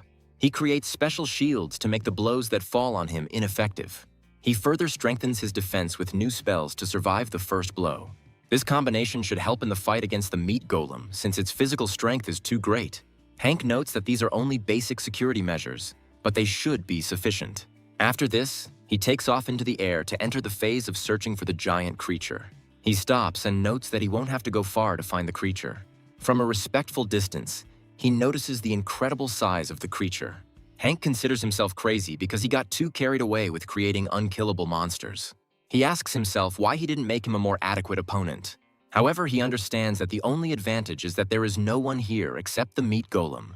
He decides to go back and think over a battle plan. However, A moment later, the monster suddenly begins to move, although it had previously seemed calm. This is explained by the fact that the creature has an amazing sense of smell, and it quickly sensed the presence of the new entity. After this, the monster slowly turns towards Hank to lock onto his target. Hank tries to understand why the monster's behavior pattern has changed so much, because it was not like this before. The golem, meanwhile, suddenly takes off and heads forward to catch its target. Hank realizes that the situation is extremely dangerous, and now he needs to get out of here immediately. He wonders why he is suddenly running away, because Hank created this creature, which means he can defeat it. Hank realizes that he thought he was weaker because he had never faced him, but there was a chance that he could easily win. First, he decides to try his ultimate skill, and if it fails, he can retreat. He waits for the maximum amount of time to charge the sphere with powerful energy.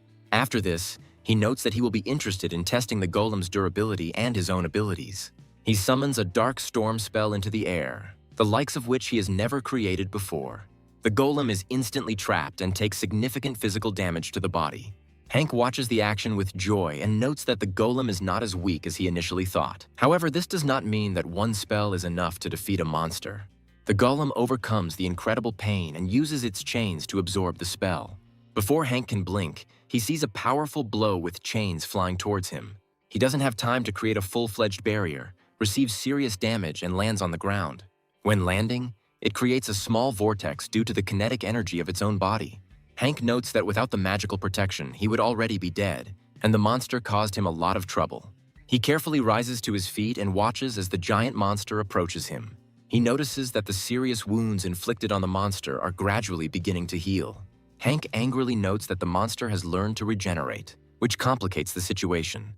He wonders what kind of necromancer would fight such opponents one-on-one. After this, he flies into the air to address the creature and remind it that he is its creator. He tells the golem that he raised it, collected it piece by piece, and now he is trying to destroy it. He opens a portal and notes that the obedient creature must be taught a serious lesson. As before, among the combat skeletons, the unfortunate builders who had been damaged last time began to itch. The meat golem watches as a massive amount of undead appear out of nowhere. Powerful explosions destroy the earth, and the builders realize that they have nothing to do here. Meanwhile, the meat golem ignores any damage and continues to attack enemies. Hank notes with a smile that he initially understood that ordinary skeletons could not do anything to him. However, his army has become stronger during this time, and now they are real skeletons at the level of awakened ones. An entire squad of the highest ranks tries to act in the most coordinated manner possible. Skeletons share spiritual energy to combine forces and attack at the right time. Each of the skeletons has mastered a certain element: wind, ice, or fire. At a certain moment, Hank is hit by several elements at once, from which it is almost impossible to defend himself. Hank watches the fight with joy and notes that this is a very good result for a first clash. He orders to continue the attack and not give the enemy time to recover in order to block regeneration. Meanwhile, the golem remains in a state of combat readiness, and it is not easy to remove it from the battle. He decides that he needs to attack the puppet master and rushes at Hank. The golem decides to use its durability to ignore incoming damage. Hank notes that the ignoring hits and attacking the caster is a macro he wrote himself. He opens a giant portal and notes that without a good tank it would have been difficult. He adds that he didn't want to use this macro here because it's not finalized yet, but he has no choice. Moments later, the meat golem's strike is blocked by the new monster's powerful bony limb. Hank creates a giant bone dragon from parts of various monsters. The bone dragon is the pinnacle of his art, as he has never done anything like it before. Initially, it is just a dragon made of bones, but there are a few differences. It was created as a raid monster for the skeleton tournament, but has now become much stronger. Despite this, it is weaker than the final weapon for the battle with the Dark Lord, but can serve as a tank. Hank notes that it is unlikely that he will be able to hold off the monster for too long. But this is enough. Now it is important that the monster can hold out and keep the golem in place. At this time, the opponents do not sit idle and prepare a combined attack. Each one uses all their strength to unleash a crushing elemental attack. The meat golem doesn't have time to react in time and takes full damage. However, when the smoke clears, it becomes clear that these efforts are not enough to defeat the monster. He continues to feed on the darkness, draining the health of his victims. Hank notes that he will have to use one more trick to deal with the monster. The meat golem slams its hands on the ground with all its might, creating an earthquake. The skeletons scatter, recover their strength, and continue to attack. New wounds appear on the monster's body which do not have time to heal. He also takes damage from powerful beams, which slows down his regeneration even more. The golem takes so much damage that it begins to scream in rage and inability to resist. Hank, meanwhile, happily notes that this is amazing news and decides to continue in the same spirit. He muses that the meat golem only roars in 2 situations, one of which is a show of force. However, in the second case, the demon only roars when he finds himself in an extremely disadvantageous position, and now is exactly such a moment. Hank realizes that it's time to finish this enemy, and all that remains is to break the core. He tries to choose the perfect moment to strike once and end everything quickly. Meanwhile, the skeletons continue to distract the monster, preventing him from concentrating. One of the skeletons launches a powerful death energy attack to cut through the enemy's body. After the attack, a giant scar remains, and it becomes clear that there is a core inside the monster. Hank captures the moment and realizes there may never be a better opportunity. The golem understands his weak spot and tries to hide it with his hands so as not to lose. Hank happily creates a special sphere, realizing that the time has come to strike right now. When a golem finds itself in a desperate situation, it instinctively defends the core by any means necessary. As long as the core is intact, the monster can regenerate infinitely. So now is the only chance to finish it off. Hank aims at the right part of the enemy's body, preparing to deliver the finishing blow. Giant streams of deadly energy pass through the monster's body, knocking the core out of its chest. The core ends up in the air and immediately begins to crack from the incredible pressure. Within moments, nothing remains of the core except small fragments. Hank slowly descends and notes that his opponent has gotten on his nerves quite a bit. He taps the bone dragon's skull gently and notes that it would be much harder without him. After this, he creates a giant portal to collect the remains and recycle them into something new. However, almost immediately, a note falls into Hank's hands, and he admits that he is no longer surprised by this. The paper says this is definitely not the end, and Hank notes that this is a line from a third-rate action movie villain. Afterwards, he burns the note, noting that the Demon Lord is still alive, and how he survived is a secondary question. Hank's main goal is to make him pay for preventing him from retiring. Immediately after this, he returns to the portal to move to his new world. Daphne and Ingvar have now waited for him, and he informs them that he has successfully returned from his mission. Daphne asks fearfully why Hank spent so much time there since it was reconnaissance. Hank assures her that everything is fine and there is no need to worry because the mission is accomplished. Daphne quickly examines him and notes that there are no serious injuries, which is a relief to her.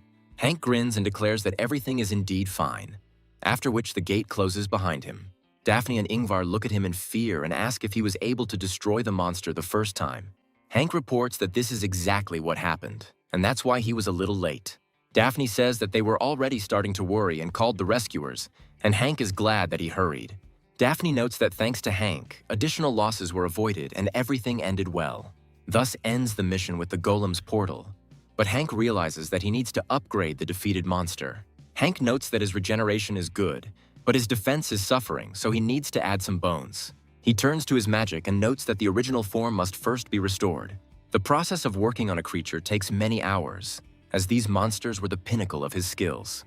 However, Hank's skills have now increased significantly, and he has made adjustments to the monster's structure. Now, a significant portion of his body is surrounded by bone armor that protects the core. Hank happily notes that the meat monster has undergone a series of serious upgrades. He adds that all that remains is to complete the macro, after which the matter can be considered complete. However, creating macros is a tedious and time-consuming task, so it will take a lot of time. He decides to put the macro aside for now and send the monster to a pocket dimension. He notes that the behavior of the undead gates has recently been that they only appear near him. Hank suggests that this could be a source of disaster if mistakes are made. He notes that if a meat golem appears in the city center, the number of victims will number in the tens of thousands. Hank realizes that people will blame him and a peaceful retirement will be out of the question. However, he understands that he cannot leave his business in the city because he needs money for the legions of the undead. Hank suggests that they should buy an uninhabited island and establish a base there, since the gates appear on land. His undead legion doesn't have swimming algorithms, so this is a promising idea. In Serona, they fought only on land, so Hank programmed the undead to avoid water, especially the sea. If he lived there and returned to Korea only on business, the danger from the legion would be greatly reduced. The problem is that it would be quite boring on a desert island because there is no communication. Hank originally wanted to retire while still being connected to the community, so he plans to build a resort.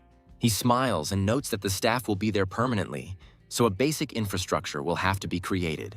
He adds that workers will also need to have fun, and this needs to be taken care of. Soon after, he buys one of the islands in the middle of the Pacific Ocean, which seems to him to be quite large. Once airborne, Hank prepares to reform the place and begin construction.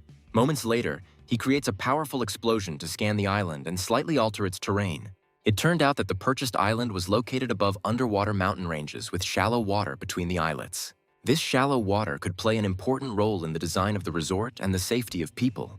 Hank decides to immediately set aside part of the island for land reclamation, since this will give him an advantage in the future. He smiles and notes that the stone soil relaxes him quite well and significantly reduces stress. After this, he continues to unleash powerful blasts of energy on the stones for several more hours in order to destroy them. Rock crushing is necessary to fill in a small part of the ocean near the island. He also uses skeletons to level the land and shape the landscape. If people were working, it would take much more time and resources to ensure safety. However, there are no such problems with skeletons, and even if a collapse occurs, it is easy to clear. Hank muses that once the runway is ready, he will build living quarters for the staff. Smiling, he notes that he will then open a resort and employ skeletons as staff. Hank adds that he will create a paradise on Earth where everything will work without his participation. You might think that he is only concerned with the development of the island, but he does not forget about his important business. The creation of a skeleton region and the development of the island require astronomical financial costs. Thanks to constant work, like a squirrel in a wheel, his company launches more and more new projects. Minor conflicts arise, but they are quickly resolved, so everything remains in order. After a considerable period of time, the work on creating a real resort is finally coming to an end. He truly builds outstanding residential complexes and equips them with the latest technology. Hank smiles and notes that it's a great place to live on an island. There is a guard of a legion of skeletons, as well as traps hidden throughout the island. Hank knows this may not be enough to stand up to the Demon King, but it's something. After a while, Director Daphne calls him, and Hank realizes that it is better to take this call. Daphne reports that there is some news that might interest him, and Hank asks what happened. She claims that a strange monster has appeared in England, and Hank asks what kind of creature it is. Daphne points out that the gates are usually teeming with many different monsters distributing their power. She adds that sometimes there is only one monster inside, but its power is truly overwhelming. She notes that the power of this monster is comparable to that of a regular boss from the game, and entire raids are needed against it. Such monsters are usually classified by raid rating, and this monster receives the highest rank. Hank notes that defeating such a monster would require gathering several S-rank awakened. He realizes that this is, apparently, the most powerful monster that has appeared since his return to Earth. Smiling, he understands that it is necessary to obtain samples of this creature at any cost. The stronger the monster's corpse, the easier it is to transform it into a powerful undead, and Hank definitely needs this monster. Hank speculates that if the creature is that powerful, it would make an excellent basis for a definitive weapon. He notes that he needs to prepare a private jet, as he is heading to England right now. Hank flies to England to retrieve the corpse of a monster with exceptional qualities. The English are wary of his sudden appearance and try to drive him away. Hank states that he is not interested in raiding the monster, as he only wants to ransom its corpse. He adds that in such cases, the loot is divided between the raid participants depending on their contribution. He notes that instead of dividing the spoils, he is ready to buy everything, and they have already distributed the money among themselves. The British explain that they plan to use the materials to make equipment. Hank says he's willing to double the price for every artifact he gets from this monster. He adds that if they can also provide the whole body, he will pay triple the amount. Thanks to such generosity, he quickly obtains the creature's corpse. Hank looks in surprise at the giant monster called Ultravite, who has the highest rank. He taps it with his fist and notes the monster's incredible strength. Combat potential is stored in the bones, so Hank usually uses them, but here it is better to work with the whole body. Keeping materials in perfect condition is made much easier when dealing with the undead. Hank devotes himself entirely to producing a real monster and loses track of time for weeks. For the first time, he's going to create a decisive weapon against the Great Demon King, and the work ahead is serious. He invests resources without trying to save because his future depends on it. He uses almost entirely corporate funds, but ultimately achieves incredible success. After many weeks, Hank is relieved that his efforts have paid off. After this, he looks at the giant Ultra Bear, who obediently stands and watches his creator. Hank notes with a smile that money solves a lot, and it even makes his head spin. He understands that in the previous world, this would have taken years. Now he has two decisive weapons against the Great Demon King, and this gives him a good chance. However, only 5 such weapons were created in Sirona, and there are still 4 left, not counting the meat golem. Hank notes that if the Demon King uses all of his remaining decisive weapons and legions, he will lose. He considers that he will have to sell his shoes and take out several loans to raise funds. Hank collects his remaining pennies and uses them to buy all the available dice, which drives up the price.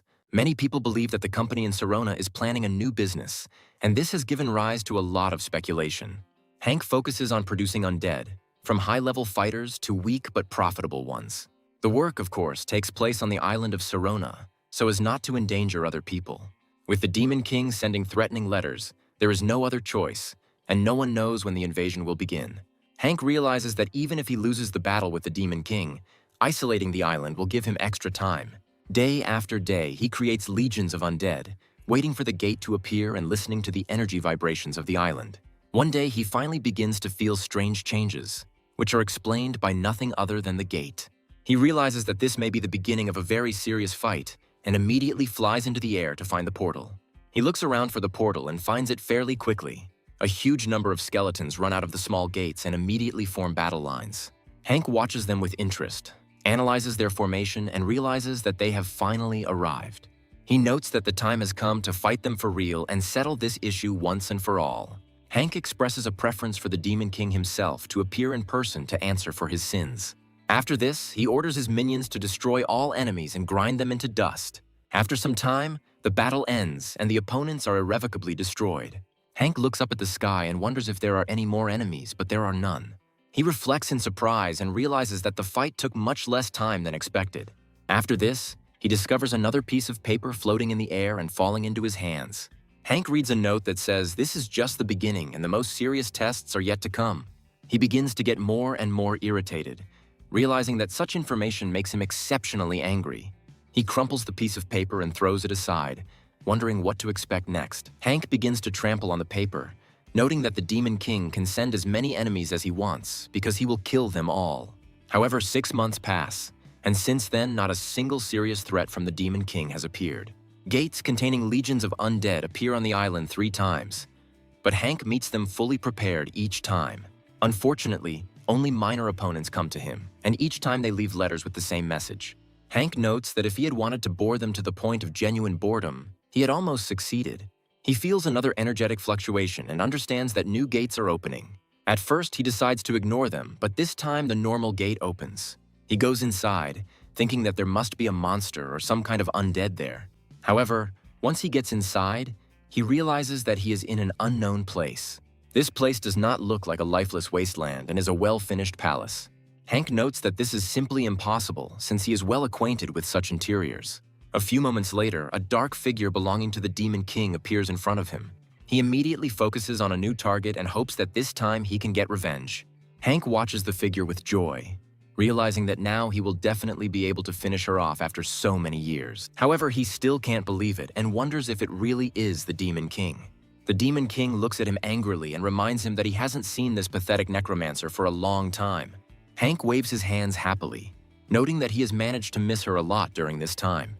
He remembers that he once killed him and sent him to the underground space. The Demon King claims to have died but was later resurrected, and Hank wonders how this happened.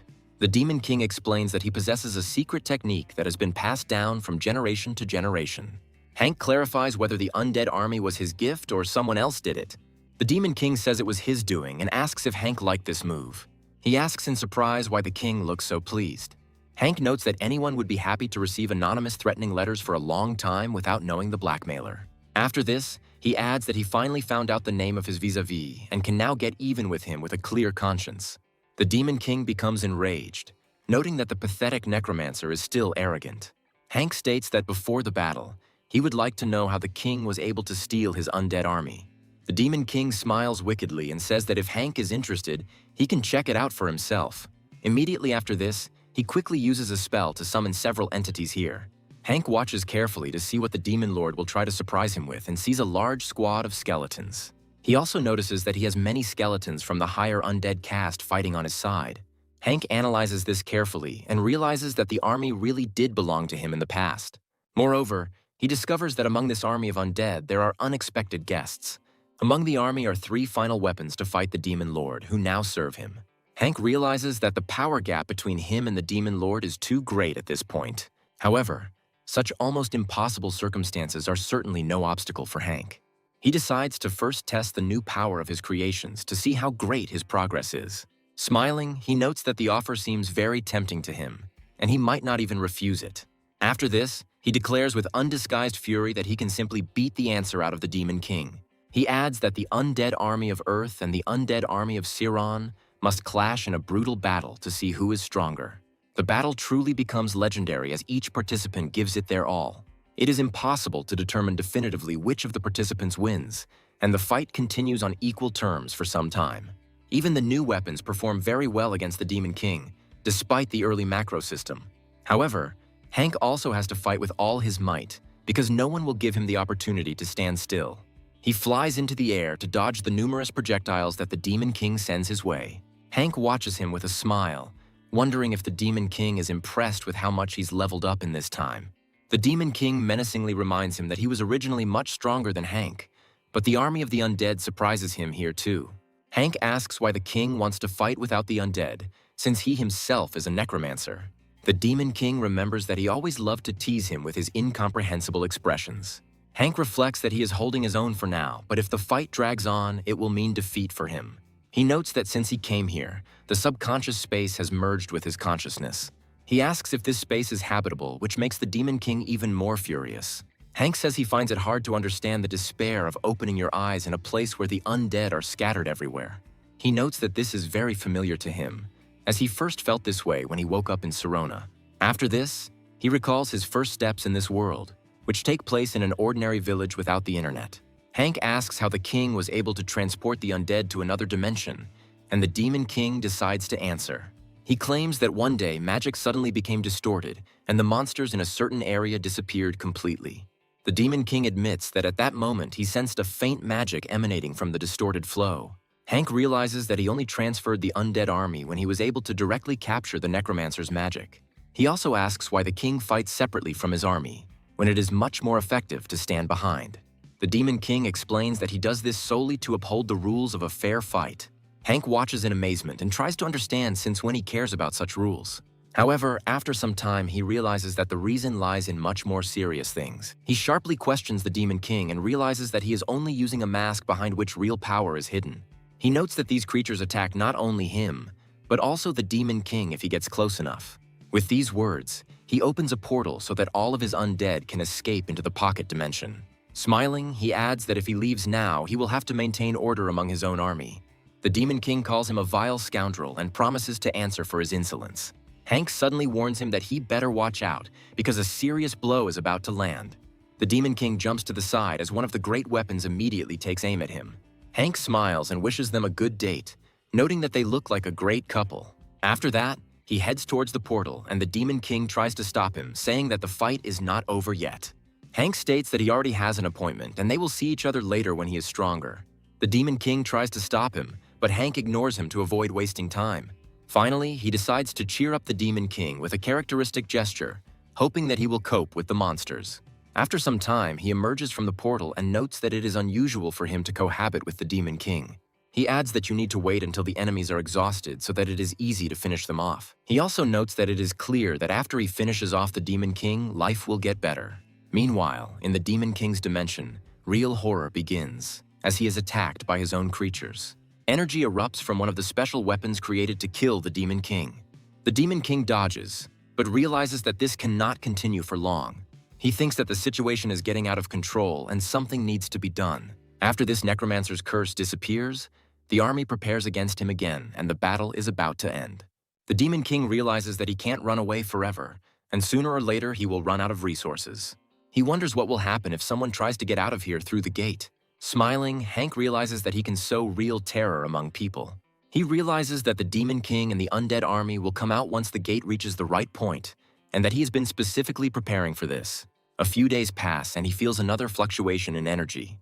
He wonders why it all happened now, when the gate should have tried to break through earlier. He flies into the air and heads towards the portal to control the process. When he reaches the portal, he discovers that his worst enemy has already emerged from it. The Demon King looks at Hank, noting that they are meeting this necromancer again. Hank asks with a smile if the Demon King survived, noting that he expected less. The Demon King makes it clear that he is going to finish off the pathetic necromancer. After this, the gates behind him begin to pulsate violently and change. A few seconds later, a gigantic number of skeletons burst out from there. However, almost immediately, real fiery comets fall upon these skeletons, creating powerful explosions. The Demon King turns around in fear, wondering if this is some kind of meteorite. Hank explains that the principle of the effect is a little different, but you could say it's similar to a meteorite. After that, he smiles and asks why the Demon King was so surprised. He raises his hand and announces that the second round is just beginning and that there is a lot of interesting things ahead. Enemies are bombarded with a massive amount of firepower, burning everything in sight. The explosions follow one after another, making it almost impossible to survive such a fiery salvo. Only the rare skeletons that survive the first salvo try to escape. However, one of them accidentally steps on a special device that resembles a fire mine. The device immediately detonates, causing a powerful explosion that throws the skeleton aside. The Demon King stands in the middle of this utter hell and wonders what it is. Hank reveals that he has prepared all of this to use in battle against him and his undead army. The Demon King admits that he could not have imagined that he could have prepared such a large-scale trap. He suggests that Hank has found a worthy sponsor among various countries. Hank explains with a smile that no one actually sponsors him and that he raises all his money himself. The Demon King says he doesn't understand how the Necromancer could prepare something so large-scale without sponsors. Hank announces that he has decided to go into business, and the Demon King asks how that is even possible. He explains that he used the skeletons to produce and sell things, as well as for farming. He adds that skeletons were even used for displaying goods in shops. The Demon King expresses disbelief that people would use products created by skeletons. Hank notes that one can believe it or not, because this place is seriously different from Theros and Seiron. Smiling, he states that in any case, the Demon King no longer has a chance of winning, and he can simply give up. The Demon King angrily asks if he is really so sure that he has no chance of winning. He adds that something had been bothering him since he came here, and now he understood what it was. The Demon King recalls that the demon of Theros he knows was so cruel that he even turned his allies into undead. After this, he notes that there are no other living beings here except the two of them, and this seems strange to him. He adds that now, apparently, Hank is engaged in business and interacts with people quite often. The Demon King recalls that the Theros demon was a difficult enemy back then because it did not care about protecting those around it. However, under the current circumstances, the Demon King has an important hypothesis. He asks if the demon of Theros has suddenly begun to value his allies. Hank smiles and notes that if that's the case, it's worth conducting a little experiment. Immediately after this, he takes off into the air and rushes off in an unknown direction. The Demon King declares that he will destroy every living thing that comes into his sight. Hank rushes after him and asks what he is doing because his opponent is himself. Hank realizes that the direction the Demon King is heading is Japan and then Korea. The Demon King reports that his health is fine, but he feels pain in his arms from previous battles. After some time, the action moves to a small island where ordinary workers are enjoying the end of the working day. After this, he turns around, hearing the strange sound of an approaching projectile. A few moments later, strange objects land in front of him, creating a powerful shockwave. The Demon King waits for the dust to clear to add more pathos to his appearance. His eyes fill with rage, and he looks at his first target, which he is preparing for. Meanwhile, the simple farmer does not understand who this strange man is and why he fell from the sky. However, he almost immediately feels the air become tense and the Demon King's aura more threatening. He puts his hand forward, forming a special sphere that destroys all living things around. He smiles slyly, realizing that it is necessary to destroy as many people as possible. A powerful beam of dark energy emerges from the portal, intended to vaporize the unfortunate farmer. The average worker still doesn't understand that it's best for him to leave, but even then he wouldn't have time. A few moments later, a bone barrier suddenly appears in front of him, blocking the beam's path. The worker falls to the ground and wonders how he managed to survive such a brutal attack. Hank drops to the ground and advises him to run away as quickly as possible before it's too late. The worker realizes that he has abused the hospitality and quickly disappears. Hank states that if the Demon King attacks civilians, it would be a very pathetic sight. The Demon King explains that he is taking revenge by killing them, and Hank asks what the point is. The Demon King notes that he is beginning to regret not choosing this path from the very beginning. He adds that it was not worth sending a legion of undead to him and sending them somewhere far away. Hank smiles and states that there are a lot of people here, and they need to see if the king can protect them all at the same time. Hank calls the Demon King a crazy bastard and notes that he asked for his subsequent execution. The Demon King curls up and begins flying over villages and towns, destroying everything in sight. However, none of these people manage to get hurt, because the skeletons always come to the defense. Each of the skeletons sacrifices their lives without any worries, because that is what their existence consists of. Hank notes that he has invested a lot of money and will now incur serious losses. The Demon King admits that the Necromancer fights so desperately to protect people that it breaks his heart. Hank muses that he needs to stop him before he reaches the big cities. The Demon King is constantly moving and attacking people from different locations, so it was not easy. Hank sacrifices his regions to the undead time and time again to protect civilians. However, after a while, he begins to realize that such battles are tiring him out more and more. Hank knows something is wrong here because he is holding everything back with all his might, but casualties are inevitable. He quickly realizes that the Demon King's goal may be solely his legion of undead. To avoid serious casualties, his legion suffered huge losses and could soon be wiped out. Hank realizes that at this rate he will lose his strategic advantage as a necromancer. He notes that the threat to civilians cannot simply be ignored. Otherwise, the Demon King will start killing people. He realizes he has no other choice, and the Demon King states that his efforts are worthy of respect. He wonders what the human allied forces would think if they saw him now. Hank replies that he doesn't care at all, since he has long forgotten about them. The Demon King asks if he should continue, when Hank suddenly raises his hands and says he surrenders. The Demon King looks at him in surprise and asks what this all means. Hank explains that he has lost, so it is better to stop this pointless war of attrition. He wonders if the king knows that Hank can only open his pocket world around himself. He also adds that he can offer a one-on-one fight if the Demon King really wants it.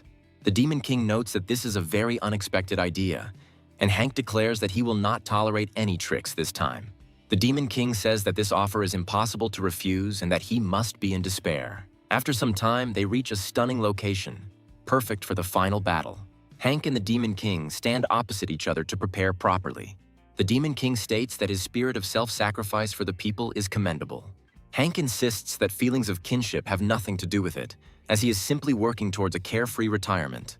He says that the battle is not doomed because he came here to win. Hank adds that he has some aces up his sleeve, which he decided to hide until the last moment of the battle.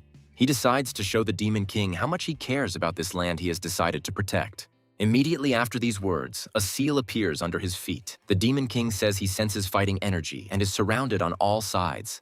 Countless skeletons scattered throughout the land begin to feed him with their power. Hank absorbs their energy despite the fact that they are at a great distance. After a while, he feels his strength increase many times over and carefully exhales. After this, he turns to his enemy and informs him that he must know that he will suffer losses because of this. He then takes to the air and uses his Dark Knight and Black Storm skills to perform rapid shots. The Demon King does not move and is completely oblivious to these attacks, which do not even cause him a scratch. He notes that the Necromancer is still green, so his self-confidence during this time was not in vain. After this, he declares that in this case he will not hold back. Charging his attacks, he announces that he will now respond in kind to wipe Hank off the face of the earth. Hank begins to maneuver and summon several bone constructs at once to block them. He angrily creates bone copies and notes that the Demon King has really gotten on his nerves.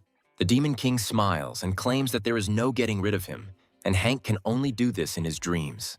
After this, he acknowledges him as his sworn rival for life, worthy of giving his all. Hank says that such pathos is inappropriate, since he has already lost. He reflects that he won't be able to endure this for much longer, and that if things continue like this, the mana vessel will be destroyed. He adds that if he loses to a creature that lost to a meat golem, he will be very ashamed. The Demon King declares that he will make him regret his words and immediately rushes into attack. Hank tries to counterattack using a special reality-altering skill. He notes that he needs to hit the big one, so it's time to load up on some extra buffs. However, after a few moments he realizes that the vessel is overflowing. The Demon King asks if this is the limit, adding that he expected more. Smiling, Hank notes that the monster's tenacity is impressive, but it's time to end this farce. He says with a smile that the monster has finally shown itself in all its glory. Attacking at the limit leaves a gap, so you just need to mark this blow and that will be enough. The Demon King, meanwhile, launches a giant sphere forward and notes that now the Necromancer will finally die. Hank uses all his strength to create a spell against this attack.